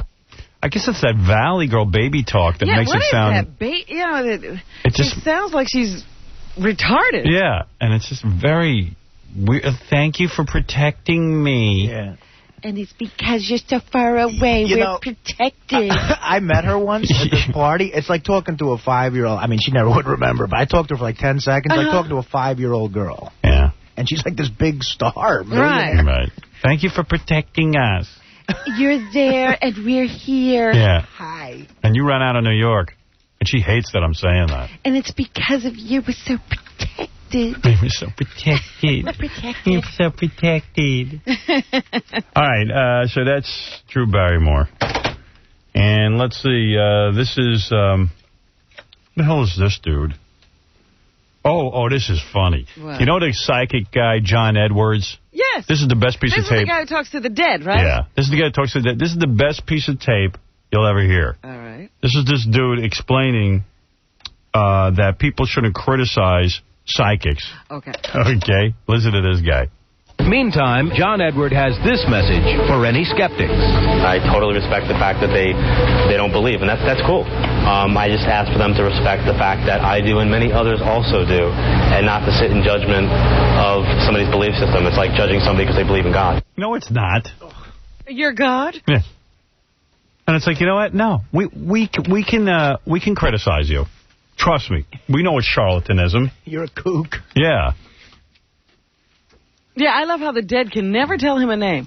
He's always got to be in a guest gate. Is there somebody here who's related to somebody with a J? People die. He takes advantage of them in their weakness, and he wants us not to criticize them. Because his life would be perfect, too, if everyone would just shut up and go along with it. Oh, I saw this profile of him once. He loves to ballroom dance with his wife. Yeah. And they, like from all this psychic crap, talking to the dead crap, he has a nice big house. With a ballroom. With a big room with a mirror in it so he and his wife can twirl each other around. Ay vey. Can you imagine watching that? Yeah. Let's see him ballroom dance with the dead, then maybe I'll believe him. Here's Larry King talking to Jewel. Remember Jewel? The rock star? Yeah, and Jewel's under some delusion, and so is Larry, that somehow one of her songs is a New York anthem. She's just in from Australia. It's a great pleasure to welcome Jewel to Larry King Law. She's the singer, songwriter, and author. New album coming next month called This Way. But the song she's going to sing tonight is Hands. That's from your last album, right? Correct. And how did this all come about? Hands would get, what happened? In New York actually started, they did a version where they put President Bush speaking over it and people calling in when they'd seen the towers fall. And it just sort of became an anthem, I guess, in New York. Where were you on September 11th? Camping. I didn't know it happened until the 12th. No kidding. Yeah. No Where did you learn it? I learned it driving out. We saw a ranch with its flag at half-staff, and we started driving through these mountain country cities and saw all the flags out. Can I fondle you? Thank you. Can I touch your big boobs? Thank you, Jewel. Jewel, thank you, Jew. I mean, Joel. Thank you, Jew. Take a Jew. Yeah, just short for Jewel. Now let's go to Diane Cannon. Diane Cannon, I understand you speak to the dead. Well, yes, I do, Larry. Yes, Larry, I do snake dancing, too. All right. Jewel, I understand your song is a huge New York anthem. That's right, Larry. They play it on the radio, and everyone's singing it. Really? Where were you when the attack happened, Jew? I was at the camping. I didn't know. I didn't learn it till the 12th. Fascinating. A Jew camps. Jew camping. On Jew. I said Jew camping. I felt the pain a day later of the World Trade Center, but I felt it just as deeply as if I had known a day earlier. Fascinating. Want to get married, Jew? If a tree falls in the forest and no one hears it, did it fall? If a plane flies into the World Trade Center and Jules camping... Did it really die? Did it really fall? That means it didn't happen and no people were hurt. Fascinating. Honolulu. We should keep her camping. What's the question? What's the question? What's the question? George Hamilton, what do you think? Larry, I suntanned through the whole thing. I didn't find out for 4 days that the World Trade Center had been attacked. I was tanning myself. Great news. Where were you? I was tanning. I was tanning. I'm as dark as an Arab. Good. Reynolds and I were driving across the country. Jew camping, Hamilton, tanning, Kentucky. You're on the air. What's your question? My prostate is throbbing. All right, let's... Garlic. Time for a garlic tablet. Fights anthrax. Yeah, Larry King's career. Garlic. Diane Cannon is on that show like every third night. Is that right? I have a tape. I don't even know if I still have it. Hey, Gary, tell me if I still have this tape. Diane Cannon on Larry King. Man. And she used to be the hottest chick. Now she's some old, old goomba. With that laugh. You know what's funny? I saw the Johnny Carson tape. Like they always sell those old Johnny Carson videos. Yeah. And they were showing one of the spots where Diane Cannon was the hot young thing that Johnny had dated, and she was on the show, and she has that laugh. But it's cute. But it's cute then. Yeah. And then you have this girl. Right. Oh, so Diane Cannon comes on Larry King, and Diane Cannon doesn't know the rest of us can't stomach looking at her because it depresses us and makes us all feel old. Because she used to be hot. Same with Farrah Fawcett. No idea that everyone's depressed looking at her new facelift. I mean, it's like scary. I think Regis looks real good. Did he have a facelift? I don't know, but he's like Dorian Gray. He really doesn't look his age at all. Yeah, I saw him the other day in person, and he looked real good. And very peppy, always peppy. Oh, it's way peppier than me, and I'm half his age. Yeah. He, surprises you when he talks. Like, we rolled there that Saturday, and we're like, what the heck is he on? We need to get some of that. It's called being married and getting out of the house. That's what he's on. When he goes home, he's miserable like the rest of us. Robin, how are you? Robin, how is it going? Then he gets home. Joy, I'm home. Shut up. Because he's running through the hall with a video camera before you ever even start taping the show to see everybody in their dressing room. He's happy to be famous. Here's my wife, who's aptly named Joy. Brings a lot of it. So, anyway, I don't know if I have that tape. We probably don't. It's an old tape. Yeah. But that's just freaky stuff with Diane Cannon. All right, so what is the song that Jewel wrote that is a New York anthem? Hands. Hands. Yeah. New York anthem. Yeah. According to Jew. Nothing says New York more than that for me. Yeah. And what does that have to do with the war? They cut in President Bush's voice. PLJ or Z100 did that. Yeah. They always do dumb crap like that. They take some sappy song and they put, President Bush over it, and you're supposed to get all emotional. It's like, we will win the war against terrorism. We will get the terrorists. This is why we're going to lose the war. People busy recording songs. Forget the songs. Get out the A-bomb. Absolutely. The songs. Songs turn you into a wimp. It's time to start smacking people around. It's not time to start feeling sad. Yeah. Come on. We are at war with terrorism. We are at, and then the clip is just short enough to fit in between each breath. Right. Bruce Springsteen singing and stuff. I got a whole bunch of new listener songs. Listeners are going crazy with this war stuff. Somebody says there's going to be an anthem that comes out of this war, and I'm going to write it. So far, it hasn't happened. All right, we're going to take a break. I'll play those for you when we get back. And, yes, I'll get to all the other phone calls right after these words. My breasts are smart, I know, but they're not yours. They are my own, and they're not yours. They are my own, and they are finished growing. My breasts are smart, I know, but they're not yours. They are my own, and they're not yours. They are my own, and they are finished growing.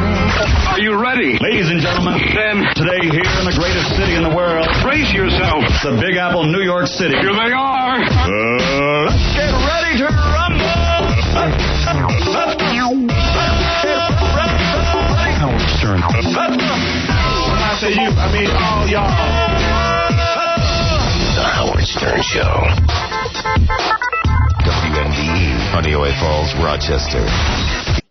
Now back to the Howard Stern Show on 95.1 The Nerve. You're listening to the Howard Stern Show.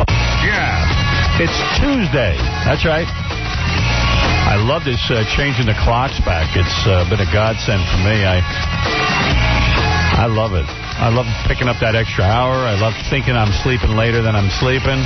The only problem is it gets darker earlier. I'm down with that. I don't care. That's okay with you? Yeah, sure. I don't care. It doesn't really affect me. I'm not out that time. Last night I came out of someplace at like 5:30 or something, and it was already getting dark, and I was like, ugh.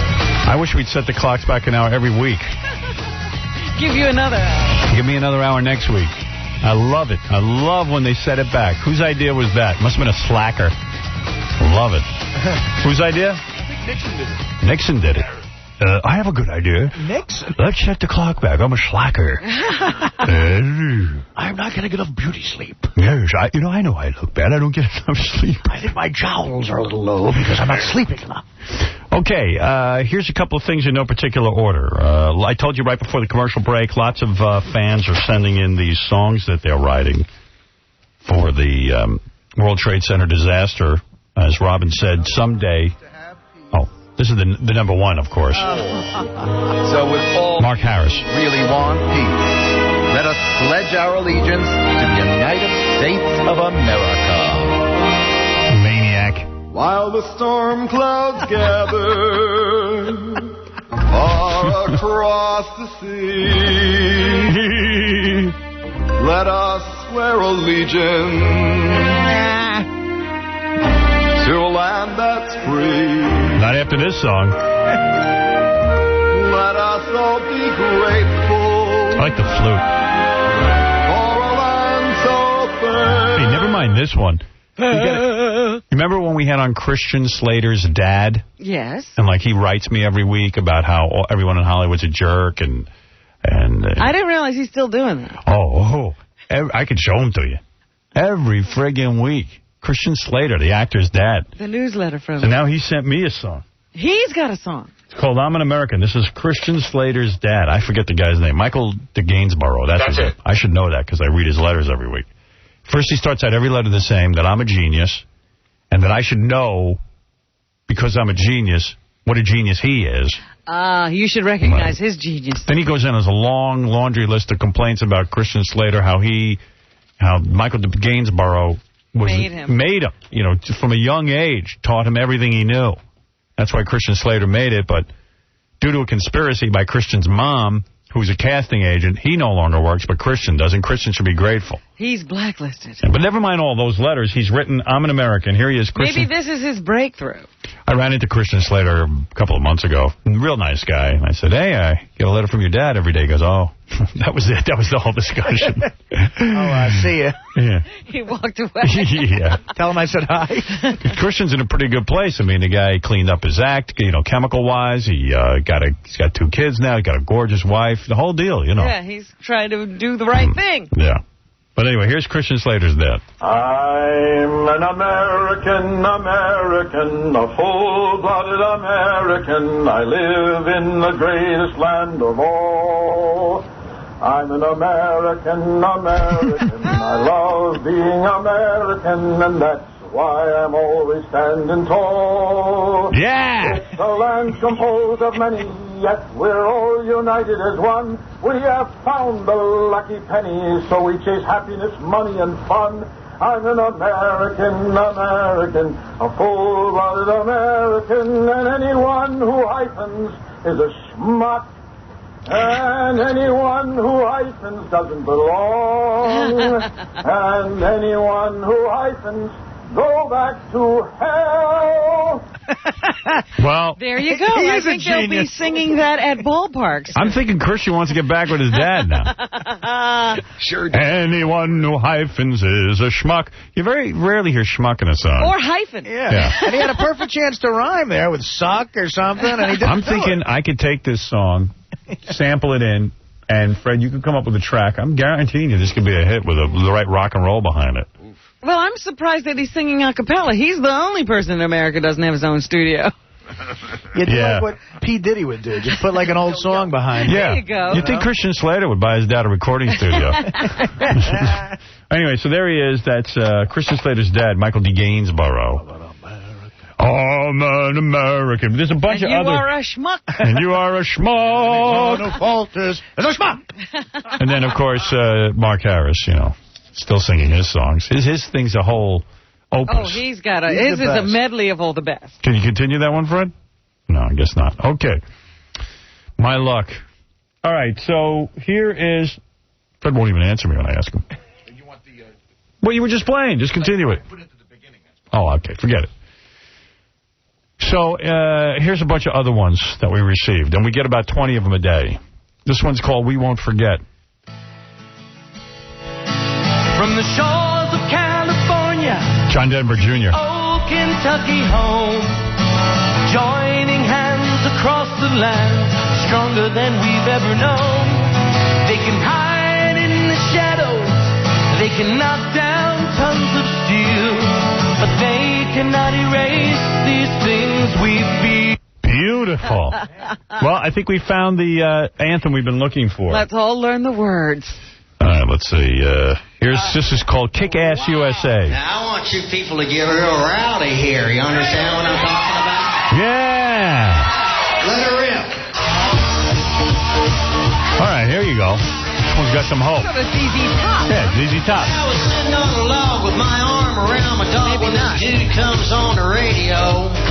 Well, he was talking real tough and said your number is up and you Americans all gotta go. I pulled out my snuff, I turned to my pup and I said, will you tell me, Ship, if they come after you, what would you do? And he barked and I said, yep, that's it. Kick-Ass USA. His dog told him that. So what? This guy sent in 3 of them. He's got a whole bunch of them. Wait. Oh, great. He's working on an album. Wait. This one's called U.S. Stands for Us.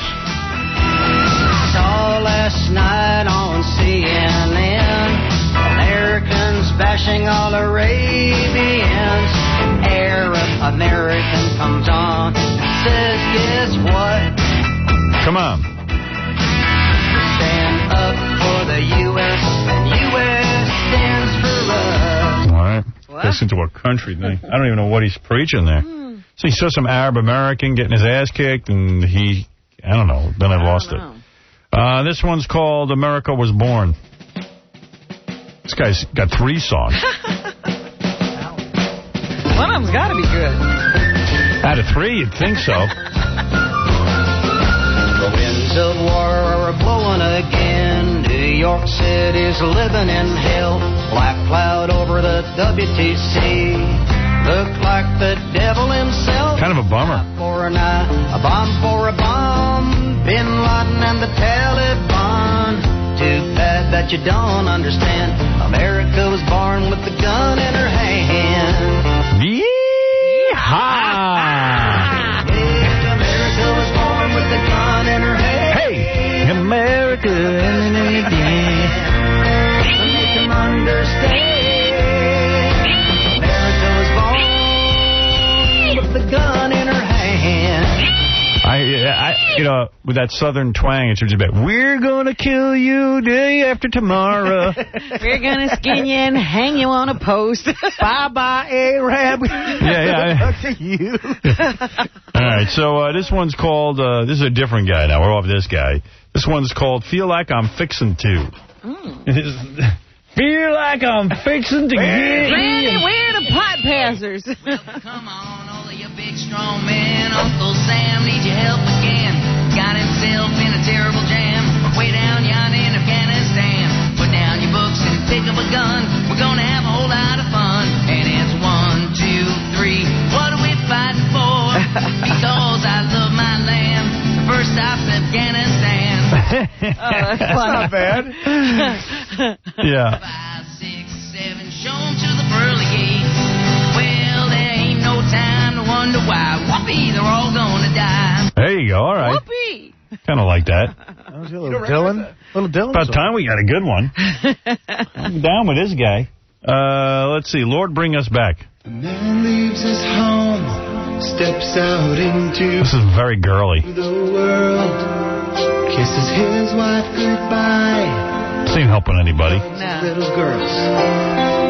We're kissing his little girls goodbye. That ain't good. We know what happens there. Yeah. Taliban blows us up. All right, let's see. Bald Eagle. America. Yeah. Happening in America. Oh, mighty power. Oh, Man. There's a bald All right. eagle. There's a guy on the phone named Bill Sardi. He claims if you eat enough garlic, you cannot get anthrax. All right. It will kill the anthrax. Kill. Hey, Bill, you're not a crackpot, are you? No, I'm not. Yeah, you're like one of these holistic dudes who knows something, right? Well, actually, I'm a journalist. I write for various magazines in the health field. Yeah. Now, just give me the medical basis for this. You're telling me that if, first of all, how much garlic I got to eat? Do I stink from garlic all the time now? Have you take those garlic pills? What's the deal? Yeah. Well, about a clove would work, and if you were really subjected to anthrax, maybe 2 cloves a day, and you just chop it up, and that would give you good antibiotic protection. So what you're saying is even if you have the anthrax, you don't need to take antibiotics. Well, I'm not sure about that totally, but, you know, the way they approved the Cipro drug was they couldn't use it on humans, so they had to do a test in a lab dish. So they put the little anthrax bugs in there, and then they put the drug in to see how well it works, and they look at the area that's killed, like, you know, is it the size of a dime or a quarter, and so on. Well, they did the same thing with garlic, and it outdid doxycycline and penicillin and all the rest of these drugs, and it does not cause the antibiotic resistance.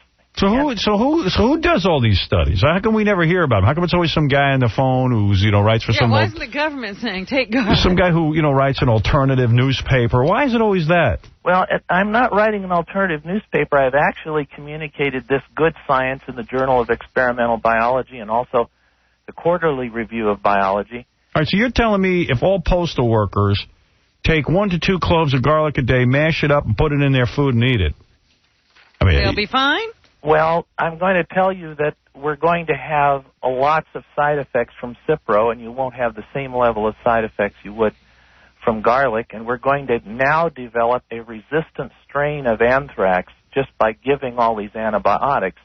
Somebody who got it will now develop a very resistant strain. Because we get guys calling in here, Cool Whip will cure leprosy. You know what I mean? Drink vinegar. And like if you're a postal worker right now and you're thinking, well, okay, the garlic will protect me, and then it's just some crackpot thing, then they're going to be pissed. But if you're telling me there's some scientific basis for this... Well, there's a good scientific basis. Understand that some people have taken Cipro and died on the first dose, and I have never heard that from garlic. Mm-hmm. Well, okay, so... Let me ask you this. Where can people find this information? Yeah. Like in a way that they'll know that it's not just a crackpot saying, yeah, don't eat meat. Just go to Planet X. Yeah, seriously, Bill, where do we get this info? It's all on my website. You can go to askbillsardi.com, and all the science and references are there, and there's nothing to sell, just good information. Okay, cool. All right, so you're not selling anything. You're saying garlic's the answer. What about these garlic pills? Well, some of the garlic pills work and some don't. You're looking for a little word on there called allicin, and allicin is the active ingredient, and that's what kills the bugs. Right, so if the garlic pill doesn't have that, you're screwed. Right, so you look for that. So would it be safe to say that if all of us took 2 garlic cloves a day, or, you know, whatever the recommended amount is, that we could perhaps be protected? You are protected, and the point is they've left us with nothing unless you have access. Only the pharmacists and the doctors, they're all running around with their Cipro in their briefcase, so we have got nothing. So maybe this is a good fallback position. It's a good antibiotic. It's broad spectrum, and anything entering your system, it'll kill it off as it enters. All right. That's reassuring. All right. Well, hey, you know what? Give the website out again, because maybe this will help some people. You bet. It's askbillsardi.com. Go there and find the good science. Yeah, because a lot of these... Bill Sardi? Bill Sardi has a restaurant. You have Sardi's? I've been to that place. Lots of garlic food. Bill, you got any kind of credential that give people confidence in this? Well, no, I'm a journalist, and I do write for various magazines, Nutrition, Science News, and so on. So I'm known in the industry and the nutrition business. All right. If I drop dead, I'm going to be pissed. I'm going to come back and haunt your ass. He's like, well, I'm Jesus Christ. That's right. Is that a good enough one for you? I sat at Jesus' feet. Bill, I like what you're saying. I know that some of these things in nature do ward off stuff. Well, at Cornell University right near you, they did a study in 1998, and they tested all the spices for their antibiotic power. This was a wonderful study, and what it showed is that garlic, onion, allspice, and oregano had 100% kill for every bacterium that they tested, and that was a wide range, almost every one known. I know this seems trivial, but when you're kissing your bitches, don't you reek from garlic? I love my garlic, but where's my bitches? Yeah. What do you do? Do you smell like hell? I'm not making a joke. I mean, garlic freaks me out. I hate the smell of garlic on people's breath. It's just foul. We'll switch you to oregano. The garlic, the allicin component of it, is the one that will penetrate. You're telling me I need allicin back in my life in order to survive? Take it easy. It comes through your skin, and therefore you do have the odor. So you can try the other one. I see. What do we avoid? You get odor. But what do we avoid? He was saying there's something... The allicin is the actual ingredient that kills the bugs, but unfortunately it penetrates through our skin, and therefore we have the odor. So you will smell. You do smell. Try oregano. At Georgetown University, they tested oil of oregano, and they wanted to kill the staph bug, Staphylococcus, and they tested it against erythromycin, streptomycin, penicillin, even vancomycin, the strongest antibiotic on the planet. All right, so wait a second. Wait, now you're saying something else. You're saying I could take oregano. Yeah, well, not the oregano in the spice rack, but in the health stores they have these oil of oregano capsules and so on. And that was proven to be as strong as the strongest antibiotic drug that man has seen so far. Yeah. Oh, well, maybe you're onto something here. Maybe I'm going to go load up on these spices. Did you read that Gwyneth Paltrow? She is something else. They did it. She is like not even embarrassed. I'm watching like Entertainment Tonight or one of those shows, Access Hollywood. I'd credit the right one, but I don't know who it was. I'm watching them, and Gwyneth Paltrow is being interviewed because she got this new movie coming out, which I cannot wait for, by the way. She plays a fat chick, but this guy gets a spell on him, and he only sees her as skinny. Shallow Hal, yeah. And Shallow Hal. And, man, she looks hot. I never thought much about her, but I think they gave her breasts, like fake breasts for this. And an ass. It even looks like a body double. You know that one shot where she's leaning over the counter in the kitchen? Yeah, she looks like killer. a body double. Well, whatever it is, she looks hot, and I like the whole premise. I love dumb movies like that. You know, Shallow Hal. It's real funny. It does look funny. Yeah, he's looking at her like she's gorgeous. But anyway. And the other thing is that Tony Robbins gives him the spell. He's kind of scary. They're interviewing her for the thing, and she goes, well, I have a gas mask. I have a 3 days supply of food. You know, I'm stocking up. I'm a New Yorker. I've been preparing for this. And I'm like, what is she doing? A gas mask and You know what? She has escape routes. She and Shannon Elizabeth will be the only people left. Yeah. And then you know what will happen? They'll die soon because they won't figure out anything. They can't figure out. Well, because they can't start a fire. That's right. But, Bill, maybe you're onto something here because they do say there are things in nature. Well, that's how people survived all this time. Well, understand that every time we use an antibiotic, we create more resistant type or mutant type of bugs. So eventually we're going to run out of antibiotics none of them will work. I'll tell you something, I don't take antibiotics unless I really, really have to. And Like, recently I had, like, I don't know if I had, like a little prostate infection or something, and it was really bothering me, and I called my doctor. He did give me the antibiotics, but he even said, wait, and I waited, and you know what? It went away. And I'm glad men do get prostate infections now and then, and of course, just as I'm trying to say, is that we'll eventually run out of all the antibiotics won't work, and we'll be left with what I'm talking about, oregano, garlic, and all the rest of these natural antibiotics that do not create the antibiotic resistance. So even for his prostate, if he starts popping the garlic or the oregano, he probably won't get that anymore, right? Well, who can tell? It's really awfully hard to figure out. But he's saying with the anthrax, it might work, or it does work. Don, go ahead. I certainly think everyone's left vulnerable with nothing to reach for to prevent it. You're kind of left with get exposed and then try something. Boy, that's not such a great idea. No, it's not. By the way, hey, guys, can you bring me in the plug? I don't have anybody's... You don't have a plug? You don't know this guy's name? We tried to reach him last night. His name's Bill Sardi. All right, but I'm just saying, you can write it down for me. I'm calling the guy. Bill Sardi. The man. All right, hey, you're on the air with Bill Sardi. Hello. Yeah. Yeah, he's talking about that, that there's no antibiotic resistance. If there's anything that's effective against an organism, eventually the organism is going to develop resistance to it. So to make this claim, even if garlic worked, eventually what's going to happen is that you're going to wipe out the population of bacteria that are susceptible to garlic. What's going to be left over are those that are resistant to garlic. So this I'm not talking about that. What I'm talking about is, well, maybe we should just take some garlic, instead of... save the antibiotics for when they are resistant to Yeah, for when we are diagnosed.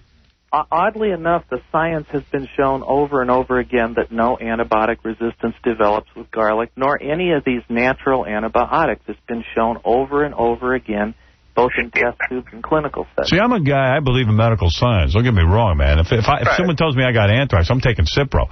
But the fact of the matter is, why not take the garlic, if there's some basis for this, take the garlic every day, or the oregano, and maybe it'll ward off a lot of this stuff before you even get it. I don't know.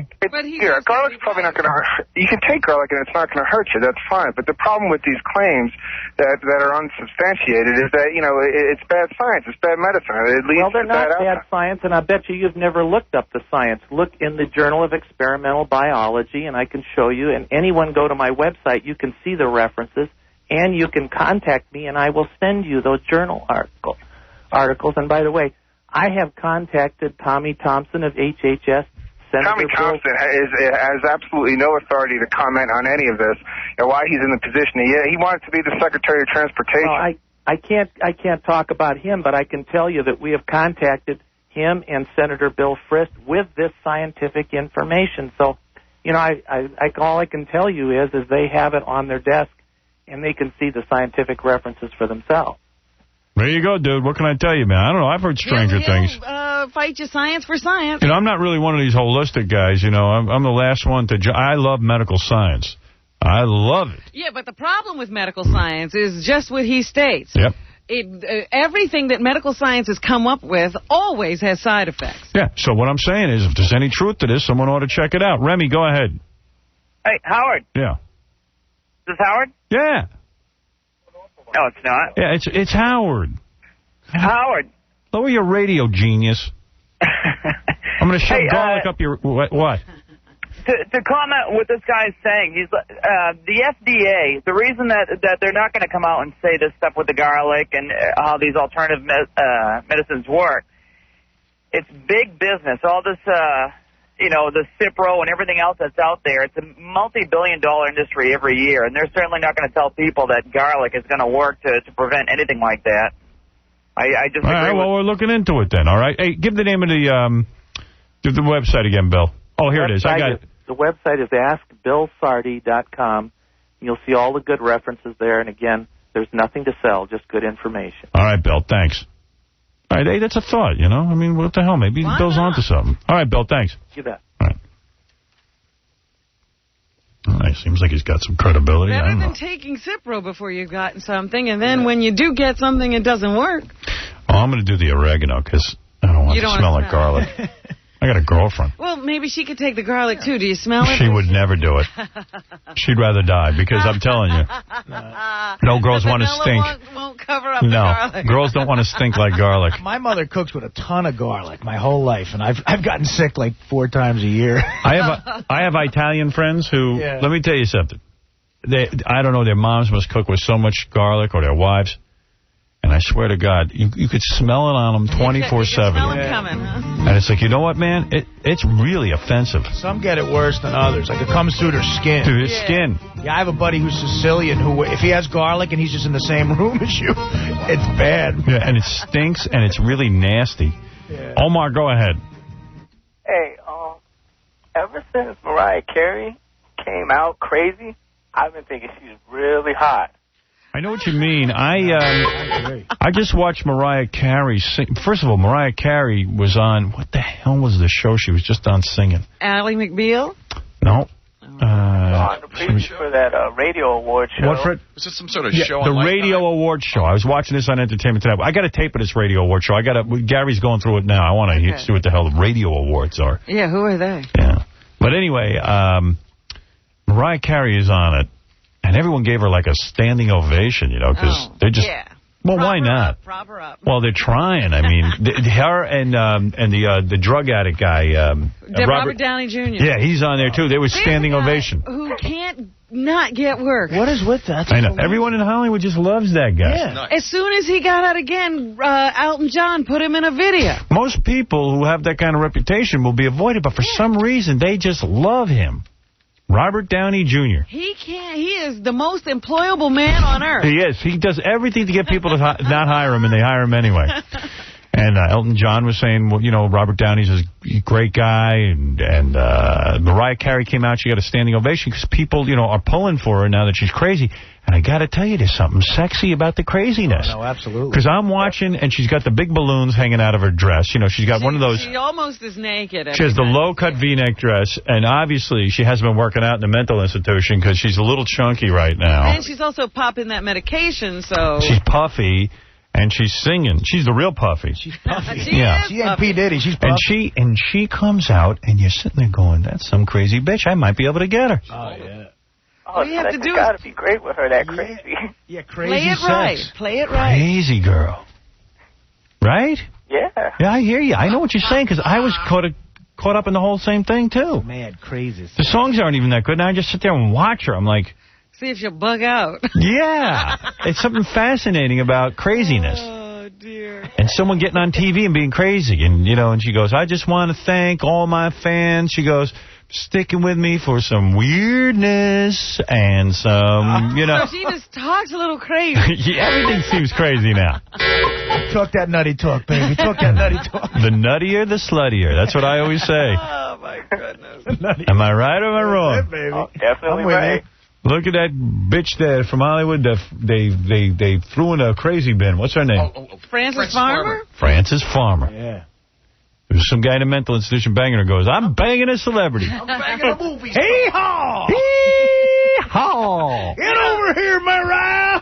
You don't think that happened to Mariah Carey, do you? Oh, come on. Oh, man, look who I'm banging, Mariah Carey. Hey, Mariah, I got my fan book ready for you. We're going to bang me a pop star. Bring me my lithium. Yeah, nothing sexier than a chick in a straitjacket. You nutty singing whore. The nuttier, the sluttier. Come on over here, honey. Crazy singer. I tell you, I'm watching this award show and I'm going, in fact, Gary, I gave you a tape of it. You can pull that performance off, man, when she starts talking. Yeah, that's you're sexy. probably looking at her eyes, seeing if they're rolling around like slot machines. And, you know, and she's dressing totally inappropriately. You know, Tommy Mottola, when he was married to Mariah, used to keep her, like, dressed kind of conservative. Right, he used to fix her up. Well, yeah, hide the trouble areas and stuff. But now she just... Sometimes she just wears like a little sports jacket, no panties, nothing underneath. And just before she went into the mental hospital, she was running around flashing, you know, Carson Daly. It's great. I told you, the nuttier, the sluttier. Picture her like in a mental institution with guys with butterfly nets trying to catch her, like a Benny Hill episode. Like, come here, Mariah. Come here, Mariah, you look like a crack whore. Get over here. Yeehaw! Damn, Mariah's loose again in Ward B. You're talking about the butterfly net. She used to wear that little butterfly top. Yeah. Now they got a butterfly net. You got to lie to her to get her to Come here. calm down. Hey, partner, we got to shoot Mariah with the darts. Come on, get the dart gun. Hit her with one of them glitter darts. Glitter was a great movie, Mariah. It's fine. Come on now. Get your cute butt over here. Hey, Mariah, this just in. We just made $300 million, the movie Glitter. It's the biggest smash success ever. You know what? I cannot wait for Glitter to come out on DVD because I'm going to... it's not in the movie theaters anymore. Not in the movie theaters, and I'm dying to see it. I think they're going to sell a ton of them. It's going to be fun to have a glitter party. Howard, you should just have the audio version of it and just play it for 3 days on and off on the show. Yeah, right. Talk about it. Doggy. Because it was literally in the theaters for about a week. Yeah. Hey, look here, Mariah. Look what we got. The DVD of your movie. Yeah, we're going to watch it up in the psych ward. We're going to go watch the DVD. We're going to put your second album on and watch Glitter. That could be on the loudspeaker announcements for the morning in the mental hospital.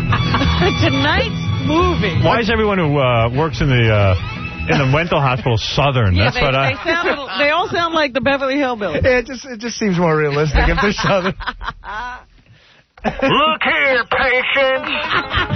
Right after our whittling contest, we gonna be playing Mariah Carey DVD in honor of Mariah's visit here to this fine institution. Now, no need to goof on the young lady. What we're gonna tell her is the DVD just generated $300 million in sales. Everybody on the same page? Yeah! All right, inmates, here's this afternoon's itinerary. We got a turkey shoot at 2 and a Mariah gangbang at 3. Come on, honey. We gonna dress Mariah for the radio award show. Tell Mariah the nurse's station is a kissing booth. When she's foaming at the mouth, pretend not to notice. Over. I got your medication in my apple bag, Mariah. Come and take your pills. And while you're at it, send that Robert Downey Jr. down here. How Robert Downey Jr. coming back? It's the Mariah Carey Robert Downey Jr. movie festival. Attention, Ward A. We're going to be banging Mariah tonight. And watching Robert Downey as Charlie Chaplin. The glitter viewing is delayed as the Mariah gangbang went a little long. I imagine what that mental hospital must have been like. Oh, my goodness. Oh, it's great. Unfortunately, she probably never hit the ward. No. Well, she's going to need a rest, I'm sure, again soon. Nurse Ratchet, can I talk about my fan booking group? Notice they canceled all those interviews and didn't reschedule. Yeah. She did an interview with, I forget the person she did an interview with. She did an interview. Instead of Barbara Walters, she went to this, I never even heard of this person. Gary knows something about it.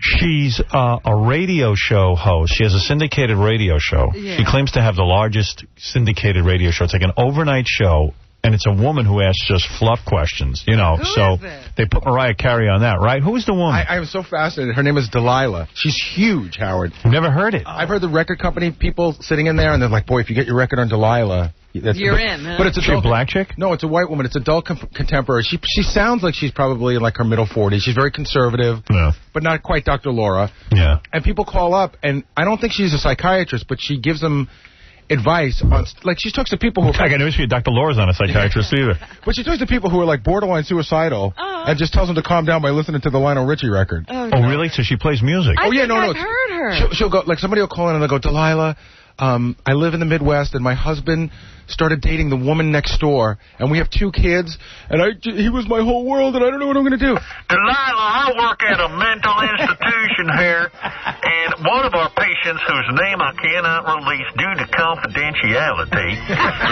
is very famous, and she here think her movie Glitter gonna make money. And we just can't stop laughing about that. Now, Delilah, never mind her. I just want to talk about my problem. Delilah, my father just raped me. Is that wrong? And she plays, while she's interviewing you, she plays that sad music in the background. Honey, your dad just raped you? Wait a second. We have a song for you. Hold on, honey. How's this? What a wonderful feeling, serenity. I feel liberty. If that doesn't work, how about this? I'm an American, a full-blooded American. I live in the greatest land of all. Sing it. Hi, I'm Christian Slater's dad. And I'll be in the institution with you, Mariah. I've never heard her interview anyone before, Delilah, but I'm sure, like, she talks in a very soft voice, and she doesn't sound real. Soothing, yeah. It's very soothing. Yes, Mariah. Well, you've been through some tough times. Delilah, I've had a real bad situation recently. What is it, honey? Delilah, say here, my daughter, well, she been diagnosed with leukemia. That's terrible. Let me play a song for you. That's exactly how it goes. Enjoy the sounds of Slipknot. But Delilah, I feel better already. Like, one day I was listening, and a girl called in. Yeah, and she had to Slipknot, Delilah. She was like retarded. The girl was retarded, and she was talking about how nobody in the family. She was talking about how nobody. Honey. She found a guy to marry, and nobody wanted him to get married, but they're going to get married anyway. And Delilah's like, you know what? It's important that you found love.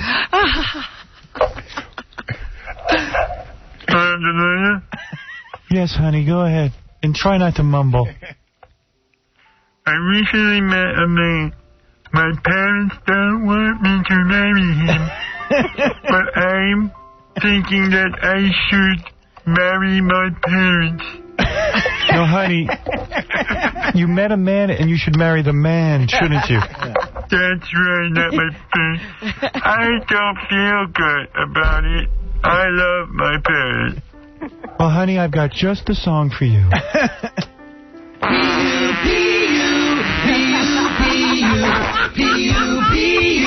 On the Delilah Show, it's part.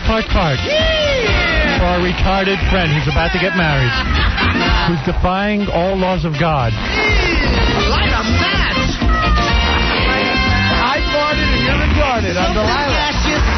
Right where my ass is gonna fart. Imagine how disgusting it is that somebody has a radio show where she gives advice. And plays serious music to people as the answer. Yeah, like you know, hey, you know, Delilah, I lost my wife in the World Trade Center, and I'm raising my kids alone, and I've got serious problems. Well, I have a song for you. I got a boner. I got a boner. I got a boner. I mean, come on. That would cheer me up. Yeah. I'm telling you, people call in with these horrible problems, and she's done with them in 90 seconds. Delilah, And right into music. Yeah. I'm the man who's going to marry that girl. I'm a retarded individual. I love my girlfriend. It's hard for me to get work. Delilah, I can't learn long division. You can't learn long division? My God. Well, I have a great song for you. It's called My Enormous Penis. I take a look at my enormous penis, and my troubles start melting away. I take a look at my You understand. Hello there, Delilah. I'm being lynched right now. What do I do? Wait, I have a great song for you. All right, listen. But what did she do with Mariah Carey? Did we have the interview? No. How do we get that? Oh, my goodness. Hi, Mariah. What's wrong? Well, how about, for starters, my publicist released to the press that I was exhausted, but you know what that means. Well, and you know how it was funny? I'm crazy. I'm crazy. Wait a second, Mariah, you crazy. You ain't exhausted. Exhausted? That's just one of them fancy words for crazy. How did you get exhausted? Fancy Yankee words for crazy. You know how Fred's playing that music as a goof? Yeah. I'm telling you, that is the music. That's exactly the kind of music she plays. Oh, country music? No. That you know, bluegrass, hillbilly? Not the country. Oh, this. And so she would say, you know, Mariah, I know you've had some troubles. Yes. Yes, I have. And this is exactly the kind of music that plays. Tommy left me, and now my career is on the skids. He's sabotaging my record career. Mariah, Glitter was the worst film in the history of Your album bombed. Bat crap crazy. How do you feel? It's hard for me to talk. Well, maybe I'll play a song for you then. Right, here's a song that I first heard in Europe. I think it's going to solve all your problems. Here's the #1 song of the country. It's J-Lo. Oh, yeah. And they're Britney Spears. This is J-Lo and Ja Rule.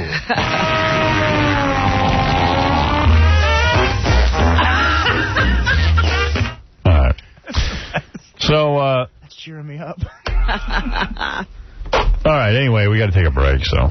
I know there's a ton of folks on the phone. We want to get to them.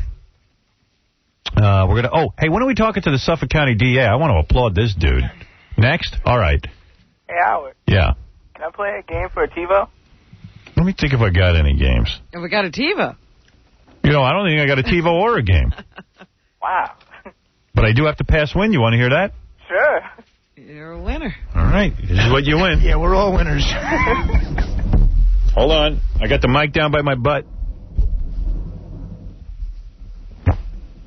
Who heard that? Was it? That was it. I heard a little bit of it. A little muffled. That's what you won, sir. Oh, well, thank you. I'm very famous. All right. Hey, on the front page of the newspaper, I just have to mention this before we go to commercial break. If you want to get your ass burning, if you just want to get crazy, on the front page of the New York Post today, there's a picture of Reverend Al Sharpton shaking hands with, what do they call him, Prime Minister Arafat? PLO leader Yasser Arafat. Yeah, Minister Arafat. What a scumbag summit that is. Yeah, I mean, two of the biggest scumbags on the planet. Minister. Scumbag summit But today. the thing that burns me up, Al Sharpton's in his best suit. The man doesn't represent the United States in any way. And he has a lifestyle where he's got the big pinky ring and the whole thing and very expensive suit. And he decided to go over to Israel and, Palestine to meet with leaders because he wants to see what's going on. And you say to yourself, when you look at this guy, who's paying for this guy to go to Israel to spend days on end hanging out? This guy does not work. Same like Jesse Jackson. Job, as far as I can tell. They finally figured out that Jesse Jackson was scamming every company in the world by basically shaking them down. And by the way, the government still hasn't done anything. But Sharpton's trying to move in on Jesse Jackson territory, go over and be a statesman with all these ridiculous terrorists. And you say to yourself, it's got to be some poor old black guy in Harlem who contributes to, I don't know, Sharpton's charities that pays for all this. Because what job does Al Sharpton have that he can afford a trip to Israel to go meet with these dudes? And why do world leaders open their doors when he shows up? Yeah, what's his credibility? He holds no public office. Why do they meet with him? And Jesse Jackson's freaking out because he just issued a press release on what we should do about Halloween. This guy's so down in the dumps. He must think he's the president. Yeah, he goes... He should take his daughter out on Halloween. Yeah, right. The new one. Go take your little girl trick-or-treating. Yeah. Jesse Jackson says the September 11th attacks are too fresh in the memories of Americans for it to be business as usual on Halloween. The New York Post reports Jackson is calling for a nationwide Halloween hiatus. Halloween hiatus. Halloween hiatus. Schmatus. Bo fana fo fatus. Me my mo my atus. Hiatus. Halloween hiatus for a Mandy. For minority citizens. Halloween hiatus in a syndicated article distributed to newspapers yesterday. Jackson says he agrees with the president's assertion that Americans need to get on with their lives. But, not Halloween. Halloween is not for me. I call a Halloween hiatus. Can I get an amen? Halloween is another matter. And this year, the risks seem magnified and the spirit seems wrong.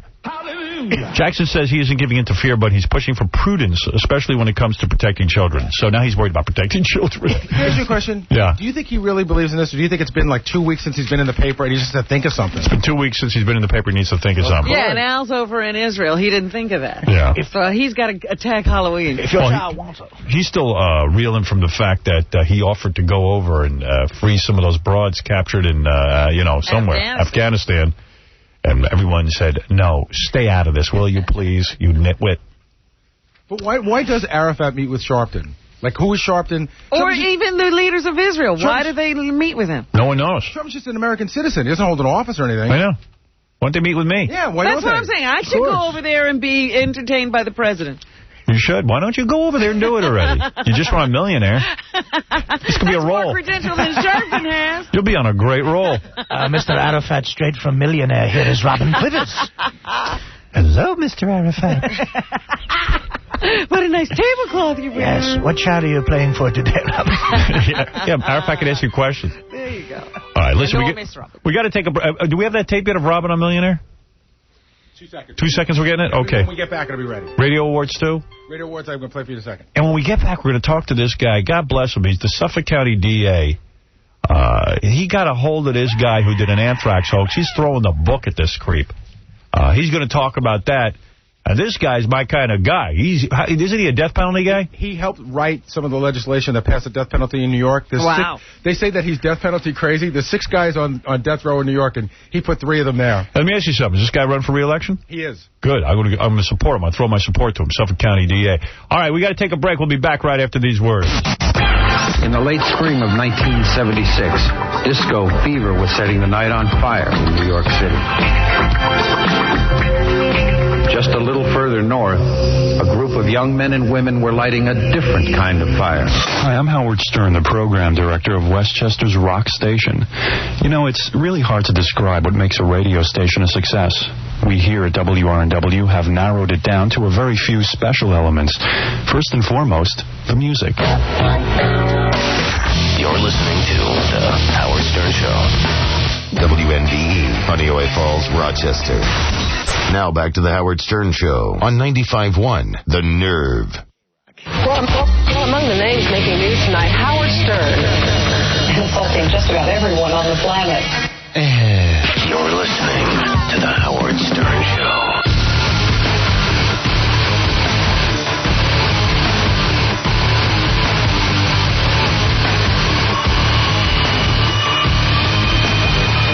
I read about James Catterson in the newspaper. They were talking about how Nassau County, Long Island, if you're an anthrax hoaxer, you basically get a slap on the wrist, which I can't believe when we're at war. We're supposedly at war.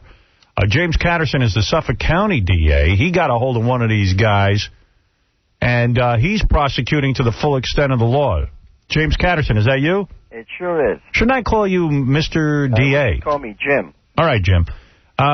Jim, I like your style. From what I've read, you feel the way I do, and probably the way most people do, that if somebody hoaxes and sets up an anthrax scare, that's terrorism as well. Well, it does. It plays right into the terrorism objective of destabilizing and demoralizing the civilian population. So whether they do it on their own or whether they have a cause such as Ted Kaczynski or something, right, they're contributing to the same objective that the Taliban and bin Laden is. Let me ask you a couple questions about this. Shoot.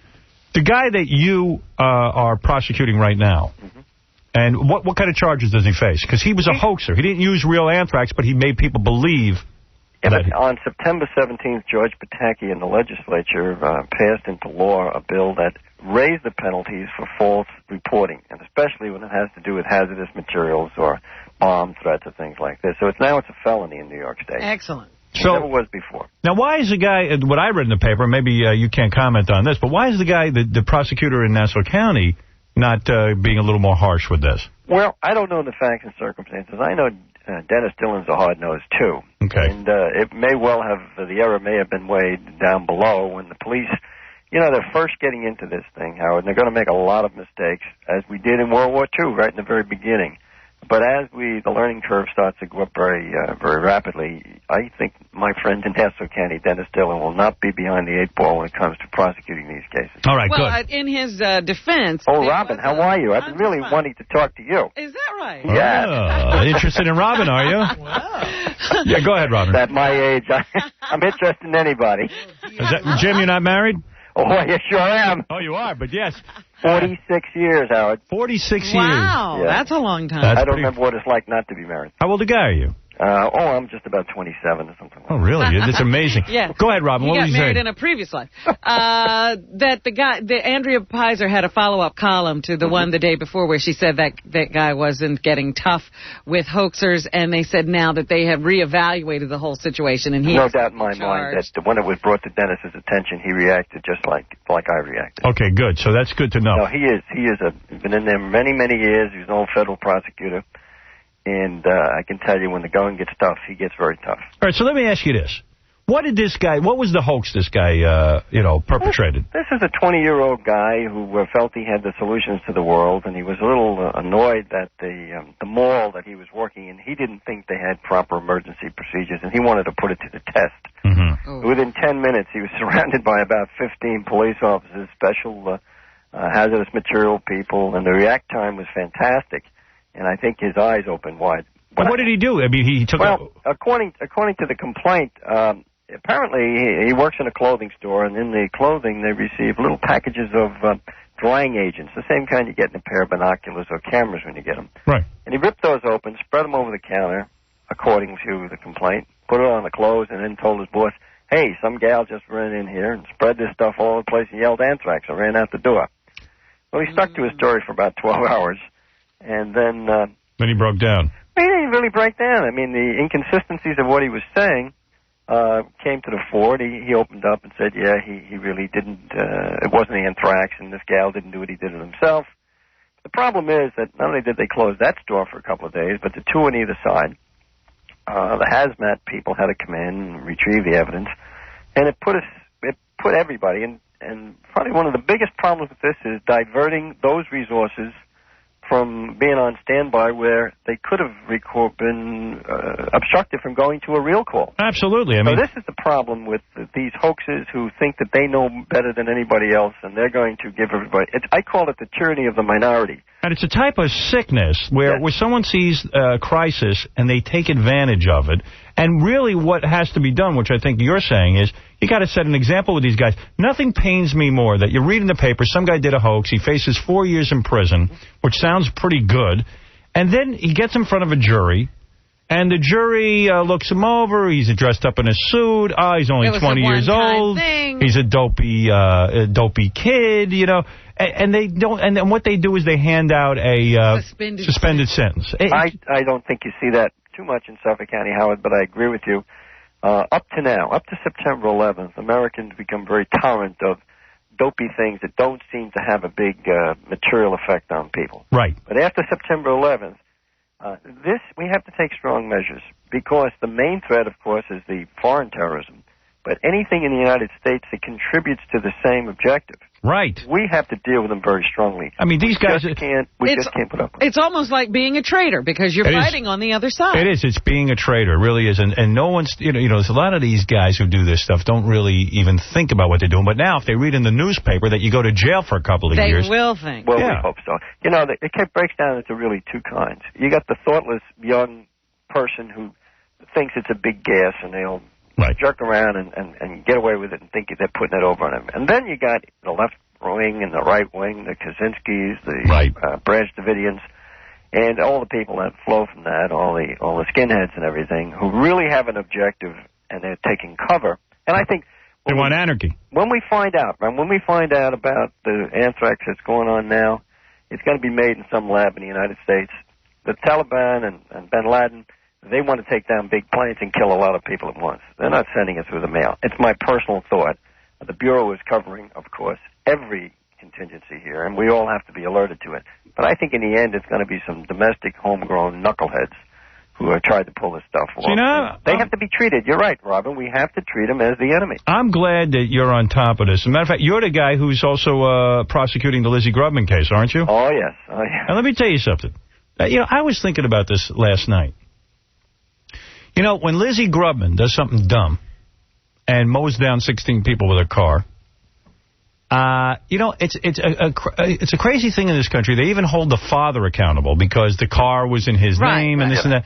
There's always accountability. And I wonder, with immigration in this country, shouldn't we start holding civil service workers, the people who actually allow people to come into this country, put their names on these guys' visas, and if they haven't thoroughly checked somebody out, shouldn't they be held accountable? Trace it back to where it came from. Take away their home, take away their livelihood, the same way they're trying to do in any of these cases where, you know, if I go on the air and say something irresponsible, the FCC comes after me, they sue the company I work for. Why am I held accountable for dumb things that I say? That really don't have any consequence. That have no consequence. Why aren't the people who allow immigrants into this country who... Illegal immigrants who don't have the right papers. Yeah, who they just stamp them through anyway. Hold them accountable. And in the same way, I'm kind of shocked even that Lizzie Grubman's father is accountable for a 30-year-old girl's actions, but yet in this country, everyone's accountable. Well, you're talking two different kind of accountabilities, Howard.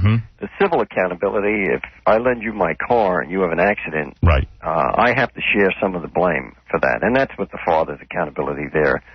Lizzie Grubman has a different problem. Well, yeah. She has criminal accountability that she has to face. All by herself. No, and I like that you're going after her. I mean, I think that she should be questioned and certainly brought no one forth. is above the law. You know that. You've been down the road on this thing yourself.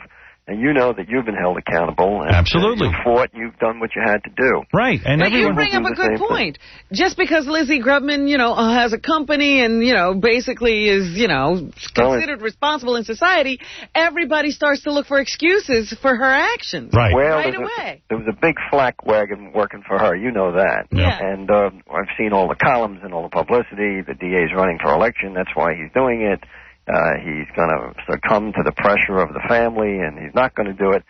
The point is that the prosecutor in this case, Kerry Ann Kelly, is a professional. She's doing a great job right now, and the picture is very interesting, Howard. She looks like Sister Mary Arthur. She's got the heart of a stone killer. Really? She's got two little ones, and she's a matron from Southampton. And she's not going to be put aside, and that's why we put her in charge of the case, because she's a great prosecutor. And she's going to give Lizzie Grubman the deference and the trial that the times demand. No one is above the law, and that's no more true than in this case and anything else. And she's entitled to the presumption of innocence, and she will have to stand trial before a jury of people in Suffolk County. And that's the way it is. And there's no pressure that, you know, I didn't even know who she was. Right. Until who would? This thing happened. I like your style on these so-called hoaxers, and you really do have to set an example with these guys who hoax. And as sorry as this kid may be and as thoughtless as he may be, we have to send a message and say, listen, we're at war, and if you're going to do hoaxes with anthrax, then you are as bad as a terrorist. You know, we're in the Unfortunately, Go ahead, Karen. yeah, some of these people aren't kids. They're in their 30s and 40s, and so stupid that they throw down a powder and say, hey, guess what, everybody, anthrax. Oh, yes. It's like the people, the bomb hoaxes on the airline. You don't see much of that anymore because they took it very seriously. Right. So let me correct on one thing. Not correct it, but make a comment. All right. You said a kid, a 20-year-old kid. Howard, I had a rifle company in Korea, and the average age of my troopers was 19. Right. And they were men, and they were doing a man's job. I was only 23 myself. Right.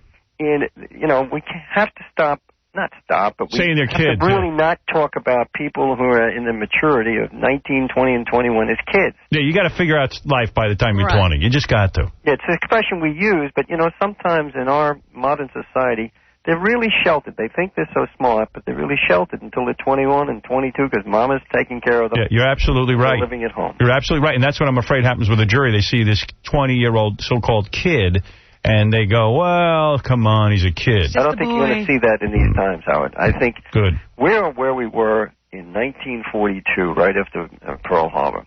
The country was, the Japanese were going to invade the West Coast. The German bombers were going to be over New York City. We had all of these fears that we had to work our way through, and it took us until mid-1943 before we began to see some material results in the war. Right. This is a different kind of war. We don't know what its timetable is going to be, but we're going to go through these startups. I was at the State University with Shirley Kenny, the president, yesterday, and we were talking about the testing of all these anthrax scares that we're getting. You know, we have over 200 or 300 of them. Right.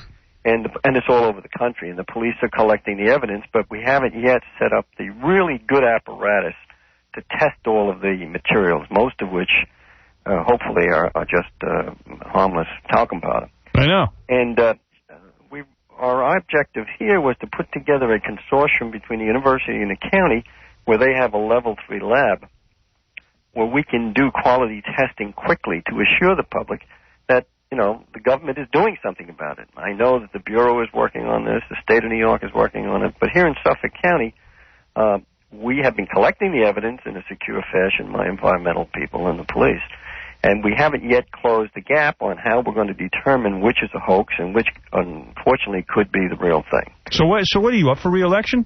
Yeah, next week, a week from today. So what do you think? You going to win? Well, it's going to be a tough one. It's been a dirty campaign. Really? I'm running on my record, and when someone runs at your strong points and says that's a lie, you spend a lot of time saying, what are you talking about? We have a 97% conviction rate, and crime is down 52%. But, Howard, I know you spent a lot of time in the East End of Long Island. Yeah. And love it. I know. And the reason I think you like to come out here is that... Because you clean out all the hippies. You feel relatively safe. I feel safe Well, out Lizzie there. comes out here on the weekend. As long as you stay off the highway, she'll be all right. No, I like what you're saying, and I like you prosecuting this guy. I want to thank him for reminding people that World War II wasn't just taken care of like that it took a little while for people to figure out what was going on, but the people do figure it out. But I do want to tell you one thing. As soon as Einstein and that gang figured out the A-bomb... That took a little while. My boy Harry Truman figured it out. Yeah. And he dropped it right on their ass. Well... And let's not be afraid... We're talking about anthrax here in this country and what to do about that. Let me tell you something. We got the mother of all bombs to stop this whole thing right away. You understand? Well, I understand. See, let me tell you That something. won't necessarily stop the anthrax if it's So, Will, homegrown. don't worry about that. And and Jim knows Don't worry about that. that we got the ultimate weapon. And I'm not afraid to use it. Unfortunately, thank nobody's... goodness your hand isn't on the button. I'm being serious. I think there's probably a lot of rethinking on that all over the world because we're dealing with a foe that's a much more difficult one to reach, to define, and it's a war against our country. Let me tell you this. Tell the president the next time you see him, if there's no more Middle East, there's no more problem. There you go. You understand we what I'm saying? Americans are almost too tolerant and too free. Yes. But let me tell you something. There's no tougher fighter when they finally realize who the enemy is. And we saw that in World War II. Yep. We saw that certainly in Korea. It was a mess in Vietnam. They let us down. We saw it in Desert Storm. They didn't let us win Vietnam. Yeah. We weren't ready to do what needed to be done. I was and there was screaming no that. reason for us to be doing what I'll tell you what, Barry Goldwater knew how to be done. Yeah, they but just we wouldn't let him shouldn't do have been it. there in the first place. Well, whatever. Maybe you should be running. You're not kidding. Oh, you think you're tough? I'd rather see Robin run, to tell you the truth, Howard. You can be her Secretary of State. I'll tell you something. All right, hey, listen, let me just say that we're talking to Suffolk County District Attorney James Catterson, and if you want to go to his website to learn more about him and what's going on in Suffolk County, especially with these anthrax cases and everything, you can go to co.suffolk.ny.us/DA. All right, Jim, thanks. That's Jim Catterson, man. And I like what you had to say about going after this guy. Listen, we'll see you on the island. And, Robin, come on out and keep everything civilized, will you? Okay. And give your wife a kiss for me. Take care. Thank you. Lucky man. 46 years married and still into it. Yeah, look at him. He's out working. Although he sounded excited to talk to you. Sounds like, why do you think he wants to kill everybody? He's a little frustrated. These married guys, I'm telling you. Watch out for him. Watch out for him, man. They'll Don't kill break you. any laws and stuff. Guy married 46 years, he's ready to prosecute your ass. Guy gets out of the house. Kill him! Kill them all! Execute him. Now, let me tell you, Howard, I've been married 46 years. And I'm telling you, I'm ready to kill a few of these hippies out here. I'm for the death. You're damn right. Kid toilet papered my tree last night. Well, guess what? Dead. Let me tell you something. I always vote for the guy married 46 years. Hey, he was, you're calling him a kid. Yeah. To me, he's a dead man. To me, he's a dead man walking, Howard. I like this guy. Kid who looked at me wrong there. I like this guy. No nonsense. Yeah, I like a no-nonsense prosecutor. Yeah, Dominic, what's up? Also, I've had a lot of cases against him. The one thing also you left out was the death penalty. Yeah. He has prosecuted more defendants than any DA to all 5 boroughs and Nassau and Suffolk. Yeah. Where does he find them? There's hardly any criminals out in He's Suffolk. married 46. He shot to death a guy who robbed a supermarket the other day. He's not afraid to plant a gun on a guy. Come on. No, but I'm being serious. No, I know. He actually... every DA passes on that.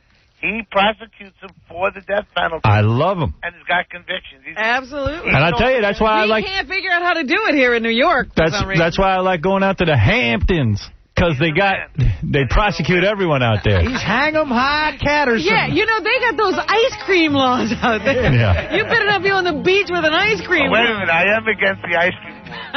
Yeah, Dominic loves ice cream. You'll go to jail for that. But it's only spumoni. All right, thanks, Dominic. I like this guy. Yeah.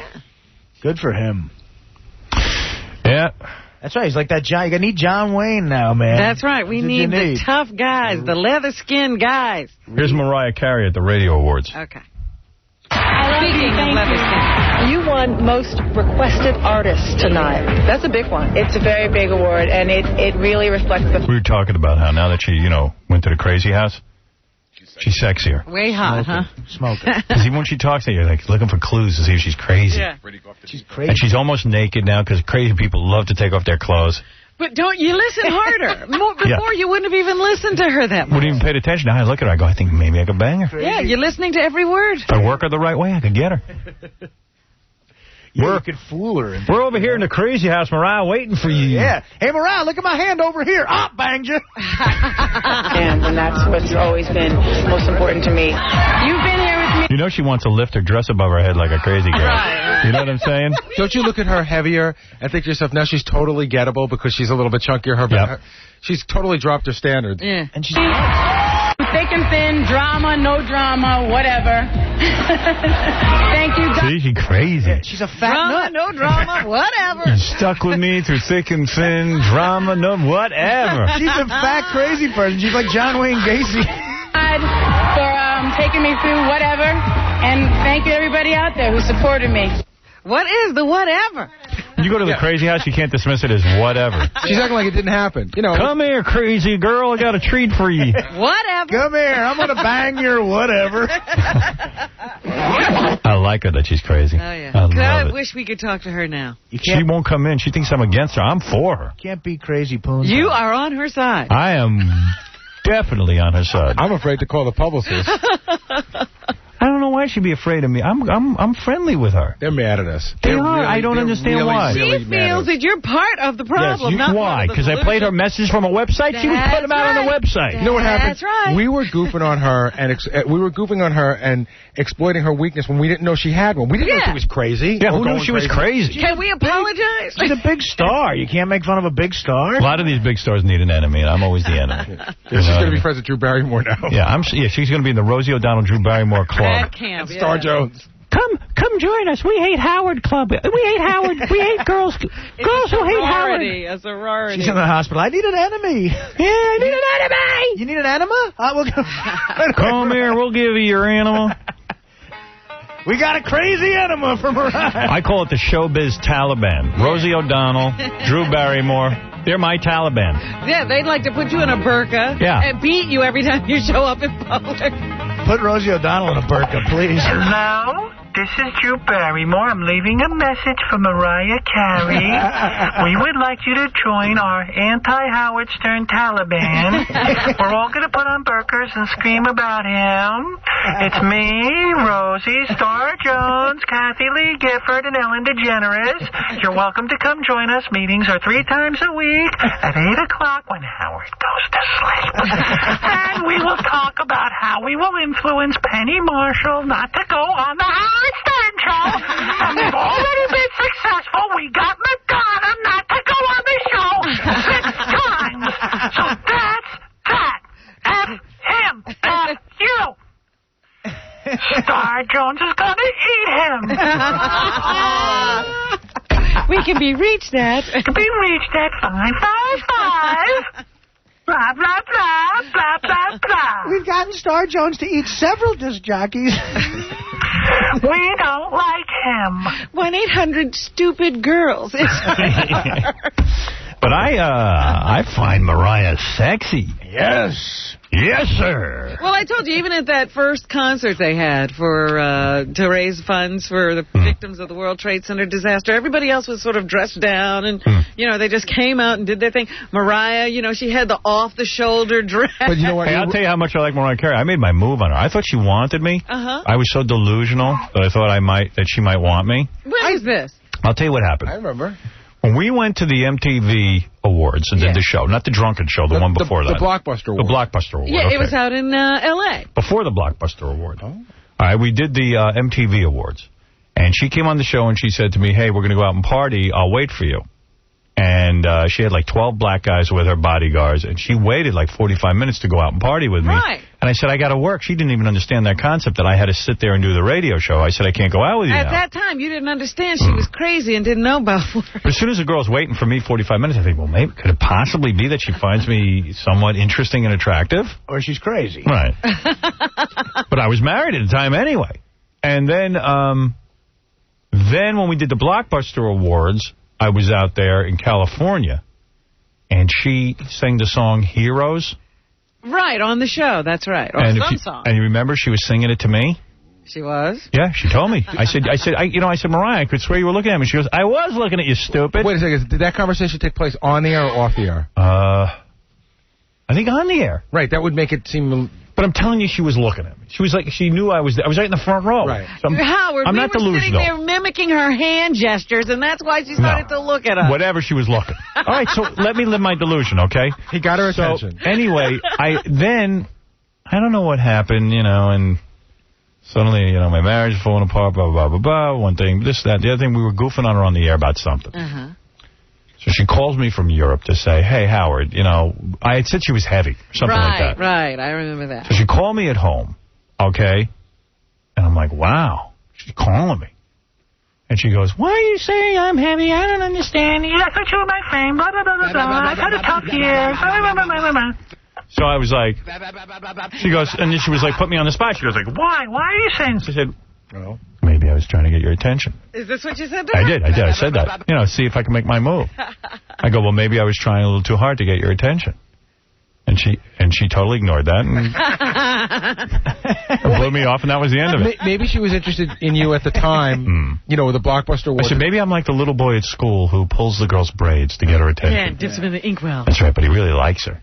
And she was like, okay, so she went back to talking to the couch. Yeah, right. Maybe she was interested in you. Yeah. Hey, Mariah's talking to the couch over here. Mariah's having a conversation with her ottoman again. Should we give her some pills?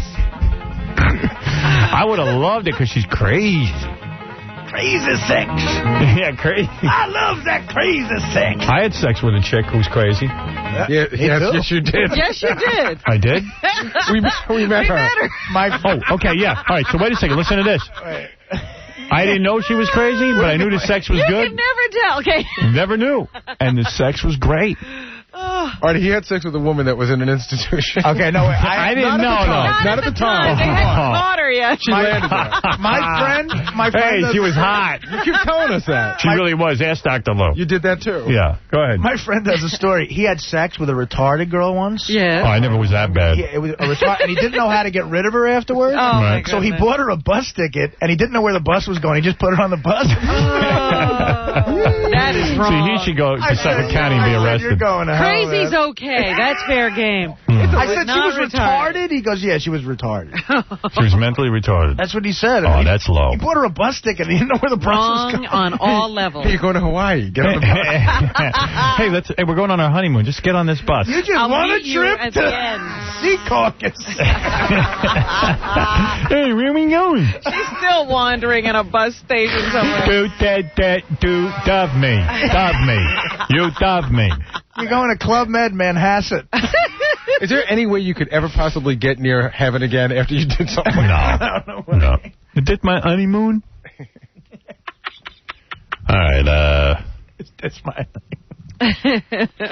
We just had the DA on, and now there's some guy running for county executive, the Republican. I was going to ask you, are we going to endorse somebody for mayor? Election time is coming. And did you hear what happened to the deputy county executive in Nassau County? No. He might be going to jail. Why?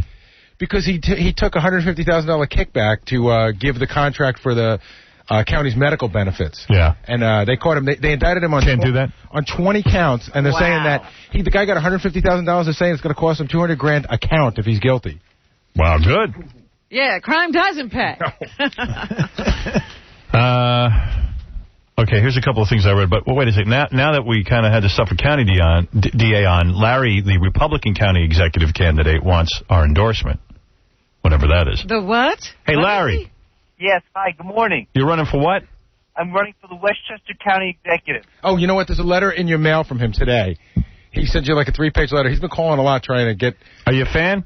Yeah, I'm a huge fan. So is my wife. He was just talking about me about 30 seconds ago. You going to legalize pot?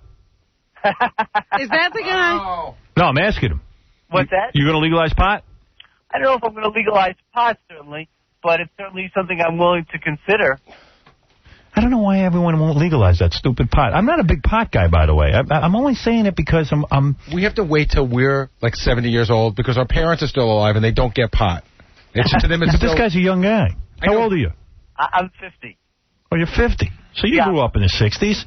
I did grow up in the 60s. I grew up in Brooklyn. What's your beef with pot, though? Like, why wouldn't everyone just legalize that? Because I'm saying all the money... Get it off the books. I was reading Rolling Stone magazine. They're spending so much money on getting these guys in Kentucky who are pot farmers. I'm thinking, take all that money and let's get the terrorists. The local homegrown terrorists. Well, A, it would be a huge moneymaker, and B, imagine if you could get pot that was actually regulated so you could buy, like, extra strength pot and, like, know you're getting good pot. I would buy that. Look at how the Taliban is doing so well funding their government with drugs. Come on. New mild pot. You know what? Legalizing pot is not a county issue anyway. It's a state issue. Or a federal issue, but... All right. Never mind all that. I don't even want to know the issues. You got my endorsement because you're a fan. I'm a huge fan. I hope he doesn't go bad on us, though. Don't go bad on us. What's your name? Larry what? Horowitz. Larry Horowitz? Right. A Yid? What's that? A Yid? Yes, I am. All right. Larry Horowitz got our endorsement. Larry, could you promise to be good? We talked to a guy once, and then now he's in jail for like being a pedophile. Right, they won't even let him I in. know that. Yeah, but we didn't endorse that guy. No, I know. I have an incredibly clean record, so I don't think you have to worry about me. That's what he said. Yeah, because the last guy we endorsed for mayor of Hartford turned out to be a pedophile or He was something. running against Lieberman for senator of Connecticut. Yeah, he was the mayor at the time. Yeah. Hey, what about Beetlejuice? You got a place in your cabinet for him? Yeah. Absolutely. We want diversity in my government, so we've got a place for everybody. All right. You sound like I'm advocating a no-fly zone over Indian Point and anti-aircraft to back it up because that's a tremendous threat to all of our securities. If we're in your listening area, that's a threat to us. Hey, let me tell you something. That ain't crazy. You're absolutely right. I'll go with you on that. I like that idea. I like that. All right. We endorse you. Shoot down any plane over Indian Point. You fly with that endorsement, buddy. Thank you. We're digging you. Bye. All right. Take care. What about the mayor's race of New York? It's very important, an important decision. I swear to you, I was talking to someone about that yesterday. I don't know enough about these two guys. I met Mark Green the other night. Aren't they saying, though, that Bloomberg doesn't even have a chance? Isn't he way behind? But I don't care. I don't believe in that. I think Bloomberg, though, I like that whole rap about him being a good businessman. Not that it necessarily means to be a good mayor. There's a whole bunch of issues there, but... Well, you know what? Somebody pointed out he doesn't have any... It's not a public company. You know, he doesn't have to answer or work with anybody. He doesn't have any unions to deal with. Yeah. So he's used to running his own show. I don't know. Giuliani endorses him, and Bernie Carrick does, too. And so does Governor Pataki. He's running on that whole I'm not a politician thing. And right, and sometimes that can get you in trouble. Yeah, but people never Then again, what has Mark Green really ever done? Well, Mark Green, I'll tell you, he actually is pretty cool. He was like the Ralph Nader of the city. He's always been... But it's not a real... No, he's always been a consumer advocate, and then that position was actually created for him. But do we need something like that now? I mean, we need just one thing that he's strong at. Do you see what just happened with him? One of his relatives happened to be involved with that scaffolding falling down. You know what, man? If I had to be responsible for my relatives... he's the consumer guy, and one of his relatives is buying bad scaffolding. Come meet some of my relatives. If you're going to hold me responsible for some of what the crap they're doing. I got 70 cousins on my mother's side. I swear, I'm not kidding. And you know what? Half of them have been in jail. Oh, really? No, but some of them have been in jail. No. Well, some of my relatives still are in jail. Most of the Stern family has not really distinguished itself. Don't look far past you, is what you're saying. Yeah. Well, anyway, all right. So we still don't have an answer. So now there's a whole bunch of political guys calling in looking for our endorsement. Yeah. I think this is the guy running for Manhattan Borough president who wants to legalize pot. Oh, no, that libertarian guy? Yeah. We're not endorsing. There's actually a pot reform party. I saw, you get the book that tells you who's running for the mayor of New York, and 10 and after libertarian, that's the pot reform party. That's their whole ticket.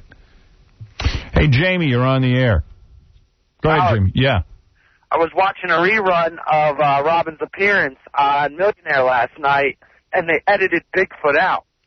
Yeah, I think they did. Did? Yeah. That sucks. Are you kidding?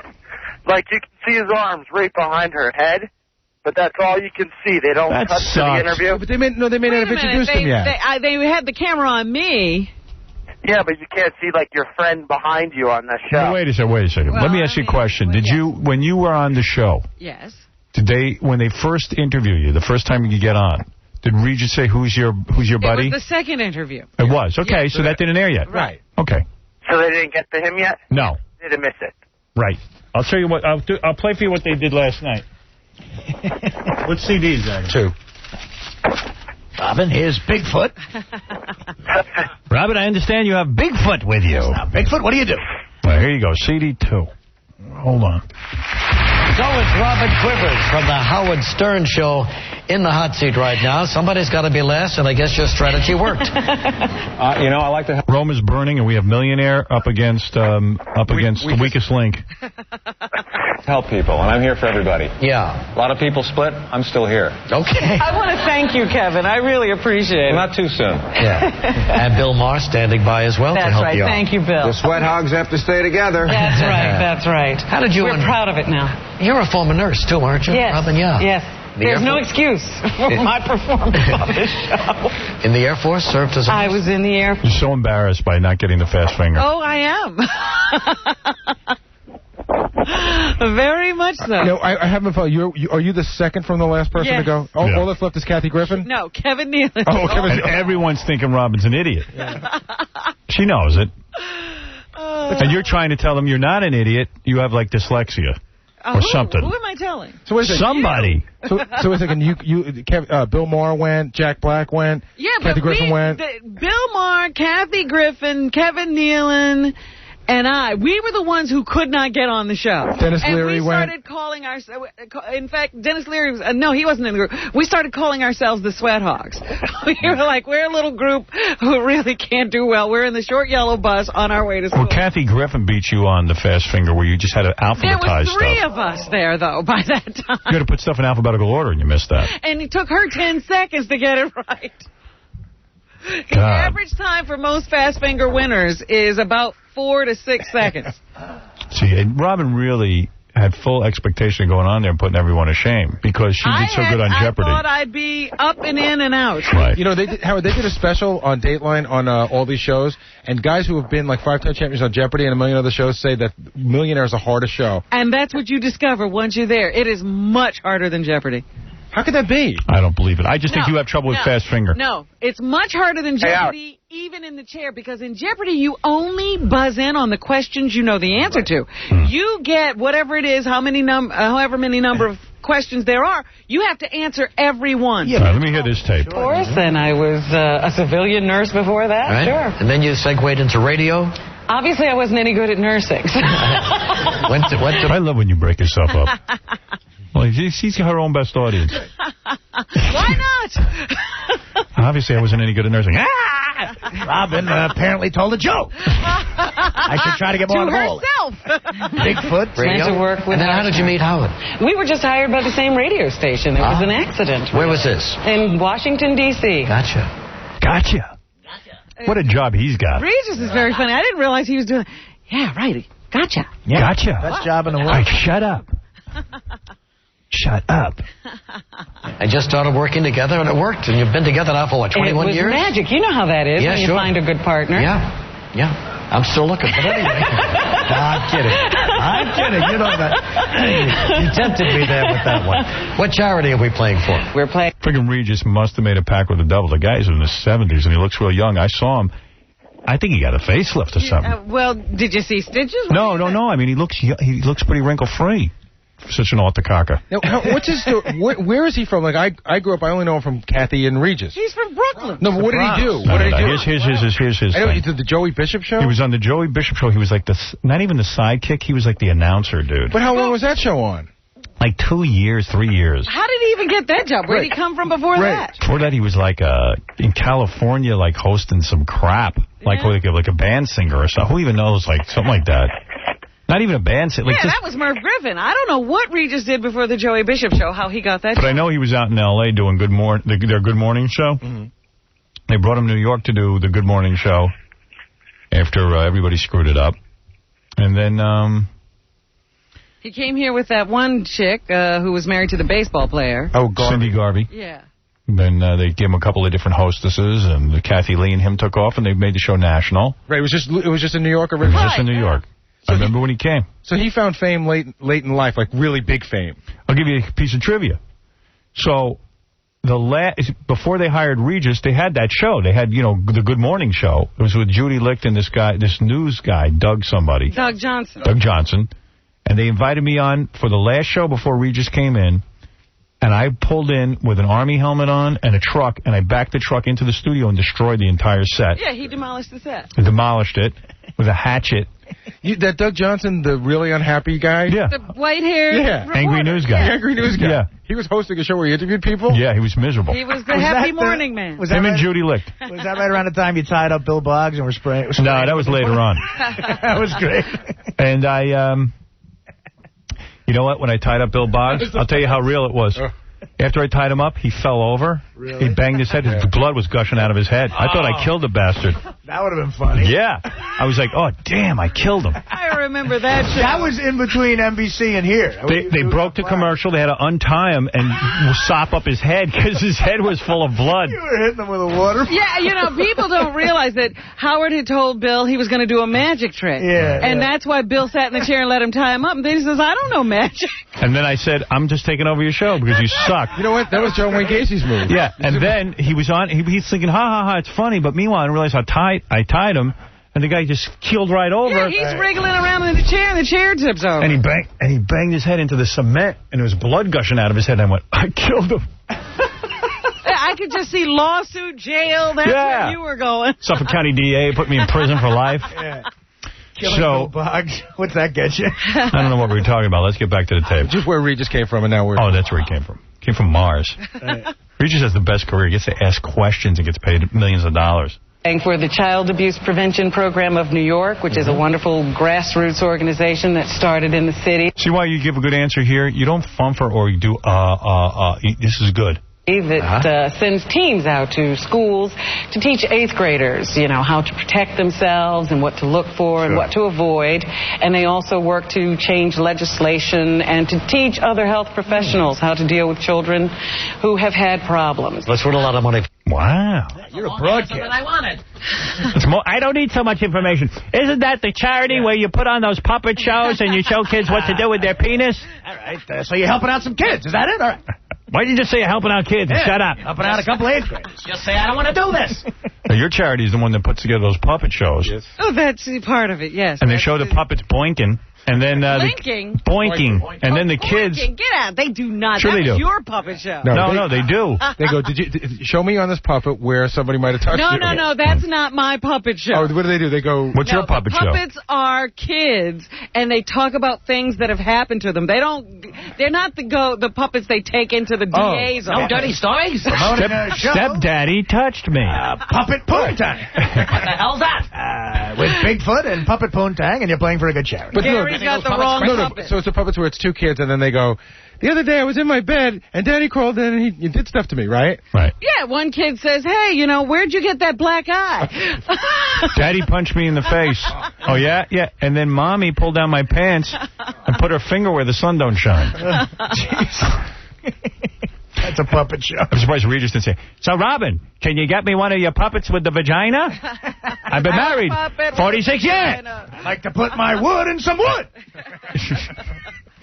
Can you get me the real doll? Yeah. Absolutely. You know the rules. You know about the lifelines. I must know everything. You must know it by now. Let's play Who Wants to Be a Millionaire. Robin wants to be a millionaire. Okay, Robin, get ready. The $100 question is here. Would have been great if you got this one wrong, whatever it is. A person's neighborhood is often described as his what? Eye of the tiger, neck of the woods, foot of the bed, featured on Cops. I would say it is B, neck of the woods. Final answer. Yeah, you're right. She's real smart. Hot damn, neck of the woods. I wouldn't have gotten that one. These northerners can read. Look at this here. Damn. Neck of the woods. I would have said on cops or whatever that one was. Next to the woods for $100. You're going for $200. According to the slogan for the National Enquirer, what kind of minds want to know? Active, simple, syphilitic, inquiring. Man has pumpkin head. Simple. C, inquiring. You know what? Don't laugh at everything Regis says, because then you'll encourage him. You know what I mean? I was laughing at the answer of a pumpkin But you can't. head. You'll encourage these guys. Oh, dear. They'll keep writing more dopey answers. I'm going to write that pumpkin joke myself. Write it. Yes, Robin. I hate this part of the game where they ask these stupid questions. Although I got to tell you, 1 out of every 20 times it works out because Gene Simmons lost on the second question. He did? What was it? It was a pachyderm is what? It was an elephant or something else, and he looked all around, and Regis said, would you like some help? And he goes, no, Regis, I don't need any help. That would be a zebra. And he lost the $200. A pachyderm is a zebra? And then Regis goes, I'm sorry, that's wrong. And Gene Simmons looked like somebody hit him in the head with a sledgehammer. Gene always looks like somebody hit him in the head with a sledgehammer. Regis goes, do you want some help? He goes, I don't need any help. Yeah, I mean, hey, please. Pompous. I don't need any help. Yeah, you do need help. You're in KISS. Hysterical. That's right. Inquiring minds want to know. $200 going for $300. Which of these drinks tastes most like V8 juice? Tomato juice, orange juice, apple juice, V7.9. Isn't that a subjective answer, though, really? What if orange juice tastes like V8 to me? I have not tried V7.9, but I'm going to go with A, tomato juice. Yes, tomato juice. I like when you let us in on your thought process. You got it. Tomato juice. You got it. You got it, Robin. You're up to 300. Go congratulate yourself. V7.9 is another joke we came up with. Smarter than you look. Smarter than you look.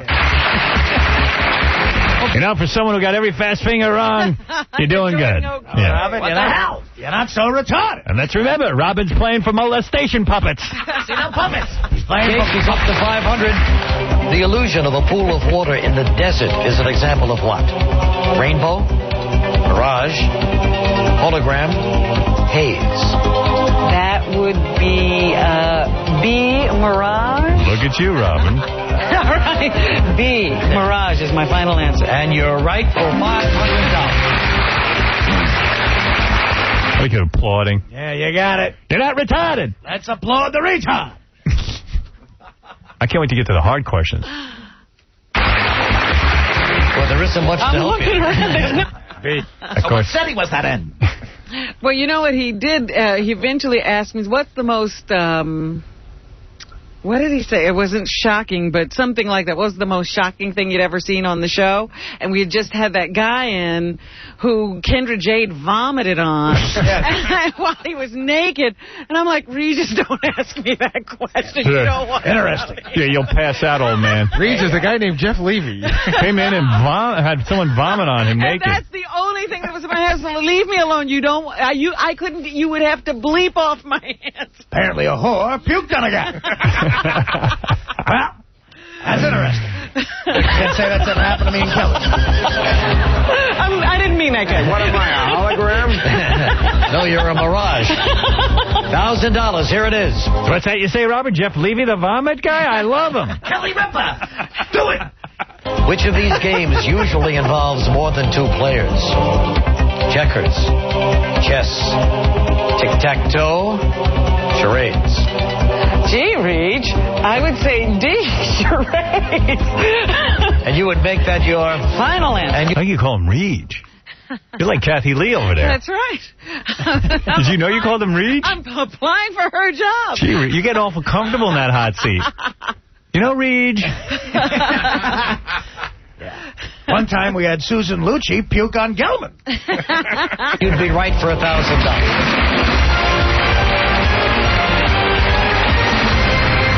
Now, I understand your producer, Gary Delabate, has some weird masturbation techniques. What's this about a toilet bowl? Let's hear it. Let's hear it, Robin. How does he close the door? Let's hear it, Robin. I don't do that. I leave the door wide open. Well,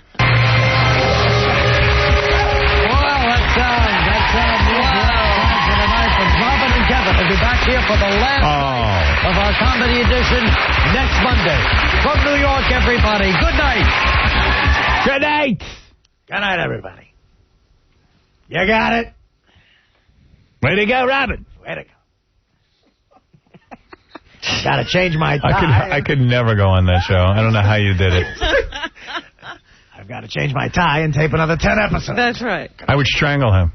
It was so funny because for that last episode, because they do tell you to bring several outfits, and they say, all right, it's time to go change so we can do another day. And then for the last episode, since I ended in the chair, I didn't have to change my outfit, but Kevin had to go back and change his outfit. So he had to wear 5 different outfits? Put a different hat on him? He needed a month's worth of clothes, that guy. All right, listen, I got to take a break. When we come, is Heidi Fleiss calling in? She's supposed to. Yeah. Someone said Regis just turned 70. That's pretty amazing. Yeah, that sounds about right. Absolutely. Yeah, he's All right, I got to take a break, but let me just read these 2 quick stories to you. Okay, here we go. They pulled an episode of Seinfeld due to the recent anthrax scares going on in America. This is the show where George has a fiance and she dies from licking a wedding invitation envelope. See, I knew Seinfeld started all this. Yeah. And I wonder about, like, why would you pull that? The audience can't distinguish between real comedy life and comedy. It really is ridiculous. According to Columbia, which is the ones that syndicate the show, we've been very sensitive to content in all programming we distribute. On our original schedule, the Invitations episode was to have aired on October 22nd. However, we replaced... And as a matter of fact, you know what? Son of the Beach, the show that I executive produce, we have one with Gilbert who goes after Osama bin Laden. And I think we should be playing... In fact, Gary, you ought to get a copy of that. I'll play it here on the radio. We'll take clips of it. Was it pulled? I heard that FX pulled it, which I would be really disappointed because what it does is it goofs on Osama bin Laden. And you shot it before the attacks, right? Oh, yeah. Yeah. This is a full year ago. It's topical. That's really on topical. I think so. I don't think it's a bad thing to watch. I think, if anything, it makes you feel better. And also... This is amazing about J-Lo. Have you heard about this charity thing that Bono put together? Yeah. Yeah. It's a U2 charity single. And what they did was they pretty much did what all these other charity records are. They get a bunch of artists together to record. Okay, so they say everybody who showed up pretty much did their own thing without, bringing their egos. Mm-hmm. Here is what Jennifer Lopez needed in order to do her 90 minutes of work. They got this off of SmokingGun.com. A 45-foot trailer with 2 entry doors equipped with CD player, TV, VCR, hair sink, and makeup station. Man. A white dressing room with white flowers, white tables, white tablecloths, white drapes, white candles, white couches. No catering in the actual dressing room except beverages. Fruits including mango, green seedless grapes, pineapple cantaloupe, papaya, honeydew melon, watermelon, chocolate chip cookies, apple pie a la mode, brownies, and vanilla ice cream. Evian water, room temperature. Raspberry, lemon, Snapple, Nantucket's fruit punch, Kern's apricot, mango, pear, guava, peach, no tomato, apple, or grape juices. This is all for a girl who can't sing. Yeah. For a charity event. Yeah. Well, she needs a lot of help. Yeah, a charity event. I know. Yeah, they won't collect any money because they spent so much getting her there. None of these records make any money anyway. They're all jerking off. I love all these guys who, are going to donate the proceeds. I'm going to do something for charity. Donate the proceeds to the record, but they always give you the record. They ain't going to make any money. Right. Balance bars, honey peanut. Steamer. She was there 90 minutes. Yeah. Steamer, ironing board, iron, wardrobe rack. Assortment of current R&B, hip-hop, and salsa with suggestions including Wyclef Jean, De La Soul, Buena Vista, Social Club, Jurassic 5, Matchbox 20, Beck, and Mark Anthony. She needs, CDs in the dressing room. What in the world does she do while she's in that trailer? People on the set reported afterwards that Lopez was there for such a brief time she never touched the food and most of the drinks went untouched. Right. One really big chair. For my big ass. I listened to one song. Pretty funny. You were talking this morning about her clothing line and how she didn't come here to promote it. It really is for big people. Did you notice that? Really? Yeah. Well, you'd have to be if she's the model. All right, we got to take a break. We'll be back right after these words. Are you ready? Ladies and gentlemen, then today here in the greatest city in the world, brace yourself. It's the Big Apple, New York City. Here they are. Let's get ready to rumble. Howard Stern. I mean, all y'all. The Howard Stern Show. WNDE, Honeywell Falls, Rochester. Now back to the Howard Stern Show on 95.1 The Nerve.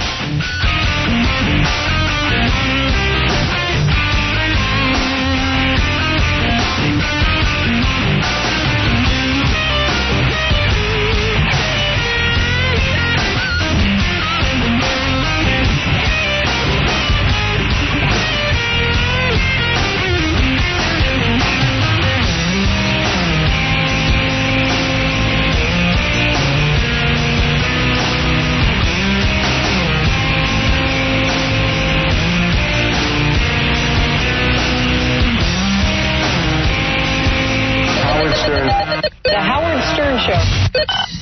You're listening to The Howard Stern Show. In 2 seconds, you're going to find out what happened to Heidi Fleiss. Everyone's been trying to interview her since she got out of prison, Barbara Walters included, and no one can get a hold of her except me. It's cool. I know Heidi. I'm friendly with Heidi. My kids worship her. What? Yeah, they do. What do you mean? Exclusive. I just want to say one thing. I'll tell you in a minute. But the one thing I want to say before I pick up the phone on Heidi, I want to read you something that's buried in the newspaper, and you should know it. The American Red Cross admitted yesterday that not all of the $550 million donated to its Liberty Fund for disaster relief will go to victims of the September 11th attacks. A portion of the Liberty Fund cash will go to the broad-based activities such as blood reserve programs, national outreach effort, and a telecommunications upgrade. Now, look, a telecommunications upgrade means better telephone. They're fixing the phone system at the Red Cross. Look, no offense, when you specifically give money, the Liberty Fund was for the victims. You've got to make sure that money goes to the victims. And the Red Cross is saying it takes a lot of money to do a lot of work, and I don't doubt it. But that's another fund, Red Cross. Mm-hmm. That ain't right. And that's why I like the money. We gave over $3.5 million to Rudy Giuliani's fund, which there's no phone upgrade. It's all going to... That's right. We're not going to build a building. That's right. You know, don't think I wasn't tempted to take the $3.5 million and put it into some kind of secret account of my own and buy a really nice house. Now, let me tell you something. Listen, the thought crossed my mind. I think I could have gotten away with it if it wasn't for that friggin' Chiasano. Tightwad. Always in the way. But we gave every penny over. So there's not going to be that new house. Well, unfortunately, no fun palace. That'll have to wait. Right. That'll wait for another scam. You know, I could have built an Imus ranch where he buys a small ranch and then has all his sponsors buy the property surrounding it. So the old coot could have privacy. And then you could have invited a couple of victim children every once in a while to do some chores. Yeah, we give them farm work to do. Yeah. Well, gee, isn't that nice? There's fun when you have cancer, farm work. Yeah, we treat them just like everyone else. Actually work Imus's farm. Yeah, just like my brother does. Yeah, come down the ranch. Heidi Fleiss went to prison because she was a whoremongerer. And your kids idolize her? I went to a party at Rick Rubin's house, and Heidi was there, and I brought my daughters with me. And Heidi was telling them stories about prison, as graphic as it gets. And they thought it was great. They thought she was just the wildest person they ever met. Oh. And here she is, Heidi Fleiss. Am I right, Heidi? Yeah, that was a nice dinner Rick had. The dinner conversation was amazing. And Heidi sat on the porch. She goes, Howard, these are your daughters? Let me teach them a thing or two about prison. She's going to hip them to life. Yeah, she goes, these kids don't know jack about prison. Hey, I'm the best influence they'll probably ever meet in their life. I tell them exactly not to be like me. Heidi's got something to promote, and I'm going to get to that in the interview. But let me just go through a couple of things. First of all, if you don't remember who Heidi Fleiss is, I'd be shocked. Heidi Fleiss was the world's most famous madam. A Hollywood madam. Yep, she got nabbed. And most madams, Charlie Sheen was her client. most men who pimp and most men who are pimps. In fact, we have some of them come on the show and they're open about it. Government never goes after. Well, just recently they have decided maybe we should target the pimps because we're not getting these women off the street. Right, but Heidi for some reason was targeted, and I think because she was so high profile. Oh, I cornered the market. She did. You know what? You were probably turned in by your fellow competitors, right? Oh. I made so many enemies. She made a lot of enemies. But anyway, so they sent Heidi, just to refresh our memory, how many years did you go to prison? 3 years to the day. Okay. And in prison, there is sex. Oh, rampant. It's lesbian. It could, for me, it was lesbian hell, but some people it could be lesbian heaven. She happens to be a very attractive woman. When you got there, what happened? Because most people never been to prison. Why isn't this a movie already? Why haven't you optioned the rights? Well, let me tell you something. I was talking to Heidi about that because Heidi has a book that she wants to sell and stuff. And I got news for you. I would make the movie of this. Absolutely. Because listen to this. Heidi, when you go to prison, right, and you're a hot chick like you, what are you faced with when you first walk in? Like, you got to make a decision to align with yourself with somebody, right? Well, see, first I started off at a prison camp, and then an officer got a little testy with me, and I threw a metal chair at her. Go ahead. And then I got transferred to solitary confinement, and then to a bigger prison where people are there for life. Okay. And just peeping out the window when I was in solitary confinement and looking at the people there, because I'm looking out a little hole, I can tell they could out-hustle me. I was way out of my league. Right, because you were... So wait a second. So then... But wait a minute. I got to find out what the camp was. Was that like prison light? It's supposed to be prison light, but it's really not. It's still kind of... It's very... for instance, they have 100 women sharing 10 restrooms. All right, but wait a second. So you get to prison, right, the hardcore prison, right, after you throw the chair. 97% gay. Okay. Or maybe higher. So when you get there, are you in a private cell, or they stick you in with, No, they have 3 to 4 women per room. It's an 8 by 10 room. All right. Are most of these black chicks and Puerto Rican chicks? It's pretty balanced out between white, black, Hispanic, and Oriental. It's pretty much balance. And and when do you first realize that all the women in the prison really want you? I kind of knew it on the way there. I just picked the hottest chick when I got to the big prison. She looked like the hippest one, the best looking. She looked like Jennifer Lopez. But was she strong enough to fight so that you wouldn't... Oh, yeah, she's doing 20 years. I just said to her, she lived in a different unit. I went and I said to her, hey, if you move to my unit, you could have the best year of your life. Really?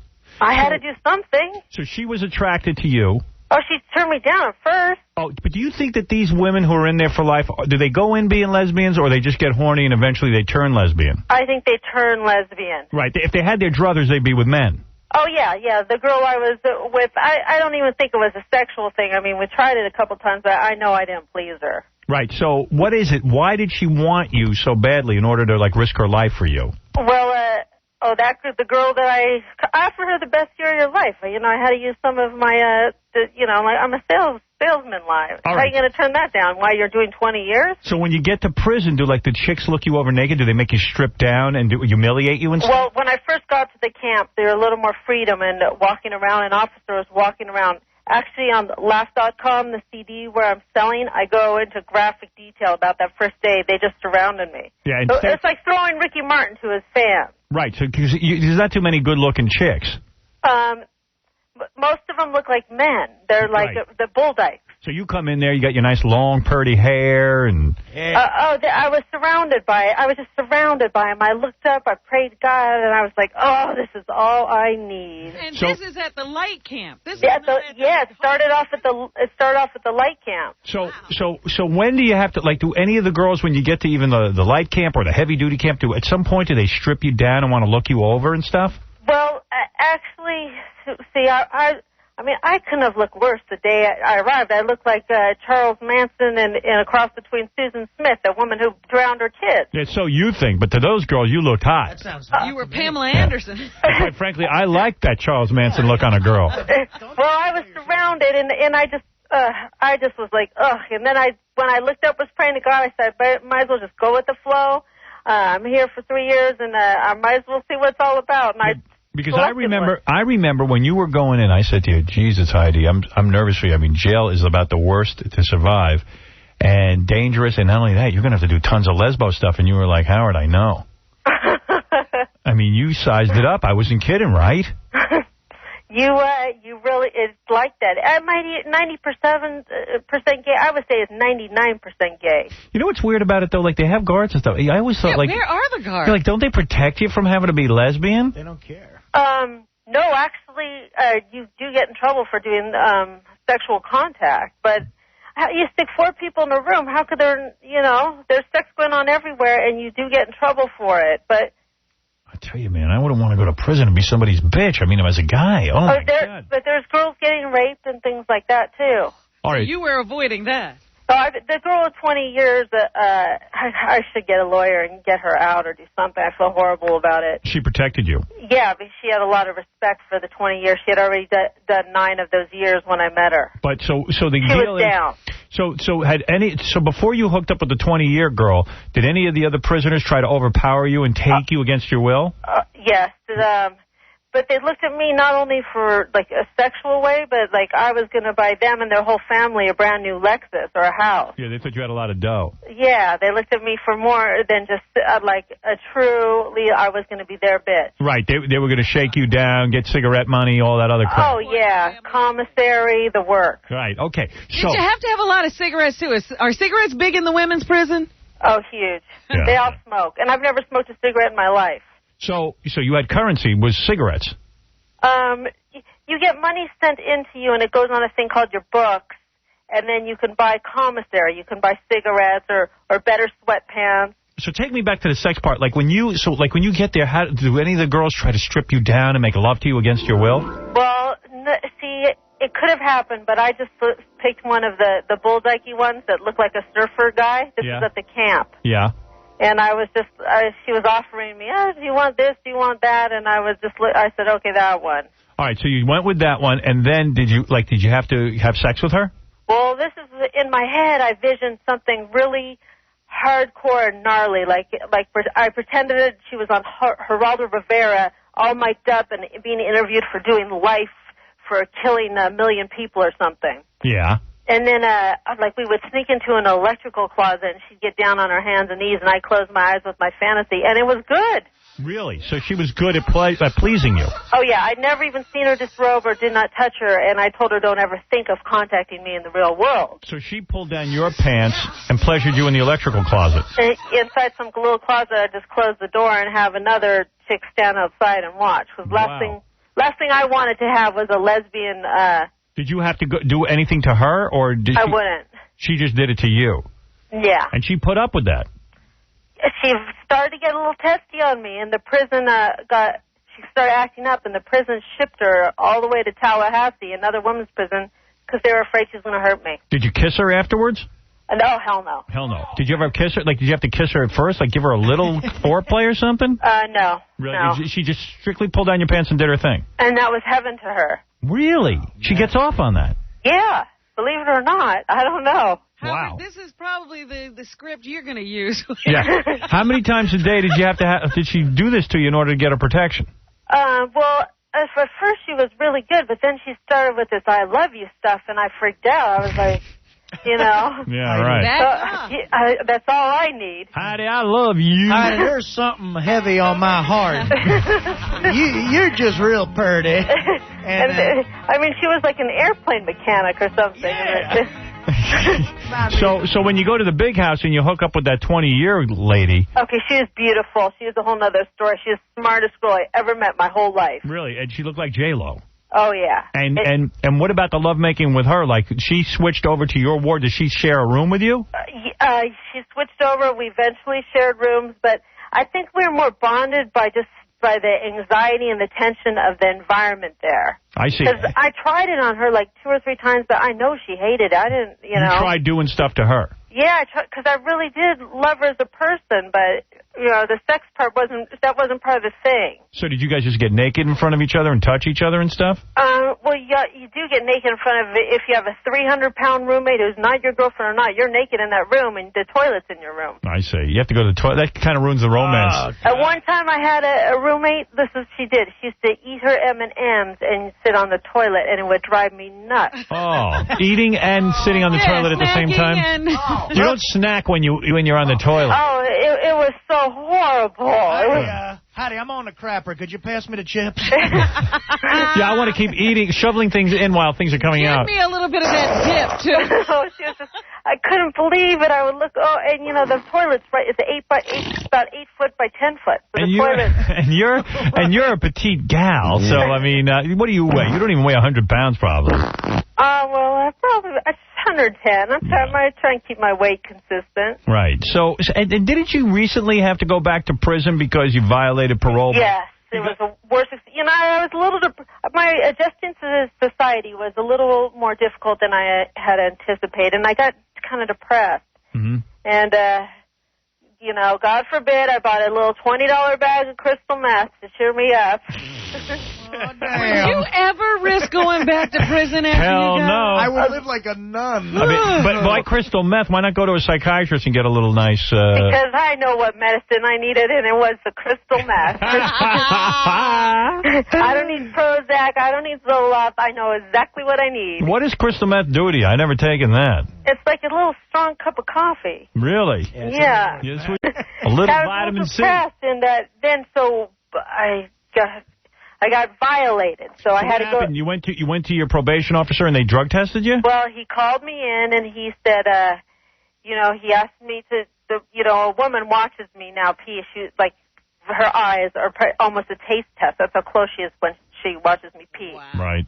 But I went there and I peed, and after they gave the sample, my probation officer is a man. He's actually a very nice man. Yeah. And he said, Heidi, you know, tell me if there's something wrong with the sample, and I'll work with you. But if you lie to me, I'm sending you to prison. And I thought it might be clean. I didn't know. I felt like I was on Who Wants to Be a Millionaire and no lifeline left. Like, maybe he really doesn't know anything's wrong with it, but he's getting you to confess. I think is there crystal meth in your pee? It was like, I didn't know what to do, and I just said, yes, there might be a problem with it. I've been depressed. And the next thing you know, he had me locked up and carted to downtown L.A. for 2 weeks. Even though you cooperated. Well, he didn't send me back up to the lesbian hell. Well, I got to tell you something. You made the right choice, I think. Yeah, I think so. You know what I mean? I was better. But those last 12 days were worse than my whole 3 years. Don't you love out of control people? Yeah. I love these stories. But I'm wondering, you don't even know how the test came out. She might have not had anything in her urine. And you know what, Robin? I think it was clean because on TV it doesn't say I tested positive. It says I admitted. All I know is I went to a party recently where Heidi was at, and she still has good-looking girlfriends. Yeah. I don't know what's going on there. That's only because you were around, Howard. Where were you? For instance, that year when you were at the broadcasting from the Playboy. They were. Everyone was digging it. All L.A. went nuts. No one could think. Heidi, let me get down to what you're doing, because this looks kind of interesting. They hand me a DVD that you're selling a DVD. DVD. You and your friend Victoria Sellers, who loves to be naked, by the way. She's a nut job. She is. The two of them, you two are sort of semi-naked on this cover. Are you guys naked in the video? No, but Victoria puts on very revealing outfits. Now, it's comedy. It's Laugh.com, and they're a comedy content thing on the Internet. They're very diverse. They have things from John Valvey, who's really hot right now, Jonathan Winters, Jerky Boys, Milton Berle, George Carlin stuff, and they have our DVD out, and in the back it even has 5 easy steps on how to be a madam. All right, so on the DVD, it says here that you're going to teach us what pleases a woman. True? Oh, we teach you everything. Right. Men, women, if you're having problems in your relationship, everything. All right, so... Cleanliness, the work. Wait a minute, Heidi. When have you had a relationship? Yeah, you haven't had any successful relationships. Oh, you're right. You're right. I came out of prison. I was so confused. I started having a relationship with a woman. Did you? Did you? Who? You know. You told me she was crazy, Howard. Oh, right, yeah. We'll leave it alone because she's married. So then I came to my senses, and now I'm with Tom Sizemore. Yeah, you know Tom Sizemore, the actor? Yeah. And he's been going around saying that he wants to marry her. I saw him on TV, and they said, you're going to marry Heidi Fleiss? And he goes, you know, man, I didn't expect it. Love just came my way. Wow. Yeah. She's in love with Tom Sizemore? But there's no marriage going on. Why did you marry the dude?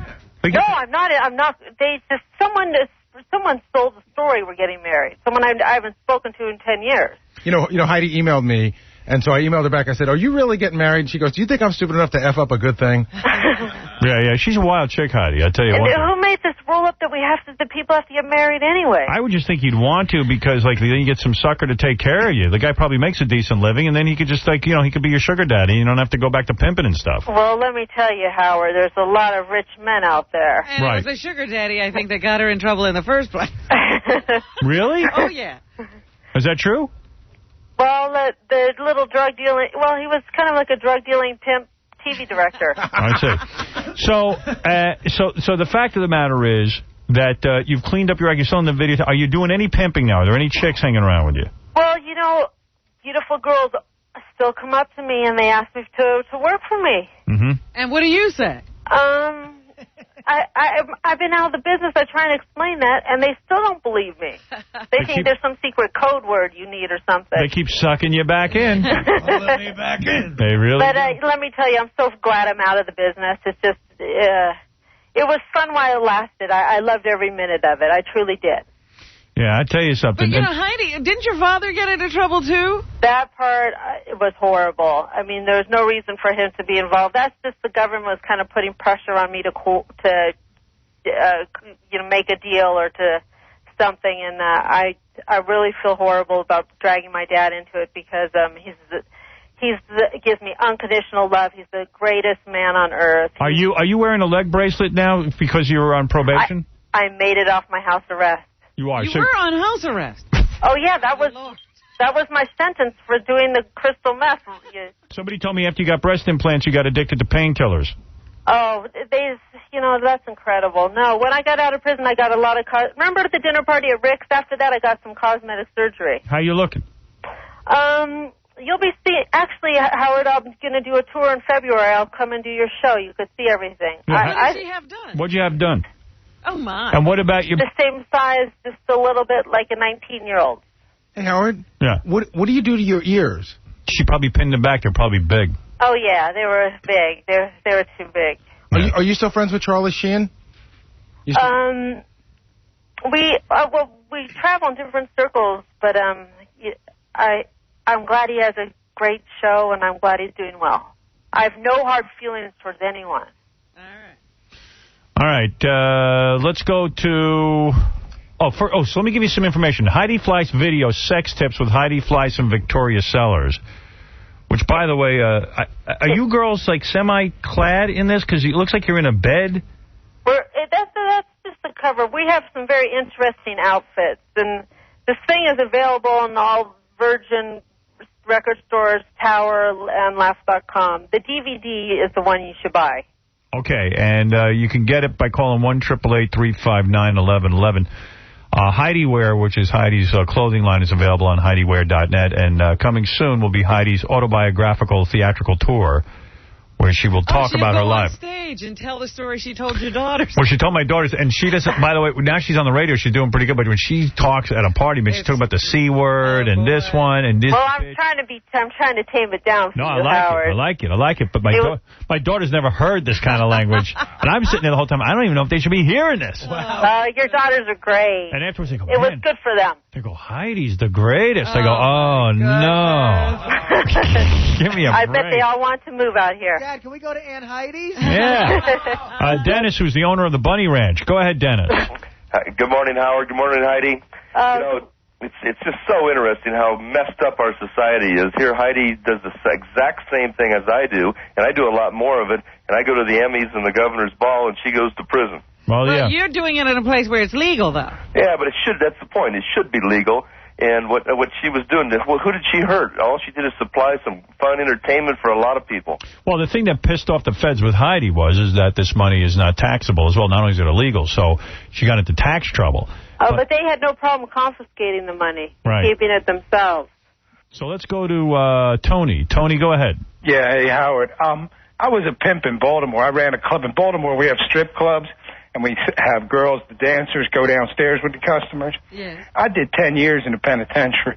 Wow. I got stabbed 4 times. I never took a lover. I ain't no tough guy. I just learned how to fight. And you know what? It sounds to me like Heidi's a rat. It sounds like she told on that girl and got her moved to some other prison because she couldn't handle it. She did her crime. She made her money. She had her fun. She should have stood up.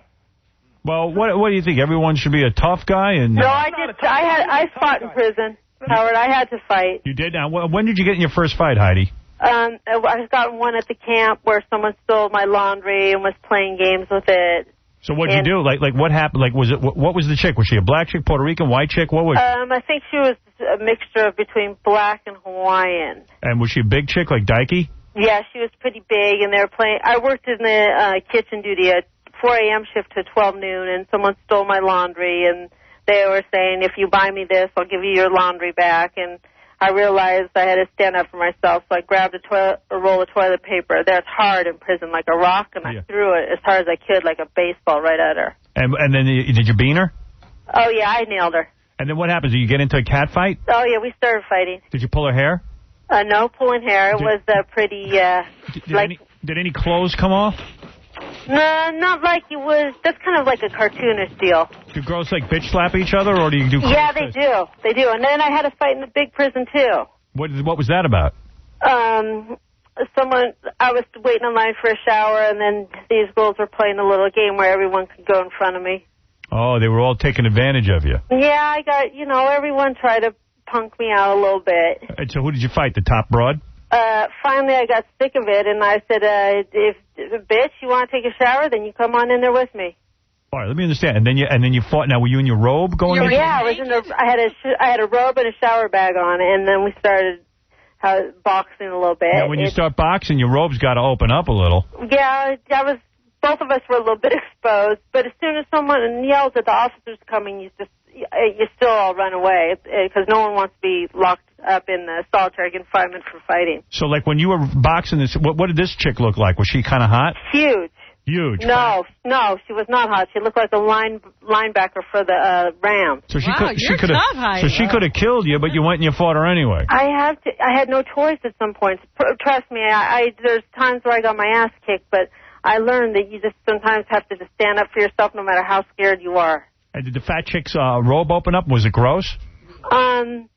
Yeah, it would have scared you, definitely. When you're in prison, do you bother shaving your hey nanu nanu? Oh yeah, I have to. For me, if there's hair there, I feel like something's wrong. And some girls don't. And it must. When you're in the shower, is it a group of women all naked in the same shower? No.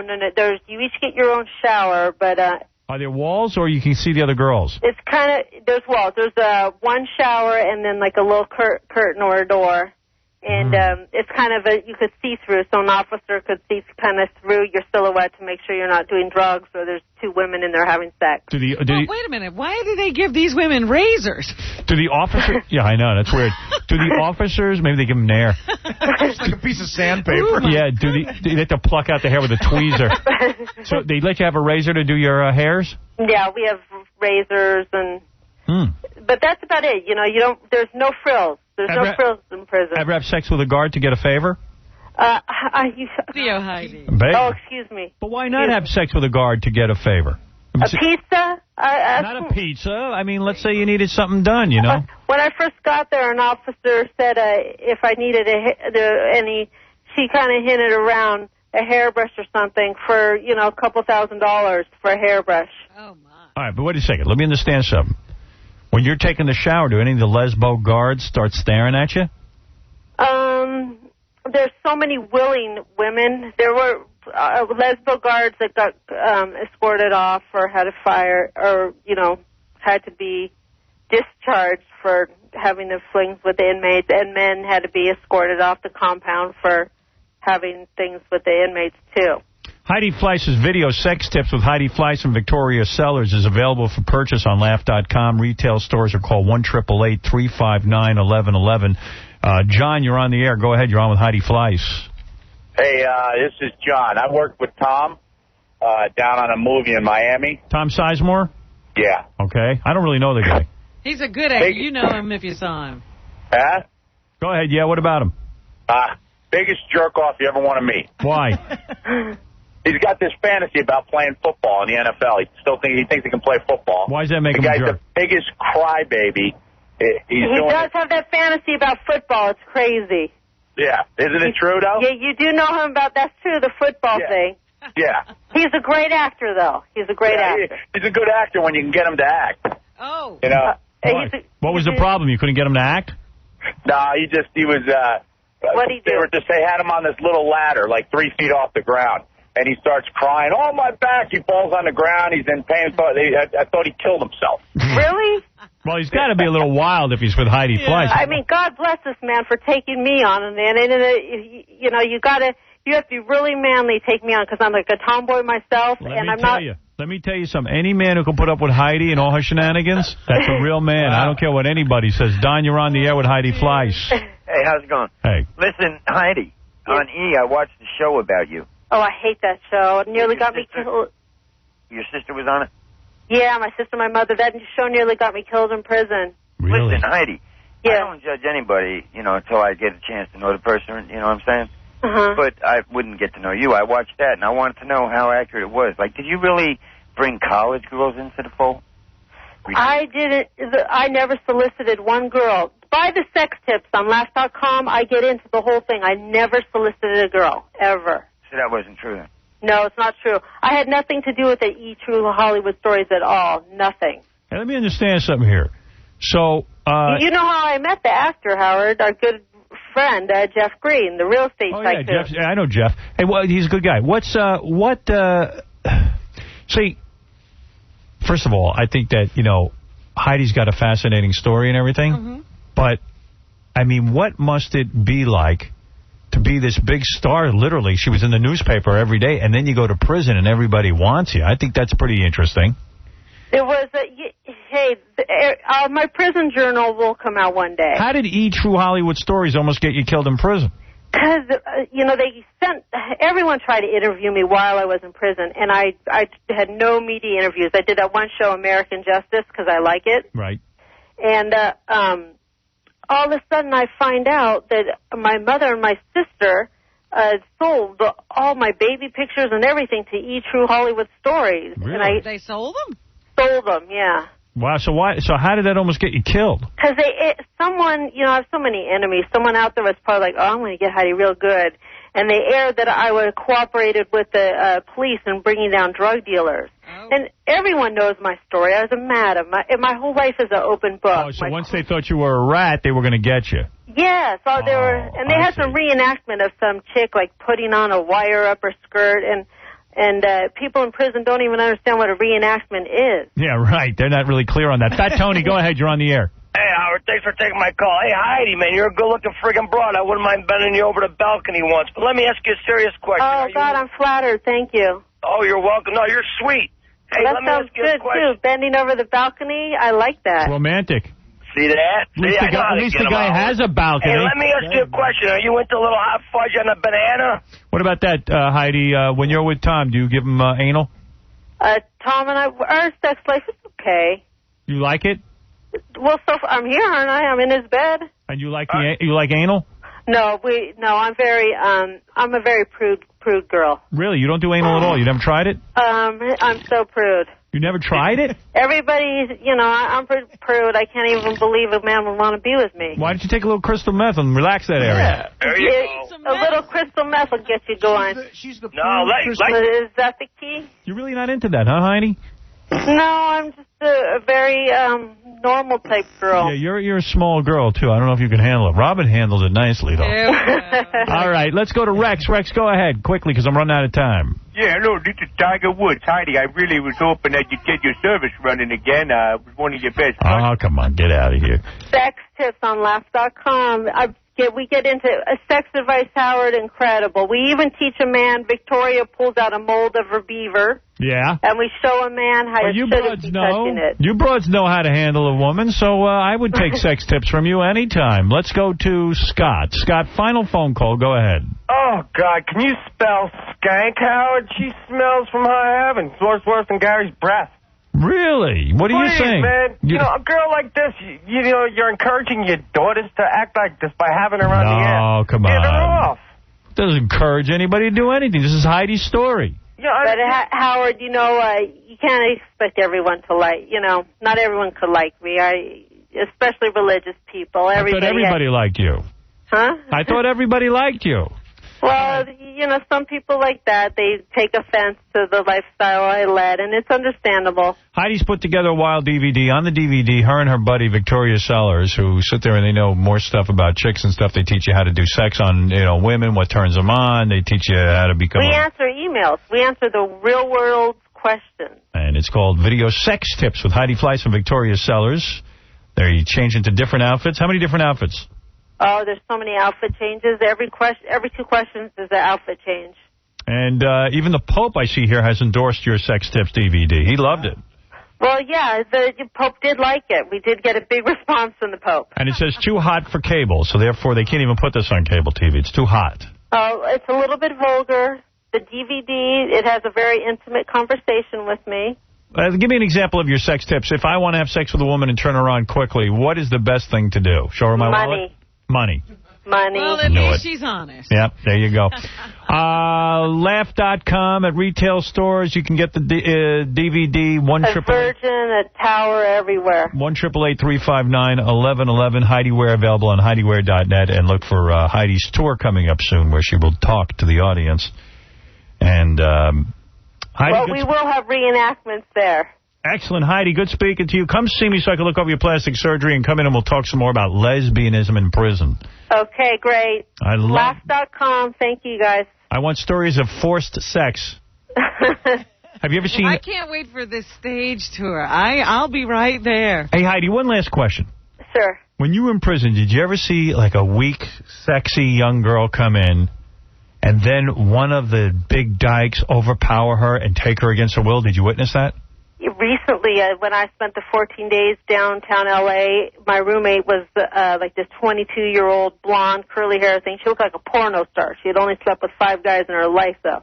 Every woman had their tongues hanging out all over this girl. I felt so sorry for her. And what happened? Was she I took her in my room. I didn't touch her, but I just made sure that she was okay, Is it true you helped hold her down?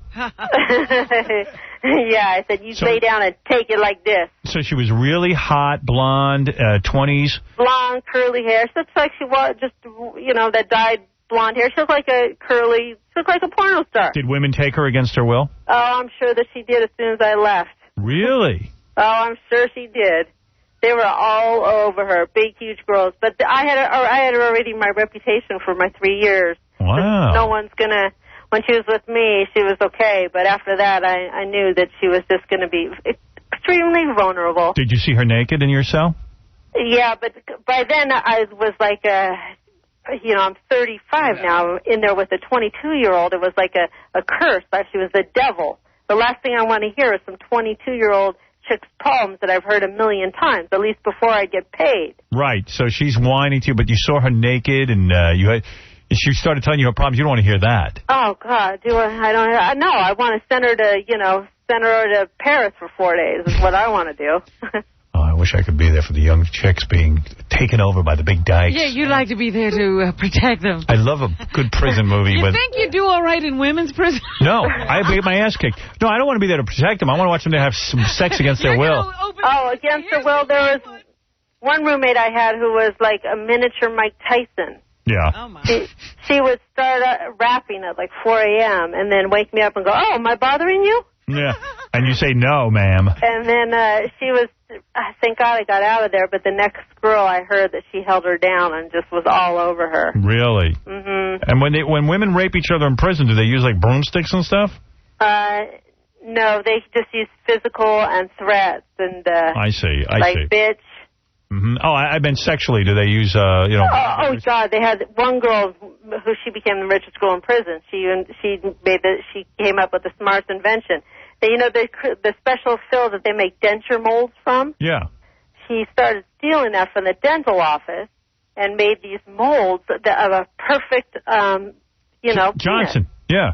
Perfect Doc Johnson. And she sold. And she was selling them in prison. I'm telling you, they went like hotcakes. Really? What do they charge for that? An entrepreneur. Yeah. She was getting $100 each. Did you buy one? No, I was with that girl. I was just, I was trying to get home by that point. How much for a carrot? All right. Get your red hot Johnsons here. Get your red hot carrot here. But the dildos, they smelled like the peppermint denture mold. Right. So you got the peppermint denture. Peppermint dildos. Get your peppermint. You can see Heidi's a ball of gas, man. She's fun, and our DVD's got to be a load of fun. Check it out. Go see it today in the video stores, retail stores, 1-888-359-1111 if you can't find it anywhere else, or laugh.com. Thanks, Heidi. Sex Tips with Heidi Fleiss and Victoria Sellers. All right, I'll talk to you guys later. All right, baby. You come to New York and come see me. I'd love to. I want some more of them stories. Woo-hoo. Bye. Bye. Man. She's a good interview, isn't she? Heidi's a party. Yeah. I'm just sitting there thinking of the life she has led. I got to tell you something. When I was out in California, I was sitting on sitting outdoors. And I'm sitting there listening to Heidi's story. And I mean, when she's not on the air even, it's graphic. She'll tell you every graphic thing. The language is very street. And I'm sitting and listening. I go, Jesus Christ, this broad is a modern day, like Mark Twain or something. The way she's telling these stories, she got me you wrapped. Oh, my God. And she walks around, she paces up and down and starts ranting and raving. I don't know. Maybe it was when she was on this crystal meth. Could have been. Little $20 bag of crystal She's a little meth. depressed. My kids were like, Dad, we never heard a woman speak like this in our lives. Believe me, you probably won't again. I go, let me tell you something. She's jacked up on something. She's her idea of a prude. Wow. Yeah. I know. What's a slut? I'm so prude. And she starts screaming about men, money, and oh, my God. It's unfriggin' believable. And I'll tell you one thing. She's one of those scared straight. She goes, when I get done, your kids will never do any prison time. I hope that's the case. Yeah. Sometimes people find that glamorous. Kids were shaking in their pants. I was in jail for 3 days. I will never, ever. Yeah, it wouldn't take me long. I don't have to be in jail. The stories scare me. Hey, Artie, talk about when you were that guy's bitch. All right, we got to take a break. We'll be back right after these words with the news. Hot dog. Howard's hot dog. What kind of girls like Howard's hot dog? Wacky girls, stripper girls, girls hopped up on crack. Whore dog, stupid girl, even depthomaniac loves hot dog. Howard's hot dog. The dog that makes girls laugh. Howard Stern. WNBE, Honeoye Falls, Rochester. Now back to the Howard Stern Show on 95.1 The Nerve. Teenage youngsters along dangerous paths. You're listening to the Howard Stern Show. Ready? And hit. Artie Lang is here with us. Rob, time for news. And welcome to the show. It's Tuesday. This is our little news wrap-up. It's actually 10 o'clock. Anything we do now is a bonus. You're in the bonus. You're in the bonus area of the show. Bonus round. Yes. Who said, when I look back, I don't want there to be one person who has a more colorful spectrum of films. I want to be the standard. I want Tom Cruise to take the movies I turn down. Will Smith. You're absolutely right. Get out of here. Oh, wow. I knew it wasn't Artie Lang. That was my other choice. That would have been a good I want you to have to ask Tom Cruise, so what does it feel like to have to wait until Will turns it down? Will Smith is off his rocker now. You know that. I He's know. gone completely crazy. He used to be out of control. a little bit down to earth, but I read somewhere where he said that he was going to be president. He could be president of the United States. Yeah, he really wants to do something great. I read that quote, too. That's why I said, I got to start doing these Will Smith quotes. He thinks he's so funny and witty. You know what it is? When guys start to make money for something stupid, like acting, or disc jockeys, or rap. boxing, or rap, they actually think they're smart. Yeah. And here it is. Superstar Will Smith's role as boxer Muhammad Ali seems to have inflated his ego even more. He says, making movies and music and entertainment are just a pit stop on the way to my true greatness. Yeah. Man, how do you not know not to say that? Someone's got to smack him My around. true greatness. I honestly think I could be the president of the United States if I really wanted to. I guess he forgets that outside of L.A. and Hollywood, Hollywood and New York, nobody even votes for black presidents. The former He's Fresh... going to break that mold. Yeah. He's that great. The former Fresh Prince believes he's above his hip-hop rivals, too. He explains, a lot of people who have been blessed with this forum aren't really smart. I have educated myself beyond a lot of my peers. Tell him to come in here and answer 10 questions. Will Smith, all carried away because he's making money. Hey, Will Smith's running for president. Now, let's see. Who we going to vote for? Will Smith or George Bush? Let's see now. George Bush is white. Or the Fresh Prince of Bel Air. and Vice President DJ Jazzy Jeff. The cabinet.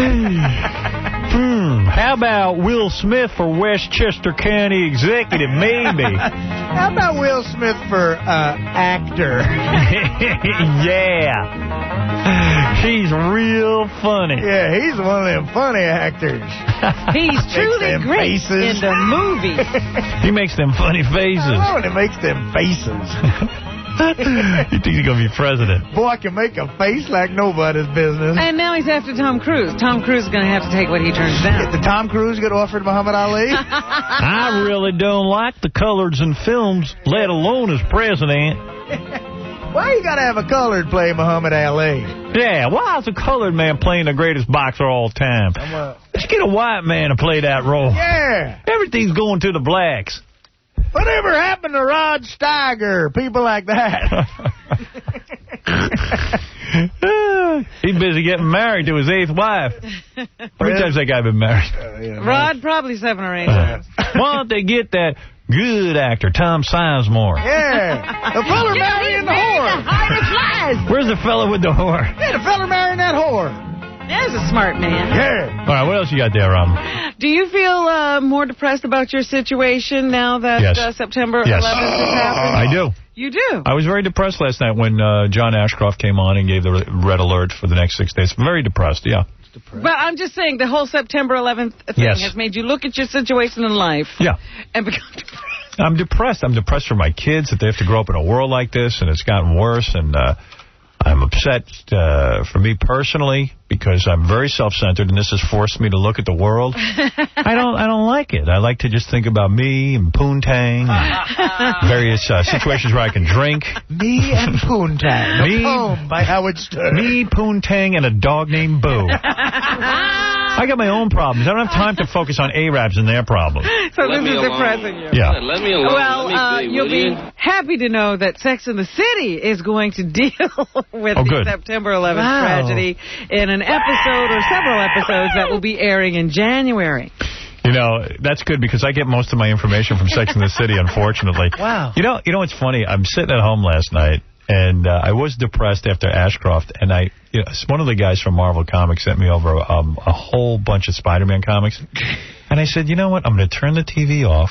I'm going to take a nice hot shower. And I'm going to get out of the shower, go on my couch. I'm going to take a bag of frozen bananas, which is my treat, like a dog. And I'm going to read Spider-Man. I'm sitting there on the couch reading Spider-Man, so friggin' happy. So the phone rings. Who is it? David Spade, who's coming on the show tomorrow. Yeah. And he goes, hey, buddy. Hey, pick up the phone. So I pick up the phone. Hey, buddy, we're over at Sean Lee having dinner at 7:30. He goes, but you're probably in bed. So I go, no, I'm getting ready for bed. He goes, what are you doing? I said, I'm sitting on my couch and I'm reading Spider-Man. What? Spider-Man's facing his greatest enemy, and I couldn't even be... You feel better knowing there's a superhero in the world. Yeah. So then I said to him jokingly, I go, Spade, hey, Spade, you know, it's good, though, because reading's good for you, and it makes you smarter. You know, joking. I'm reading a comic book. And he goes, I don't really read that much, so, yeah. I guess maybe it does. I think he was taking me for real, like I'm all serious about my comic books. Yeah, I don't read, whatever. You keep reading. What was your last book? Spider-Man and the Temple of whatever. I wonder, you know how they say, like, reading puts folds in your brain and it makes you smarter? If you learn something, that happens. I mean, in a comic book, I am kind of learning something. But is it true stuff? No, it's not true, but I'm reading. I'm being stimulated. But so you're not really learning anything. You might be learning all bad facts. I'm learning how to read.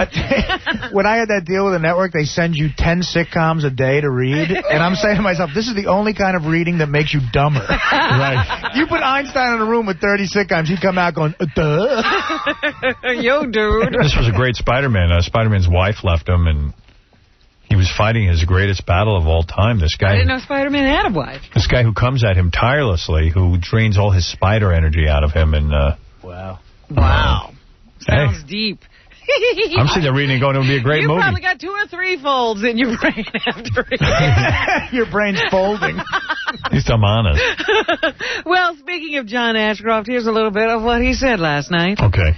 He says, there is a reason to be on high alert, and we should be even higher in our alert in the next couple of days. Yeah, let's get on crystal meth. We'll be so high on alert. Number 12. I bet your drug use is up because people are all stressed out. I know I drank myself silly Friday night and then got loaded again on Saturday night. Yeah, why not? Why not? Who cares?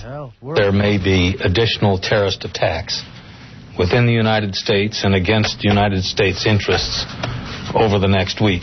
Wow. And what should we do as a result? Number 13. Kiss your ass goodbye, because they don't know what you should do. People take these warnings seriously. We are. They go about their... Not in any circumstance, but I guess, I thought of that movie, The Titanic, and remember how the violin players are playing the violin? It's like, well, I can't do anything else. You know what I mean? I guess I could try to volunteer. I was actually in New York when it happened, and, I wanted to volunteer, but really, they weren't even accepting any... I'm really inspired by the bravery of Shannon Elizabeth. I've learned everything I know about life from Titanic, the movie. A lot of people... Remember on Titanic when those guys were playing the violin? Somehow I think this is an analogous situation, but I'm not sure why. I said maybe I should go play the violin at Ground Zero. Let me scare everyone and say, this is like the Titanic, the United States, and we're all about to go down. Yeah. Okay, that movie? The Titanic? I'm a bitch. And here's Kevin Spacey weighing in about the change in people from the event of September 11th. I think people are, for the first time... Yes, the Inquirer had me holding hands with a man, but I don't care. Big so whoop. what? Big deal. Jesus. Where's Mark Harris? Get over it. In a long time of ironic, glib, selfish... What's his problem? He sounds like he's lecturing everybody. He was wrong before, now we're right. He's real preachy. Sounds like he's yelling at us. Yeah, he's real attitudes mad. are actually stopping and realizing that there are consequences. He's got an opinion. You give some actor an Oscar, man, and they think they are just God. They will just keep talking to you about every subject. Why can't he just say, I don't know a thing on this planet except how to do make-believe. Right. To what they say, to what they do. What's he talking about? Seriously, I'm curious. He's saying that people were glib, sarcastic, Where? uncaring before September 11th. Oh, they were. And now they're thinking about it and realizing there's something more. Yeah. Oh, please. No one has balls enough now to tell everyone you. But him. Mind game sucks. Everyone was glib, horrendous, trite. What other big words do I know? Bizarre. Yes. To what they participate in. And because serious. Look at this. I've tried my whole life to do things that I thought were good and important. Oh, his whole life. He's always been trying to do things that were good and important. Finally, the rest of the world has caught up with me. Caught up to him. If I talk slowly, they'll think I'm brilliant. And I don't want to do anything trivial the rest of my life. What, like sit on a rock with a guy? Nothing I do from here on will be trivial. He did K-Pax. It's a movie about an alien. That's not trivial. Well, that was before September 11th. You have to understand. If you notice in the movie, the scene when I'm talking to the dog, not trivial. Jerry Ryan. She is now on Boston Public, but we got to know her as 7 of 9. No offense, honey. Put that Star Trek uniform back on Public, whatever that show is, because you're not as hot without it. Here she tells us about her character in Boston Public. She's looking a little bug-eyed. I play Ronnie Cook, who was a corporate attorney and an old college buddy of one. And likes to dress up in Star Trek uniforms. The teachers here, Harry Sennett. And she decides to give it all up to become a teacher. That would be funny if she became a teacher and she was into Star Trek and she wore her uniform. Yeah, what's wrong with that? That's great. And she says she never imagined she'd achieve stardom from playing an alien. When I was studying... She's like one of these broads who's like, I never watched Star Trek. I don't even know what all the fuss is about. Theater at Northwestern, that wasn't what I had sort of mapped out for myself. I'd never predicted that I would have been on Star Trek. Or that the character would have taken off the way it did and would have given me such a career. But it was a wonderful role to play. I think Earth's gravity is hard on her. Earth to Jerry. Yes, when I was at Northwestern studying diligently, doing the roles of Shakespeare. We've studied alien life forms, and nobody gives a rat's ass about you. And that's what's happening. Thank you, Robin, Artie, thank you, Fred, Benji, Gary, Johnny, Melvin, everybody. Thank you. Baba Booey. And leading. See Benji with Sunset Thomas and Naked Moonlight Bunny Ranch chicks on BordelloConfidential.com. Book KC at AOL.com. Heidi Fleiss Sex Tips with Heidi Fleiss DVD available at Laugh.com. And HeidiWear.net for Heidi clothes. Also, I'd like to thank the Suffolk County DA who's prosecuting the anthrax hoaxer. Jim. And I'd like to thank Heidi Fleiss, I said, and also the guy called in about the garlic. Wasn't it Jim Catterson? No, Jim Catterson was the Suffolk County DA. That's what I'm talking about. You only said Jim. A man who believes, well, I don't have any... No Bill one, Sardi or something? well, I don't know why we guess at the end of every show. Bill Sardi. Ask Bill Sardi. All right, we'll be back tomorrow, and things will go wrong. We'll try to get it together again. I will be back. Bye. Howard's done for the day. Tune in again tomorrow, starting at 6 a.m. Now.